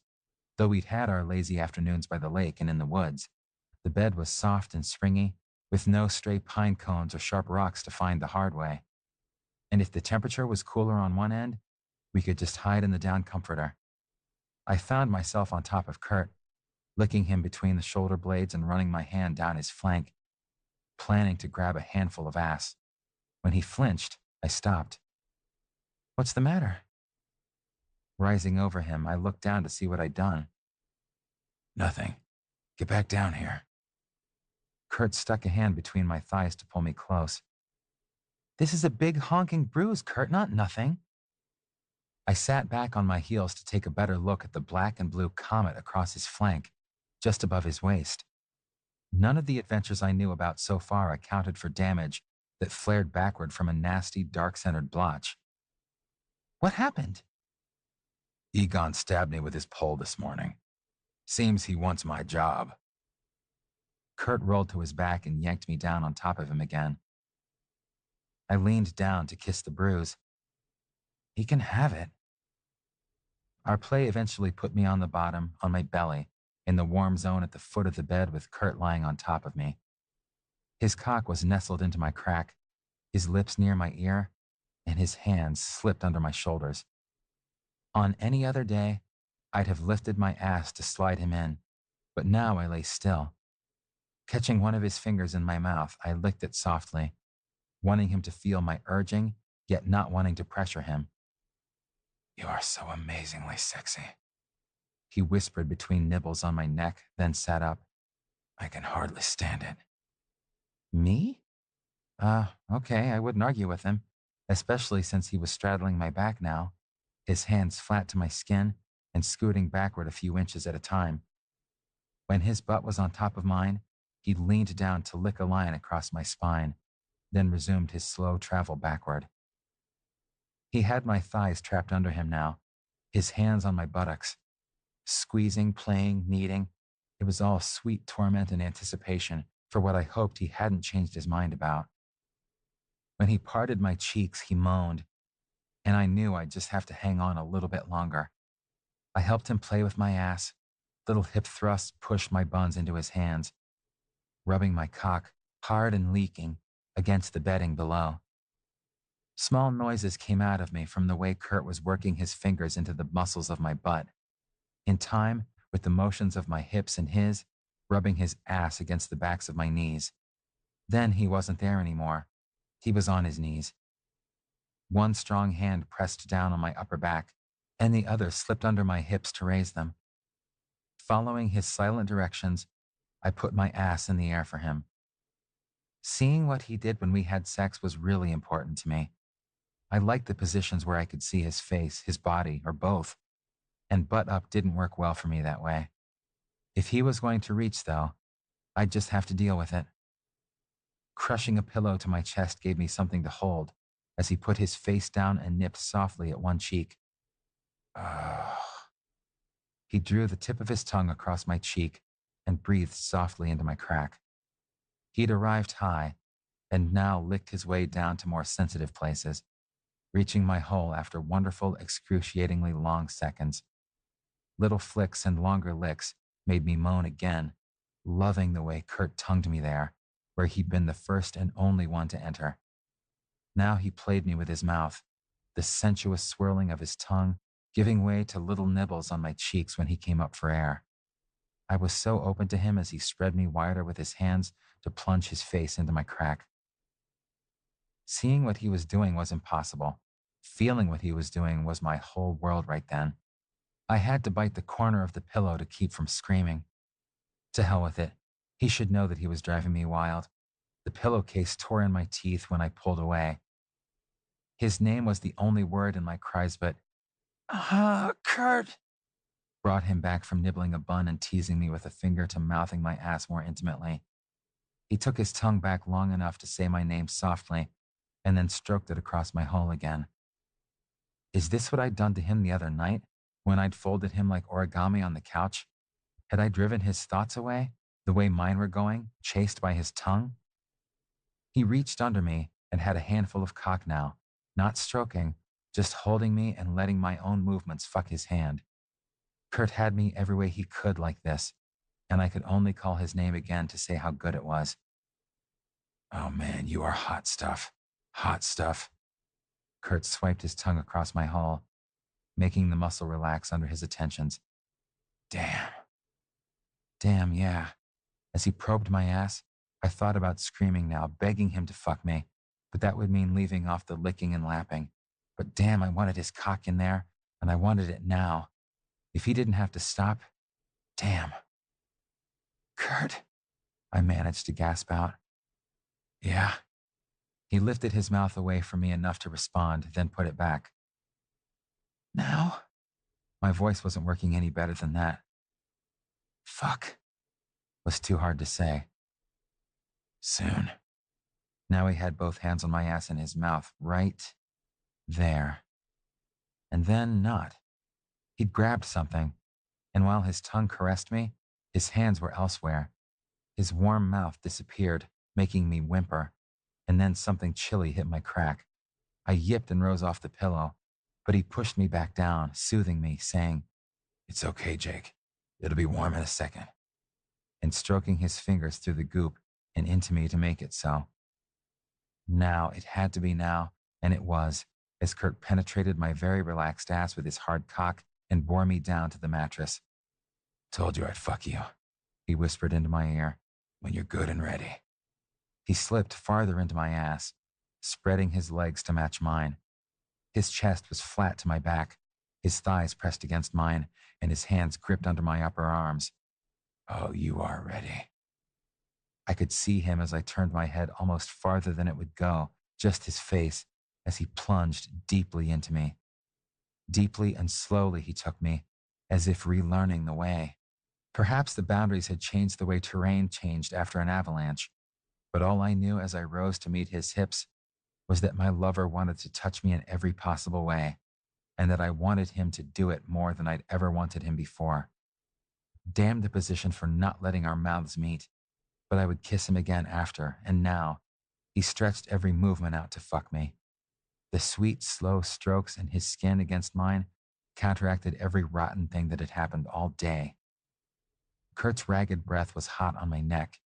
He pumped faster the closer he came to climax. Matching him risked him slipping out. It was far too wonderful to chance, so I held still as he thrust into my ass, welcoming the stretch and pounding inside as he grew wilder. For leverage, he finally had to raise himself above me on his hands, to plunge into my ass with crazy, desperate speed. He exploded into me with a strangled cry, pulsing and throbbing with his orgasm. I could barely breathe from his weight falling against me. I'd have to outweigh his pleasure to get my face out of the pillow. We could both breathe again after a while. Then he let me turn over and rested his face against my chest. I held him, happy to have found him again, happy to hold him, willing to wait for my own release until he could share it with me. "Hey, hot stuff." Kurt lifted himself high enough to kiss me. Sweet and slow again. We brushed against one another, tongues sliding softly. Lipping the puffy part of his mouth as gently as I could, I told him without words that I was sorry he'd gotten hurt on my account, but that I'd heal him, kiss him better, love him to wellness again, and he nibbled back before stroking his cheek against my stubble. His hand stole to my groin, where my erection swelled, hard and hot in his palm. Matching the speed of his hand to the speed of his tongue, Kurt kissed and stroked me, swallowing all my incoherent sounds. I couldn't stay still against him. My hand behind his back strayed from waist to butt, groping and caressing. With my other hand, I controlled the kiss, slipping my fingers through the curls at the back of his neck, begging him for more of everything he could do. When my climax hit, I hid my face in his neck, clutching his ass and spattering my chest with hot fluid. My cock jumped in his hand as he coaxed the last spasms out of me, making the droplets of cum land on my skin. The tremors dwindled and faded away after a time, but I couldn't let Kurt go now that he was in my arms once more. He gazed down at me, and I knew all was right with my world again. His dimple was showing. Chapter 27. I could have stayed in bed for hours yet, but there was a small matter of getting off the mountain in daylight. "Rudy's supposed to meet me." Kurt got up to find his clothing. "I'm going to get this straightened out once and for all, and I want to do it before he finds out about Ulf." He still had his socks on, which would save him a good 5 minutes of hunting runaways. We haven't found out about Ulf. Not that I had a lot of hope for him. The avalanche had been more relentless even than fire. We will. You still have that radio. Kurt lifted the bib straps over his shoulders. Poking my head out of the fleece, I had to agree. I need to give it back. Mark would probably be in trouble for giving it to me. He would. Bet that won't figure in his report. Kurt turned off a valve, making the flames wink out on the gas log. Bet a lot of things wouldn't figure in his report. For that matter, I hadn't reported quite everything to Kurt about Mark.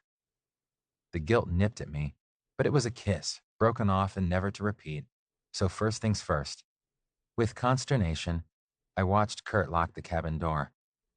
I'd throw this into the snow, but I'd rather shove it up Rudy's ass.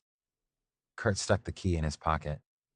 Especially if Ulf was acting on his instructions. He threatened to kill me yesterday, so it's kind of hard to tell. He gave me a quick kiss before he dropped his skis on the snow to step into them. He did? Again, I was grateful to the mountain for taking care of the threat to my lover. He didn't like all the suggestions I was making. Come on. Kurt looped the straps over his wrists and dug the poles into the snow. Achilles' knees ahead. I followed him up the rise and down, and then a little farther up, before arriving at the top of the run. The sign had a blue square with a black diamond in it, telling me there was a greater challenge here than I'd faced before. Ready? Kurt grinned at me. I grinned back. After everything else that happened today, what was a blue/black hill to worry about? Ready? I pulled over the brink and headed down the slope. Speed? I laughed at speed, picking up more on my way nearly straight down the top of the trail. I didn't try to turn in the fluffy churned powder and barely turned once I came to the more heavily groomed snow. Woo! I yelled, sliding around the curve, shooting past a surprised woman who was helping her companion up off the snow. Woo! Kurt yelled from behind me, telling me he was pacing me and enjoying it. Shred it, Jake! Whatever, I was having a blast sailing down that hill, which had widened out after the curve. The snow was mine as I shifted my weight, carving long curves down the hill, reveling in the steepness and the speed. The bumps at the bottom did inspire me to a little caution. Kurt and I hadn't done moguls yet. Someone was pounding his way through the mogul field, though I could devote little attention to how he bounced from one mound to the next in the long section. The sides tapered to only a few bumps. I'm gonna do it, I yelled to Kurt and the world. If I went slightly to the right and popped to the left, right now, my skis sprang from one hillock to the second. I flexed again and ran out of bumps just in time.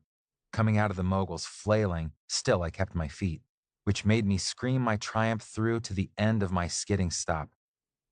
Wahoo! Yeah! Kurt hit the mogul field at its deepest point. I watched him blast through about 9 hills before coming back to even snow. His upper body barely moved as he bounded through. From the waist down, he was a spring. His feet moved with a life of their own, dancing from mogul to mogul. Wahoo! I yelled again, shaking my poles at the sky, amazed by what he could do. Damn! Wahoo! He screamed back, pumping his fist. That was great! We clanked our poles together in an overhand salute before turning down the hill again. The radio crackled before we reached the lift. I'd nearly forgotten it in the joy of the run. Now I was called back to reality. Snow Patrol 1 to Snow Patrol 2, over. I cranked to a halt to fumble the radio out of my pocket. Yanking a glove off, I found the push-to-talk button. Kurt pulled up in time to hear me respond. Come in, Snow Patrol 1. What is your location? I looked at Kurt, who looked back with concern. Marty's voice was crisp and businesslike, no trace of elation. That couldn't be good. Achilles' knees just above the junction? Get to the junction and wait. Out. More slowly now, we skied to the junction with the Black Diamond Run, choosing to wait inconspicuously at the uphill side of Achilles' knees, where no one had reason to look for us. Other skiers drifted past as we waited, mostly off Achilles' knees, but patrollers in burgundy jackets whipped past us off Cement Chute. I slipped my arm into Kurt's, needing some kind of contact. but neither of us broke the silence. Waiting for bad news made the time pass slowly, but eventually 2 more skiers in burgundy jackets appeared above us, turning to come down off the slab at the shallowest angle possible. The stretcher Mark pulled might have flipped had he taken a more aggressive approach. Marty skied behind the toboggan holding the stabilizer bar, and the set of their shoulders said everything about what they'd had to do since the slide. "We found him," Marty said when they pulled up next to us, hidden from the blue/black slope by the trees. "It took us and the other 6 guys close to 2 hours just to find him." He sniffed hard. "Might have gone faster if we'd had the dogs, but they're up at Telluride. There was a backcountry slide yesterday, and they're still hunting." "Wouldn't have mattered." Mark swiped an arm across his face. "His neck was broken. Maybe his spine farther down, too." "Then it was fast?" I couldn't grieve for Ulf, but I couldn't wish him a lingering death either. I glanced at the stretcher, where a black tarp covered the body head to toe. "Lord, I hope so," Mark said. "It could have been one of us." He turned from me to Kurt and looked down at the snow. Marty was closest. He put an arm over Mark's shoulder on top of the deflated avalanche balloon. "Or all of us." "But it wasn't, because of you guys." Kurt stepped forward and touched Mark's arm.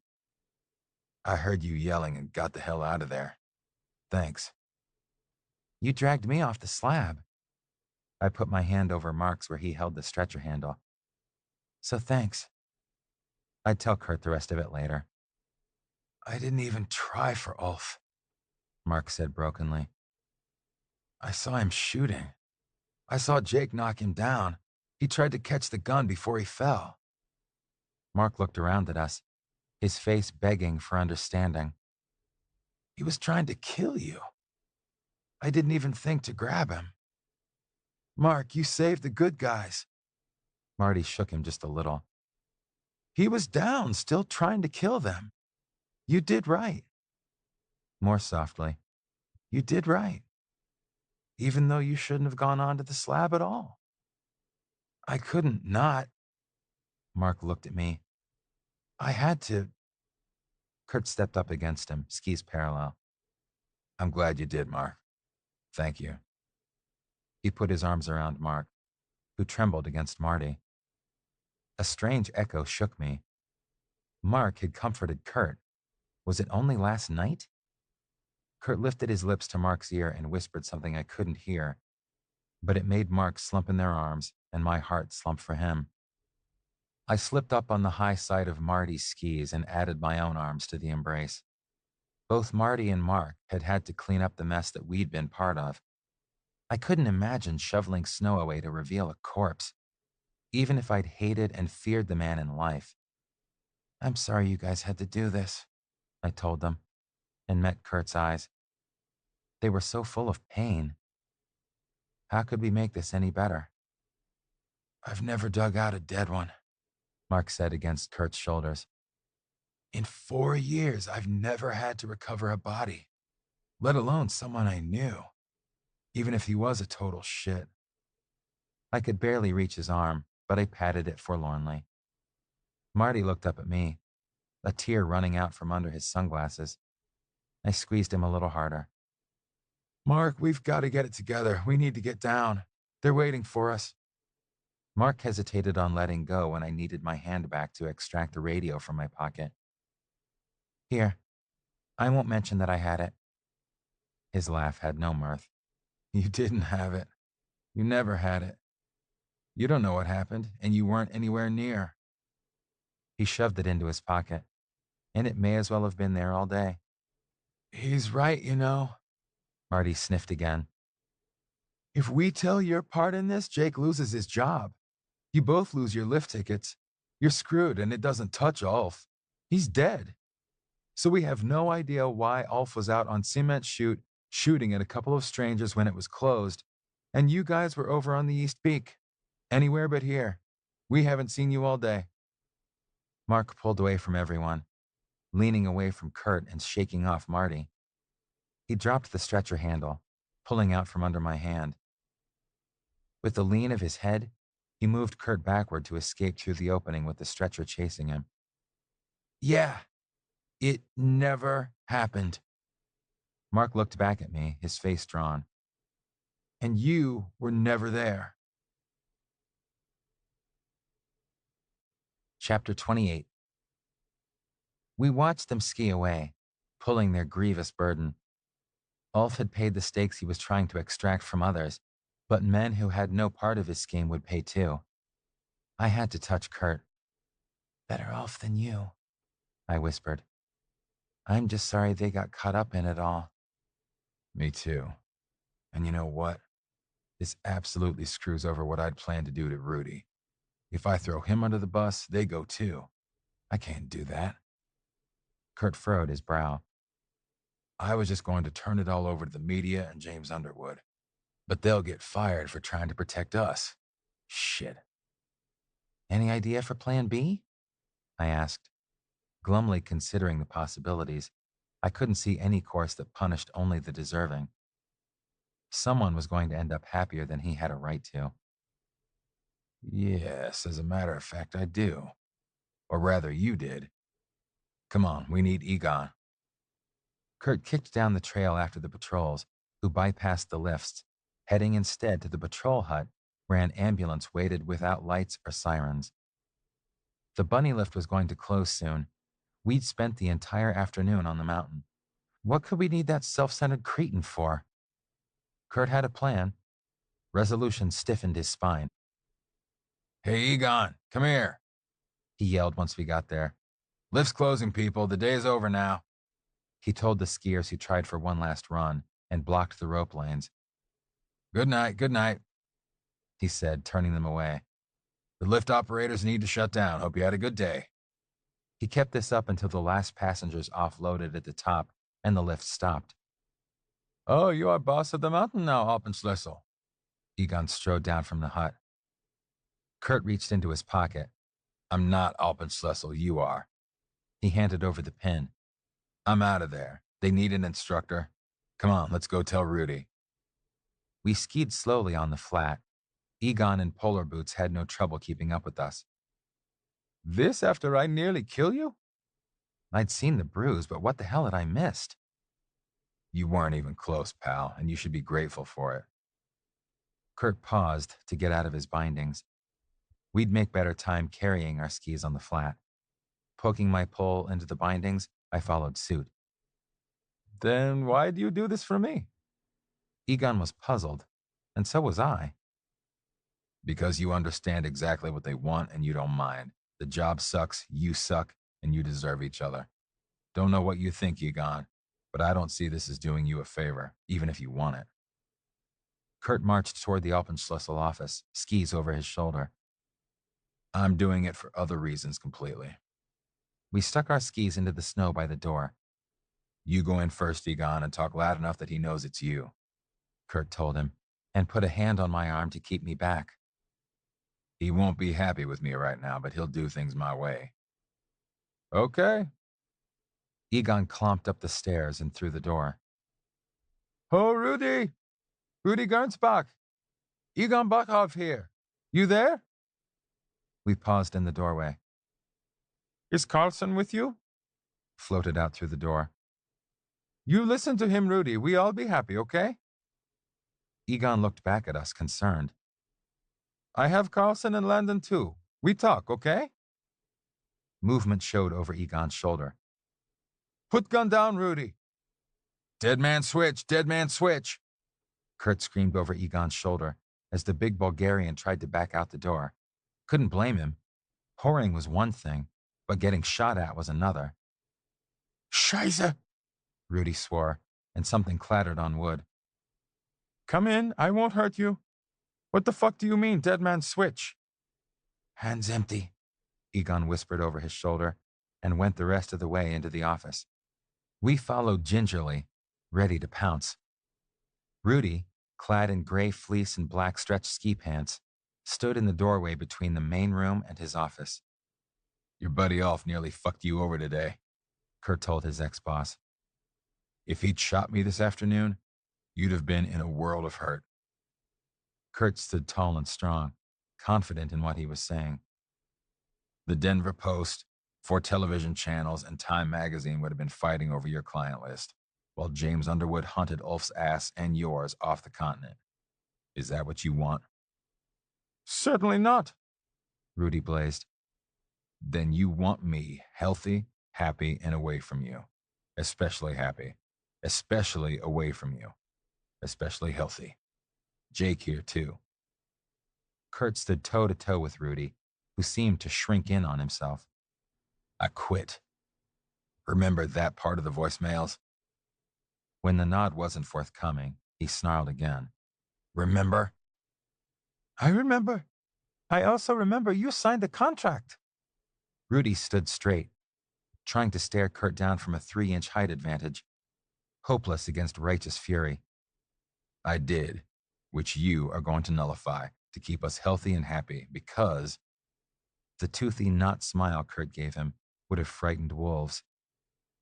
If our health and happiness fail because of you, I forget to reset the post dates on a whole bunch of blog posts that contain a whole bunch of interesting information that came out of that computer right there. He pointed at the monitor on the desk.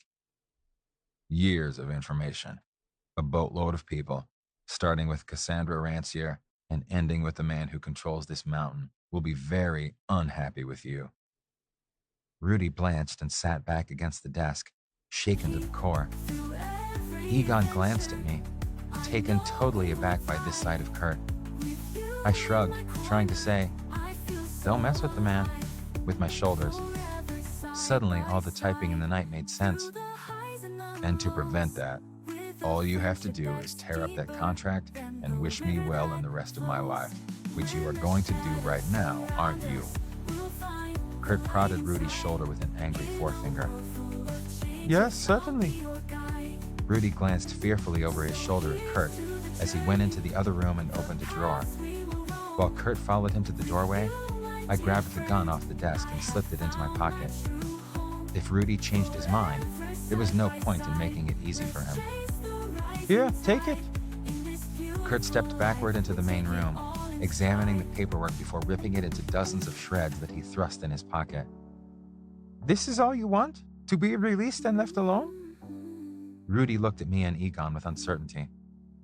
Almost. Kurt zipped the pocket closed over the shreds. I want our pal Egon to get the job that he thought he was getting, that he wants and I don't.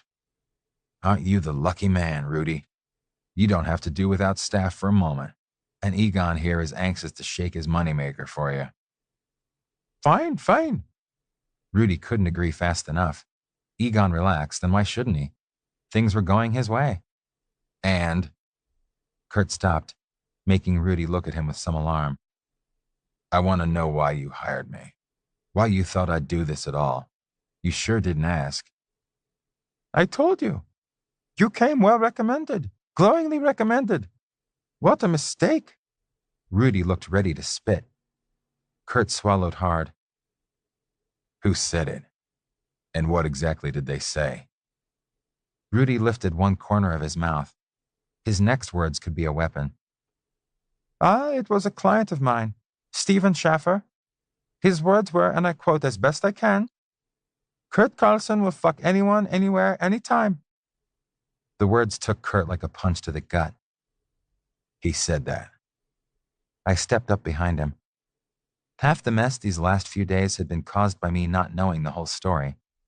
There had to be more than that to this bald statement, so I placed my hand on his shoulder and squeezed softly. Kurt shouldn't think I would make the same mistake twice, even in the teeth of this accusation. Rudy smirked. He was quoting his son, I believe. His knowing eyes dared me to react. Benji said that. Kurt swayed under my hand. I put my other hand on his other shoulder and pulled him back against my chest. Hearing the words and Kurt's acknowledgement was making me ill, but that would have to wait until we were done with Rudy, and Rudy was cruising for a bruising. My lover looked over his shoulder to catch my eye. Yosemite. Oh, that. I made the words as nonchalant as possible. I already knew the story of the sex on the rock wall And more to the point, I knew how badly it had hurt Kurt to be rejected afterward. He'd been more than half afraid I'd do the same 5 months ago. Benji is old news and a fool besides, Rudy. I wouldn't believe him if he said Colorado is cold in the winter. Kurt straightened under my hands. Are we done here now, Kurt? Just about. Congrats on the new job, Egon. He turned to go, but I had one last thing to say. Rudy, believe everything he said. I gave him 2 seconds to digest that, and then doubled him over with my fist to his belly, leaving him writhing on the floor. I was gonna do that. Kurt reproved me mildly. My turn to clean up the mess. I pulled him over into a one-armed hug. Let's get out of here. Chapter 29. Leaving our skis and boots in my locker at the staff hut let us wear our normal boots home. The ride on the shuttle was strange. I had so much to say and no desire to say it in front of the crowds returning from work on the mountain. The big advantage was that the shuttle was so full I got to stand pressed against Kurt's back, though millimeters, and sometimes nothing, kept other people from pressing against us. Chelsea caught us halfway down the hallway. Hi guys, I was just looking for you. I barely recognized her from the other night at McTavish's, but recalled seeing her strawberry blonde curls nestled against Marty's shoulder. I left a note on your door. Why? What did we do this time? Kurt asked wearily. Rough day? Hey, I just wanted to find out if you guys had plans for tomorrow, or if you wanted to join us. It's a lot of the crew you've already met. Her wide blue eyes had nothing but welcome in them, something Kurt and I hadn't been encountering a lot lately. We looked at each other, trying to recall what was special about tomorrow. I'm working, I said. We all are. Thanksgiving is always a busy day in a resort. We won't meet until around 7 for dinner. I'm cooking the turkey now because I've got classes all afternoon, but it will be out of the oven at midnight if I don't plan ahead. Do join us, she offered. Do you want us to bring something? Kurt asked. I'm off. I can take care of it. Thanksgiving. How had we lost track so badly of the time? Oh, yeah. You are? Chelsea was surprised and then tried to hide it. Actually, I am unemployed. Temporarily, I hope, but tomorrow is mine. Is there something no one has volunteered for yet? Kurt knitted his brows. Supplies might be a problem. No one's mentioned sweet potatoes? Chelsea paused. Bring plates and silverware for yourself. That's the one thing we don't have enough of to go around. And plan to balance your plate on your lap.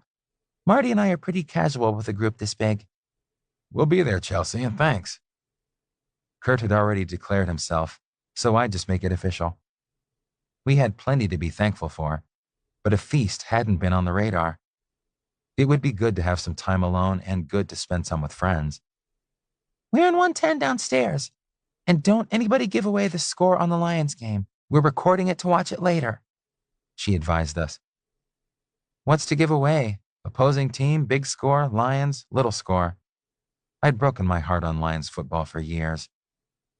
The spread is the mystery when you put it that way. And they could surprise us, you never know. She smiled at us and started to leave. It'll be a good time. Hey, Chelsea, I called her back. Have you talked with Marty this afternoon? No, why? She stopped, puzzled. It's just... How did I say this without admitting to knowledge I should not have? Something pretty ghastly happened today. Be extra sweet to him, okay? Okay. I guess you can't really talk about it, huh? She gave me a searching look. She probably knew exactly where he was supposed to be and what he planned to do. The gears were visibly turning in her head. What about Mark? Him too. We were talking in code, but everyone was on the same page. Great. There isn't anyone who's especially sweet to him right now, but we'll try to take care of him, she sighed. Thanks for the warning. Once inside our apartment, we shed parkas and layers, though Kurt dug a few things out of a pocket before dropping the jacket where he stood. The gun I'd lifted from Rudy hit the floor with a muffled thud when I dropped my ski pants. I'd need to do something about that thing. Clothing hit the floor right and left. No wonder Kurt's socks led a life of their own. Mine could start traveling at this rate. The couch groaned when I threw myself flat against the cushions. What a day. Come here. I held out my arms to him. Still one thing to do before I collapse. Kurt sat down with his butt against my waist. I let my hand drop into his lap, but didn't try to distract him when he started to poke numbers from a business card into his phone. Charles Lewis, please. Kurt leaned down so I could hear the call too. Great, this is Kurt Carlson. Kurt, how'd you get my cell number? I didn't give it to you the other night. The voice on the other end was booming, somehow familiar, and not entirely friendly. James Underwood told me to call you. I didn't put it together with Charlie from McTavish's until just now. He looked perplexed. And why would James Underwood tell Alpenschlüssel to give poor old Charlie a call? Because he likes my teaching, he thinks you should offer me a job, and because I'm not Alpenschlüssel. Never was, the way you mean it. I gave Rudy the boot. Charlie, the gossip columnist, could share that with the mountain all he liked. Did you now? I can only hope that was literal as well as figurative, he chuckled. No, though Jake did punch him. Great. Now Charlie, the gossip columnist, could share that with the mountain too. Couldn't happen to a nicer guy. So, I should offer you a job. You turned me down the first time. Chalk it up to youth, foolishness, and because you didn't offer me the same princely sum that you're going to offer me this time. Kurt dropped one eyelid at me. I am? Yes, you are. Because you are going to have requests for moguls and racing instruction by tomorrow, if you haven't already. And I don't think you read far enough back on my resume. I recall 1 season teaching and patrolling at Breckenridge, 2 seasons teaching and patrolling at Jackson's Hole. What did I miss? The important bits, like a full-ride ski scholarship from the University of Colorado and 2 seasons on the U.S. ski team. Little things that might mean I really know the skills you need me to teach. Whoa, that impressed me, though I was going to make him pay for giving me shit about the granola life at CU at Boulder when he'd gone there himself. CU, huh? Okay. You might be right about the skills part. I am, and the rest. So what about it? Kurt's words were lighthearted, but his face didn't match. As it happens, I've already talked to Mr. Underwood. Is this princely enough for you? Charlie named a figure. Well... Kurt pretended to consider it, while pumping his fist in the air.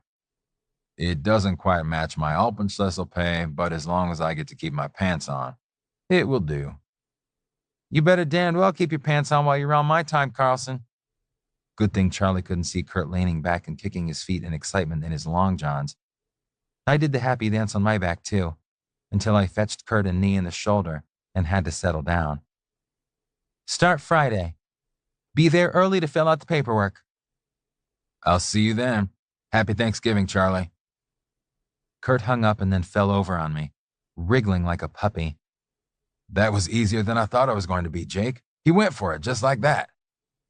He kissed me hard and I grabbed his ass for glee. All right, that was great. And all because 5-year-olds like you. I poked him under the arms. I hardly think that's the only reason, Kurt. Maybe not. He poked me back and then nestled on top of me and lay still. It's been a rough couple of days, Jake. Really glad that's over. There was still one looming disaster. I could keep quiet, and Kurt might never know. But I'd know. Kurt, one last thing. His lifted eyebrows tickled my cheek. Oh? That bit where Mark said it never happened and I was never there. I was, and it did. Meaning what? After the avalanche. Kurt, I wasn't kidding about him saving me. He got me off the slab and into the trees and hung on to me so the avalanche vest would protect me too. I didn't want to hurt him, but I wanted him to hear this from me, just the way I'd heard about Benji from him. He hung on tightly, you mean? We both hung on. It was pretty scary. And when it was done, it was pretty damned good to be alive. So good that you... Kissed him. I'm sorry, Kurt, but I kissed him. Should I even be holding him while I confess this? I see. Kurt lifted a hand to my face and ran his thumb down my jaw. So how did he taste? How could he be so mild about this? Pretty good at first, but then he didn't taste like you, and I got scared that you'd been caught, so I had to go look for you. I caught his hand and pressed it against my cheek. Planning to do it again? His voice was still soft. No, I wasn't planning to do it the first time.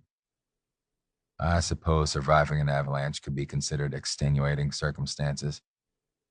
We both know about being glad to be alive. He went back to stroking my jaw.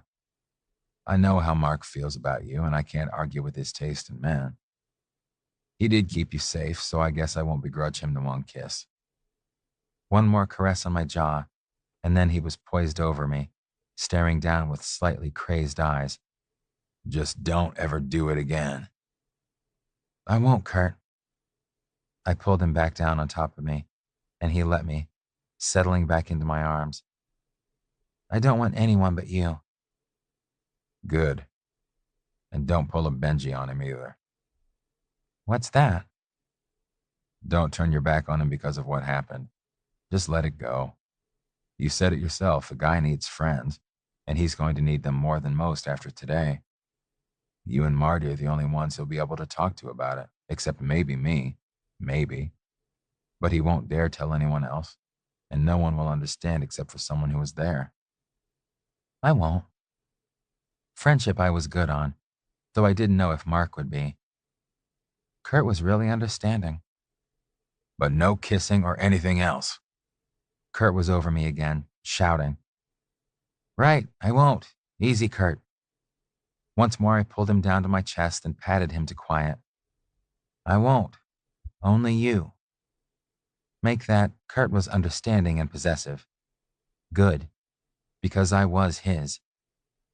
Everything we needed to say was getting said just now with small touches, gentle caresses.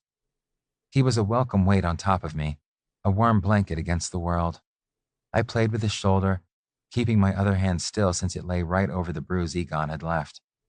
Which made me wonder, why did you need to get Egon involved? I needed him to be my replacement, not Ulf's. Rudy would have fought a lot harder if he'd known he needed two people and not just one. Did you know Egon is supporting his family in Bulgaria? That's why he was so angry at getting passed over. I didn't want to give up my perception of Egon as a complete jerk, but this was something to think about, something more to think about. We lay together silently, with all the turmoil in my head, and maybe in his. I wanted to say 1,000 things all at once, and couldn't pick one to say first lest the other seemed the less important. Things about being careful, that I was glad he was alive, that I was proud of him for being who and what he was, and all of the wonderful things those were. That I was glad he chose to be with me, that I stood amazed at how he'd solved the Alpenschlüssel problem without hurting people we liked, that he could forgive me, and that he could be strong enough to stick while I grew strong enough to forgive him for something that didn't need forgiveness in the end. I needed, desperately, a way to tell him all that, but there was just no way to begin.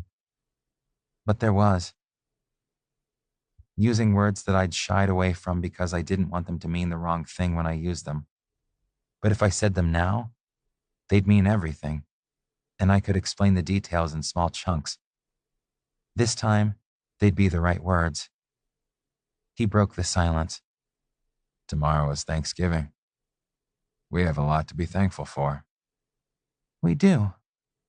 I squeezed him tighter and rubbed my cheek against his hair. Starting with being together. Especially that. He sighed and seemed to get a little flatter against me. Especially that. I tipped his face up to mine and kissed him gently. You matter more to me than anyone in the world. Kurt, The words stuck, making me clear my throat. I love you, Kurt. Oh, Jake. He raised up over me again, but close this time. Close enough for kisses.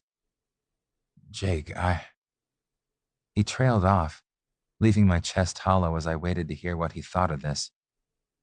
Jake, I love you too. Then he bent to kiss me, and Thanksgiving started. Mistletoe on the Mountain. Short story. I needed a microscope to find my Christmas budget. My family would understand. Paperbacks chosen carefully would please them, both for the reading and the thoughtfulness, and Mom and Dad would appreciate that most of what I made was going into the tuition fund. I'd be buying books once I got to pharmacy school, the sort that weighed 10 pounds and cost more per pound than steak.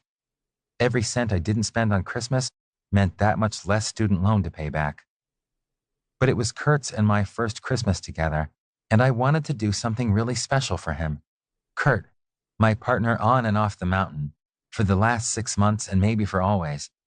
I loved the man with all my heart, but it didn't make my Christmas budget $1 bigger. A lot of things had changed since last Christmas. Then I'd been a student, barely out to myself, and buying my booze from the top shelf with money I didn't value because I hadn't earned it. Every adventure with an open bottle had risked exposing traits I was ambivalent about. But maybe I had been looking for a push. Kurt and a forest fire had given me that push. Now I lived with my lover and couldn't buy a bottle of orange liqueur to complete our part of the coming Christmas feast with our friends. If I didn't mention the lack, no one would know that the cranberries didn't taste the way I remembered. That was kind of how Kurt and I were about being lovers.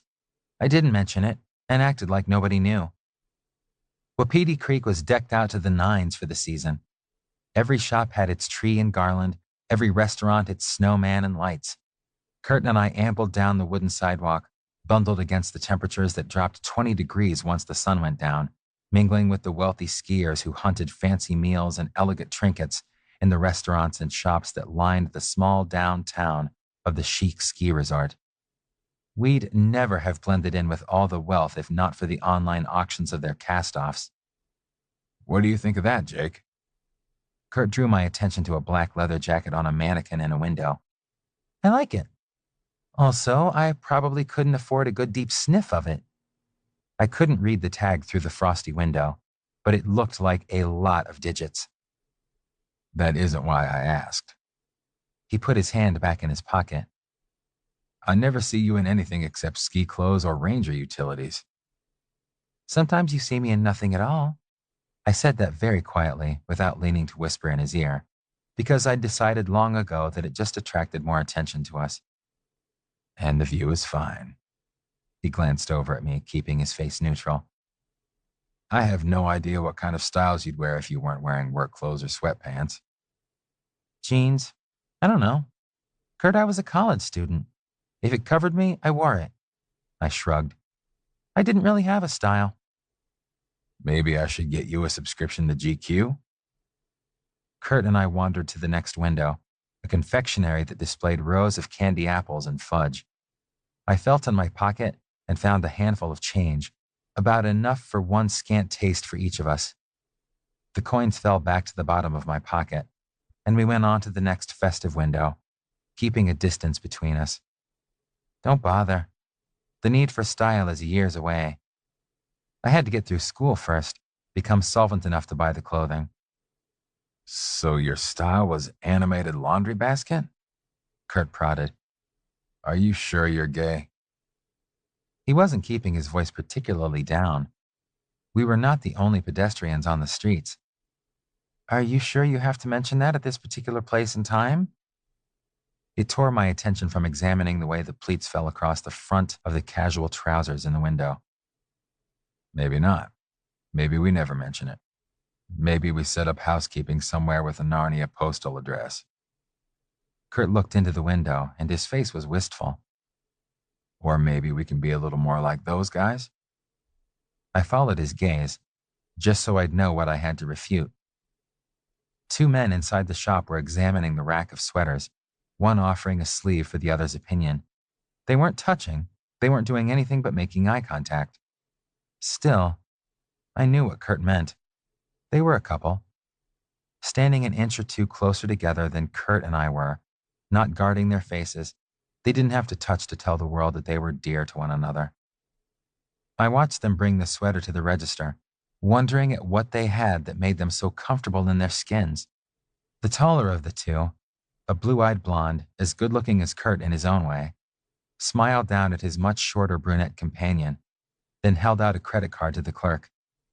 The sweater must have been a gift for his sweetie. Kurt's beautiful blue eyes never left that other couple, who waited while the clerk folded tissue around the sweater and placed it in a bag with string handles. That brought me back to my other problem. It was 2 days to Christmas. The real trouble was that I knew what Kurt wanted. He'd just told me again, and it wasn't anything that could be gift-wrapped. Kurt wanted me to acknowledge him, us, publicly. He wanted me to be out of the closet all the way. He loved me. I knew he loved me. And he lived in that closet for my sake. Kurt was a guy who wanted to be in the great outdoors all the time. It had to be galling, and yet I didn't know how to make that last step out for him. It didn't help at all to hear that shopping couple talking to each other on their way out of the store. "Shall we find a nightcap, Alex, or do you want to go back?" The door on the big SUV closed on the rest of the sentence. I could finish it for him. They'd go back to their condo or their hotel. They were behind us, but I just knew that one of them would have his hand on the small of the other one's back, and that the door had closed on a suggestion of making love. I'd make that suggestion to Kurt later, or he'd make it to me, but it would be behind a closed apartment door, and we wouldn't be touching until that door closed. Kurt wouldn't mention it again. He'd said everything he needed to, and left the rest to me, at least for now. I knew he was right, and I wanted him to be happy. We window shopped our way down the street, commenting now and then on something in the displays or on a good smell from a restaurant. "You could have let me buy dinner tonight," Kurt said as we turned the corner toward McTavish's, a pub that catered to the ski resort workers rather than the tourists. "Wapiti Creek Ski School may not pay as handsomely as Alpenschlüssel did, but it would certainly cover burgers for two." "You bought last time, Kurt." Pride had sent me into the kitchen tonight, where I had cooked him a fajita dinner that rivaled what we'd eaten in the restaurant, but didn't put the same dent into the wallet. "So?" He cocked an eyebrow at me before opening the door to the pub. "So, I think I'd just been told I was carrying this roommates in public thing too far. Again." The crowd noise and the warmth hit us like a wall after our chilly walk through the town. Laughter rang out more loudly than usual tonight, and the entire place seemed to be kissing at intervals. Kim caught us before we got all the way to the group's table, slipped an arm around both of our waists, and planted loud smacks upon our cheeks. Kurt returned the favor on her forehead, and I got a face full of springy brown curls while trying to get in the spirit of things. "Better look up," Julie called to us amidst the general greetings. Good idea. There were sprigs of waxy green leaves and pearly white berries dangling from the ceiling. Management clearly thought that hanging mistletoe every 15 feet was just the thing to encourage this rowdy bunch. Kim didn't let go very fast, which could have been my cue to give Kurt a kiss too, caught there under a mistletoe. I gave him a look that promised kisses later, chopped off fast because we were in public, and a bit of hope died out of his face. The couple we'd seen shopping would have taken the opportunity, I thought miserably, and followed them both to the table. Gabe got up from his seat. "I'll just move over." That left 2 seats together for us and a big chance for him. Halfway around the table, he tipped Julie's chair backwards, which put her more or less under another mistletoe. He leaned over for an upside-down kiss before letting her chair drop back to 4 feet on the ground, getting yips out of her at every stage. Kurt only slid into one of the empty seats, hailing Marty and Chelsea, and pointedly not looking at me as I sat down beside him. Everyone was there tonight. We were short of chairs. Mark got up to forage for another seat in time to be caught under a mistletoe by Chelsea, who kissed his cheek and let him go. He paused a moment, catching my eye and then glancing at Kurt, before dragging a chair over from another table. I didn't know quite whether he meant to tell me how much he wished it had been me who'd kissed him, or if he was telling me I was a numbskull for not kissing Kurt when the chance arose. I looked away, busying myself in my glass for a while. Mark had made it clear that he'd kiss me just as much as I'd let him, which meant that I was really careful about avoiding the mistletoes when I got up to go visit the can. Some joker had hung mistletoe in the men's room. Kurt, of course, wasn't there to reap the benefit. When I came back, Kurt was up at the darts alley, playing someone I didn't know and probably taking all of the guy's money, too. There was another mistletoe over there, which Kurt passed under now and then, sometimes pausing a fraction of a second, apparently absorbed in his game. Only once did he look over at me from beneath that green and white invitation. But Kurt always knew where he was. He wouldn't be standing under it at all if he hadn't meant to be. The evening broke up before it got really late. Christmas and the days before it were work days for everyone in a ski resort. I threw down a tip, lavish as I dared make it, for the 2 drinks we'd nursed all night, then gathered up Kurt's and my jacket. The shuttle back to the apartment wasn't crowded, giving me no excuse to press against him. Once inside our apartment, I tried to make up for the way I'd kept my distance, pulling Kurt close and running my hands up under his shirt before he'd even gotten his jacket off. Capturing his mouth, I tried to show him how my reserve in public only built my ardor for private. He opened his mouth under mine and moaned. His shirt and jacket came off as one, thrown to the living room floor, followed quickly by mine. The big green couch had some useful things stuffed into the cushions, though no loose change lurked. I'd already checked before we went out. Now Kurt dropped on his back on the ugly upholstery, though to me, the only thing that framed him more beautifully was a pillow. Kneeling next to him gave me his hot skin to stroke, his mouth to devour, his neck to nibble. He returned every caress as joyfully as he took it, turning me into a large lump of need. Shifting my erection inside my jeans, I stood up to free it now, instead, and once the jeans were down at my ankles, Kurt pulled me over on top of him. Damn, Jake, he croaked, grinding his hips against mine. Damn, yeah. I should have peeled him while I was standing, so our cocks could rub against each other instead of being separated by denim. I could feel him, hard and hidden away, but getting him naked had to wait while he pressed against me, one hand on my ass and his mouth on my neck, brushing, licking, sucking.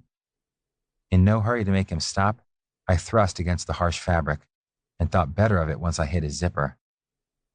Off, I commanded his jeans, and enforced the order with hands that shook a little as I knelt between his knees.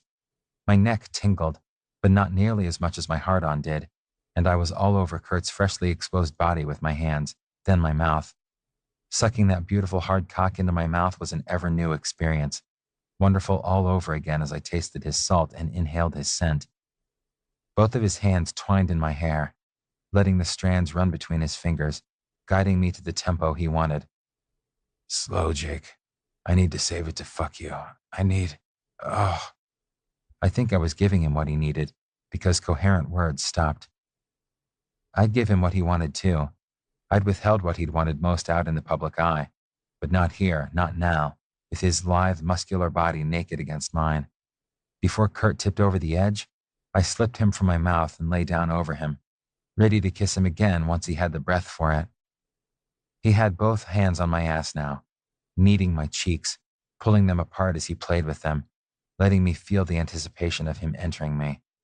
Kurt had first done that 6 months ago, and while I knew what to expect, the thrill of that moment just before was just as sharp as the first time. He spread my cheeks wide and plunged his tongue into my mouth, a small preview of what would come soon. We flipped over so I lay on my back, watching Kurt pull the bottle out of the cushions. He stroked the lube over his cock and then over mine, coating me slick before reaching down to my hole. Teasing me and then sliding in to stretch me, he watched my face. There was not one single feeling that I could hide from him now. Not one single feeling that I wanted to hide. He pushed within my ring and proceeded to do his level best to nail me to the couch. With my ankles on his shoulders and his hands in mine, I lay back and let him, until he wanted to pump my cock in one slippery hand. Then not one thing mattered except the explosive orgasm and the fact that it was Kurt who brought me to it.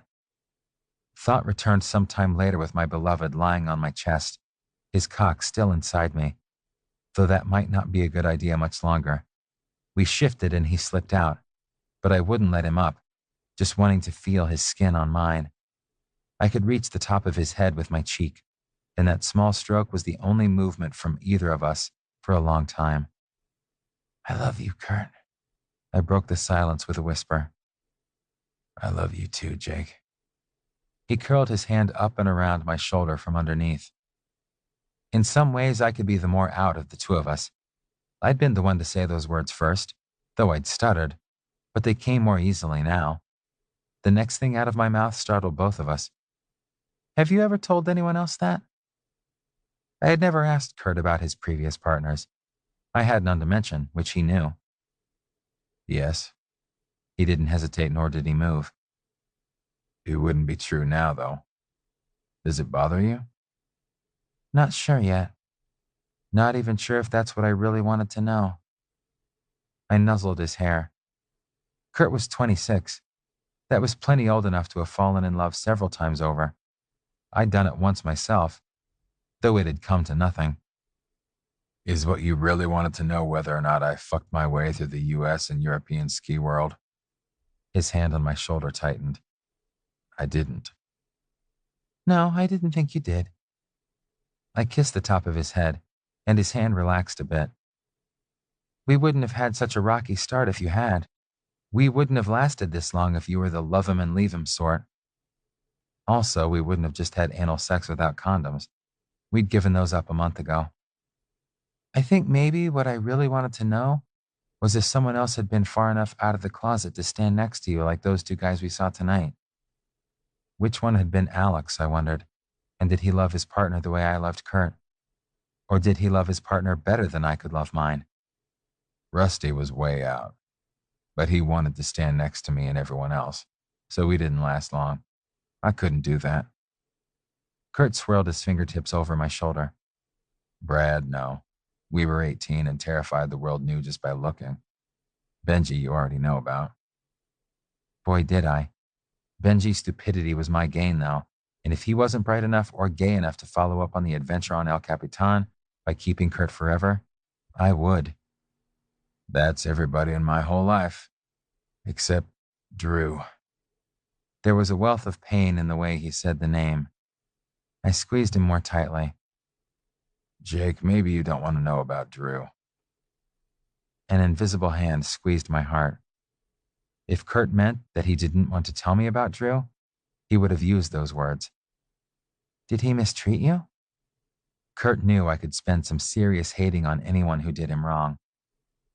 No, he was good to me in every way. The words buzzed against my chest, relieving me in one way and scaring me in another. Do you still love him? I gave Kurt the right to ask me anything he wanted to with that one question. I remember loving him. Kurt's hand tightened on my shoulder again. But if he walked in the door and begged, he couldn't take me away from you. That's not why. I hauled Kurt a little farther up my body and turned us so we lay side by side on the big couch. I wanted to see his face while I figured out why he hurt so much over Drew. Well, I hurt some too, but I'd known from the start that Kurt had more experience than I did. I had asked the questions, so I'd just have to cope with getting the answers. It also put him in kissing range, which was useful because I could brush my lips over his face while I thought, buying time and reassuring him. Then why do I not want to know? If he was good to you and no threat to us. But he was a threat to us, because thinking of Drew made Kurt believe he had to keep something from me for my own good. Because I don't want you to think that I'd do what he did, and I don't want to make you think you have to do what I did. Better tell me so I know what not to do. Except, I paused to kiss him, and he responded with little nibbles. You already know that I don't always do what you expect, especially if it's something you don't want. Benji had a lot to answer for, and apparently, so did Drew. Though why was Kurt including himself in the list of poor role models? This time, I don't know. He took a deep breath. Tonight made me wonder. Sounds like another one of those is history going to repeat itself emotional traps you set for yourself. Spit it out. Kurt didn't usually dither, and I didn't like it at all. It created too much time to imagine things. Drew wanted to take me home and introduce me to his family as his partner, That was spitting it out, all right. and he wanted me to do the same. Which would work really good if you're out and the family's cool. And not so good if you aren't, and they aren't. I wasn't that out. My family was fine, but I didn't know that until later. Kurt pulled me tighter against him. We fought, and he said that if I loved him, I'd do it. I did love him, but I couldn't do it. That was the end of us. 5 years ago. He would have been not quite 22. My age. You pushed tonight, Kurt. Not that hard, but you pushed. I would have rolled to my back, but the couch wasn't that wide, and I'd have dumped myself on the floor. I know. It was like I couldn't help it, He said miserably. It makes me understand Drew better, why he pushed. But I've been on the other side too, and I don't want to push you away. I don't want to go. Now I was glad I hadn't rolled over. I was still holding him, and his words almost sounded like an apology. That made it easy to kiss him. But try not to push. I'll do my best. Then it was as good as done. Kurt did nothing less than well, except when it involved big trucks and reverse, and maybe emotions. This one, wow. Big one. Maybe I shouldn't be so confident. Then the only place I'm going is bed. My butt is freezing. Kurt was nice and warm between me and the back of the couch, but there was a decided nip in the air back there. He took the chill off me by spooning against my back, not our usual direction, but the way I wanted tonight. His arm over my chest was a warm anchor, and his breath against my back a comfort, because even talking about splitting up froze me to the bone. We woke tangled the other way, but Kurt sighed back into sleep once I'd retrieved my arm. The alarm wouldn't ring for another half hour, giving me enough time to memorize his face all over again and still get up to work on his Christmas present. I had a small box containing something he'd like, but it wasn't the degree of specialness I wanted for our first Christmas. It's hard when your needs are simple and your wants are few. I'd been driven by desperation and lack of funds and imagination into making a coupon book. I had slips of paper with full body massage, 20-minute blowjob, mute button, meaning I'd have to shut up if I started getting on his case about something like the wandering socks, and attempt one thing out of comfort zone. I looked at that one long and hard before I put it back in the pile, because after last night, that one thing could be something a lot more serious than getting on a snowboard. I had faith in him that he wouldn't misuse it. Maybe he'd never actually redeem any of the coupons, but it made me crumple up the first one I'd written this morning. One public display of affection hit the trash, to be replaced with dinner of your choice, even if it's liver, and 3 more mute buttons. I had the coupons all clipped together and wrapped in last Sunday's comics in a box, far larger than necessary before Kurt got up. Our Christmas tree was a few evergreen branches we'd liberated from the surrounding forest, festooned with a string of blinking beer mug lights, my relic of 4 years at a university with a party reputation. The coupons joined a collection of presents sent by my family and his, a silent reminder that this was the first Christmas I'd ever spent away from my family. Maybe not. It was my first Christmas with Kurt. Merry Christmas. Kurt greeted me with a sandpaper kiss on my equally whiskery face. Christmas Eve, whatever. Merry good excuse to kiss you. Merry all of the above, I wished him, as he ambled to the kitchen and started the coffee. We both had to work today and tomorrow, 2 of the busiest days of the season at the ski resort. I headed to the bathroom and was arrested in mid-tooth scrub by a twinge where my shoulder met my neck. Looking more closely, I saw that Kurt had left a hickey, low enough that most of my shirts would hide it, high enough that a V-neck would show it. He'd never marked me before, but he'd also never pushed me so hard on coming out before either. As a graphic statement, it was masterful. I knew exactly what he wanted, but the choice was mine. Working the ski lift during the day, it wasn't an issue. I'd be standing outside in temperatures that wouldn't come anywhere near the freezing point.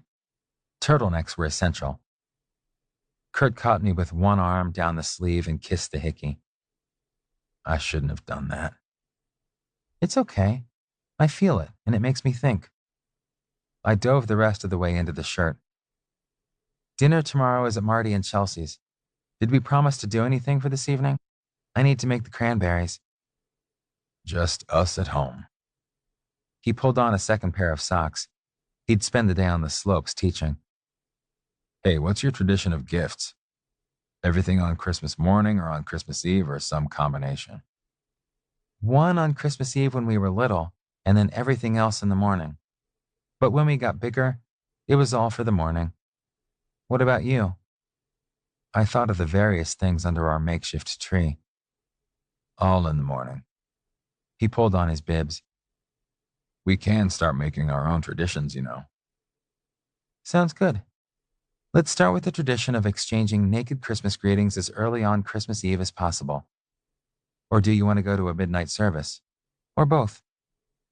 Let's do the greetings. Kurt didn't quite shudder, making me wonder what religion had been for him. We had plenty of tough stuff going right now. That one could wait. Sounds good. I pulled him close for a quick squeeze, and then we were off to a day of helping the tourists make merry. Kurt came by the bunny lift with his classes only twice, and each time his smile was the same sort he'd give Marty, Julie, or any of our other friends. He wasn't pushing, but it wasn't special, and I started rolling my shoulder now and then just to feel the hickey. God Rest Ye Merry Gentlemen in 3 keys and 4 voices floated through our door when dinner was in the eaten but not cleaned up stage. The racket, I discovered, was coming out of Devin, Mark, Julie, and Kim, all dressed in outerwear. Grab your coats, Kim urged us. Why? My voice would sound almost good in comparison to this. Kurt claimed I could scare ravens out of trees by singing. Hayride! Kim went back to warbling about comfort and joy while Kurt and I grabbed coats and gloves. Outside the employee apartments, a snowcat waited, a hay-filled trailer hitched to the back. Charlie waved to us when we clambered aboard, fighting to find seats among the 20 or so people already perched on the hay bales. More people emerged from the building to join us, and Charlie only put the machine into gear when the last flat surface not stacked with bodies was the license plate. The stars twinkled down on us, bright glittering points that didn't care if we sang on pitch. Oh, Holy Night and Deck the Halls sounded festive in the night as the snowcat pulled us slowly around the base of the mountain. The press of numbers let me lean against Kurt while bellowing about angels heard on high. Maybe a swig out of one of the flasks of antifreeze that passed from hand to hand would relax me enough to take advantage of the sprig of mistletoe that also passed from hand to hand, but I sent them both along unused. Parts of me were decidedly not relaxed. My hip and thigh jammed against Kurt on one side had an effect not counteracted at all by Julie smooshed against me just as tightly on the other. Singing helped a little because I had to concentrate on the words, focusing so tightly that I did an inadvertent solo about a grandmother crushed by reindeer.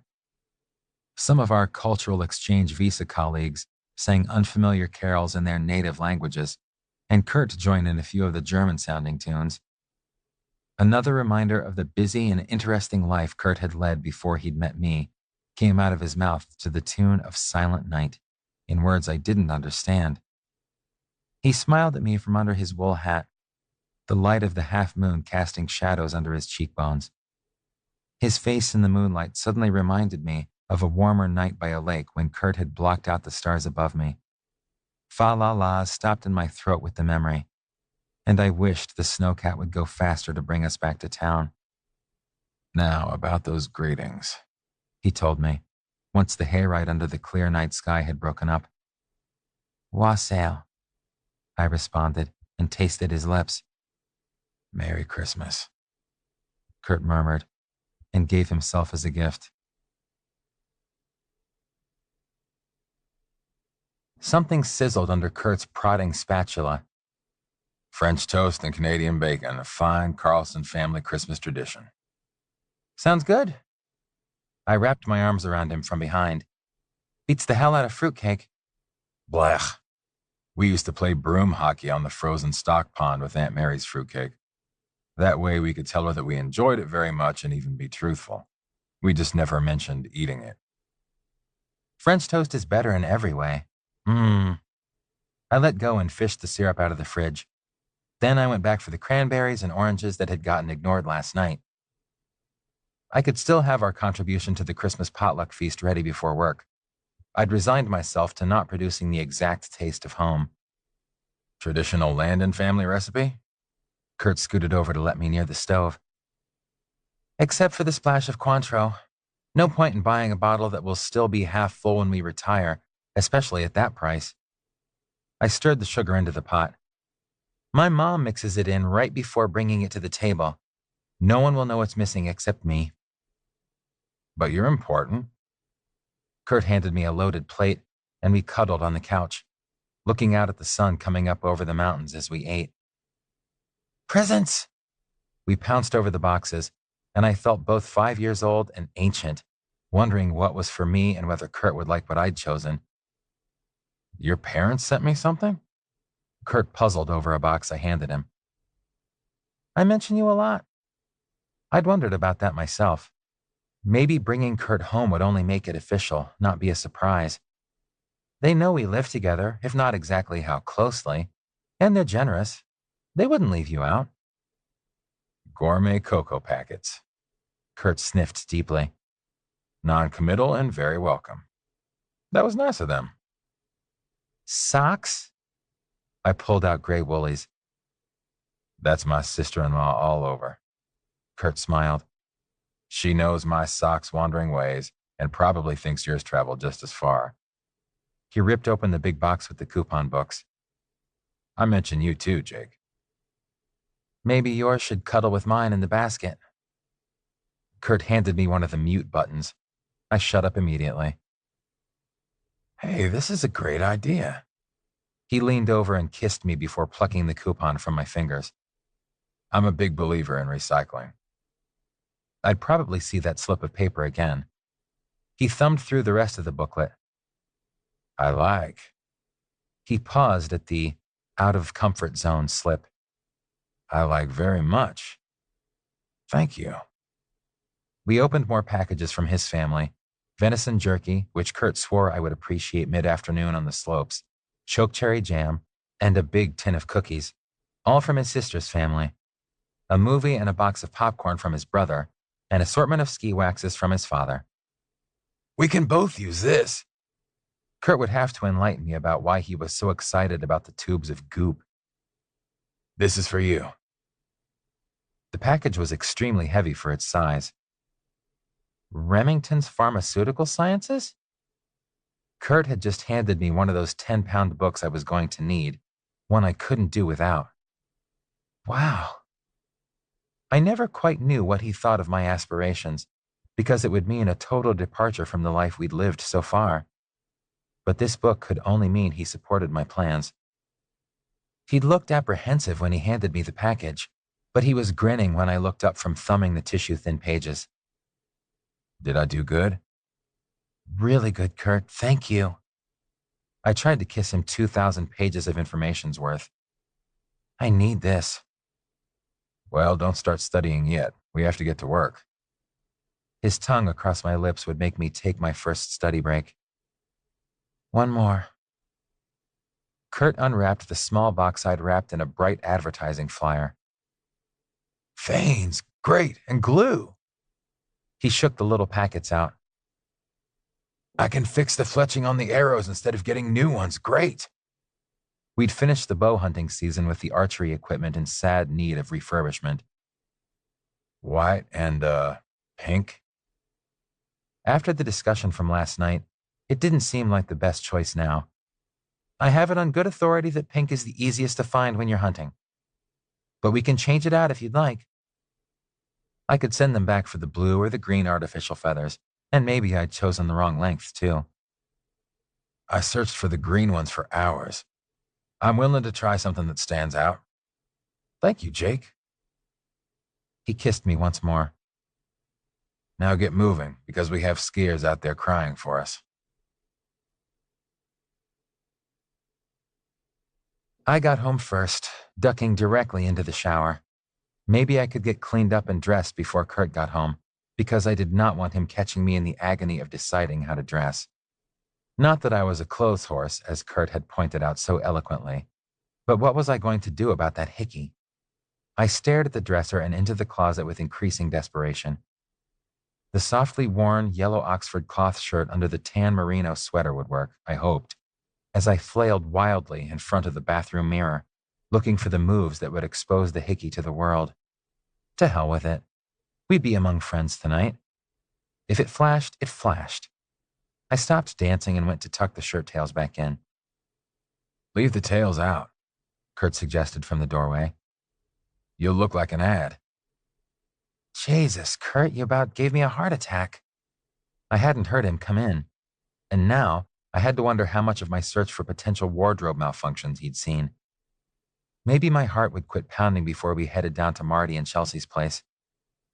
He laughed. Present for you.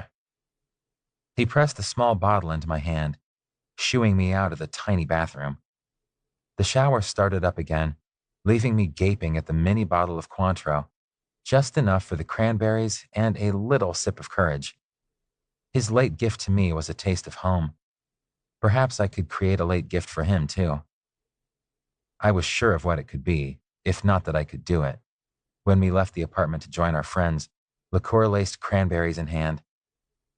Attempt one thing out of comfort zone. Wasn't even on the top of the stack of coupons, nor did Kurt hand it to me. He wasn't pushing. I'd have to push myself. Merry Christmas! Greeted our entry to the small apartment one floor below ours. Our friends were all there, and the atmosphere was jolly, with carols from the radio competing with a football game and raucous conversation. A turkey and assorted side dishes sat on the table, where the predominant sound was either yum or smells good. Small shrieks erupted every now and then when someone was caught under the mistletoe. A gift from McTavish's, Sherry assured me when she'd planted a smacker on my cheek in an incautious moment. Whoops from the gang broke out when Gabe caught Julie beneath it and not only kissed her full on the mouth, but tipped her over backward to do it in a move that would have done Fred Astaire proud, particularly since he didn't spill his plate. It was more, "Ah," when Marty caught Chelsea for a cuddle and a gentle kiss, and a much louder, "Ah," when Chelsea showed us her Christmas present sparkling from the ring finger of her left hand. Mark gave the mistletoe a wide berth. Kurt didn't exactly avoid it. He just never quite ended up under it. I had a rainbow of lipsticks on my face from all the girls who giggled and bussed me every time I blundered near it.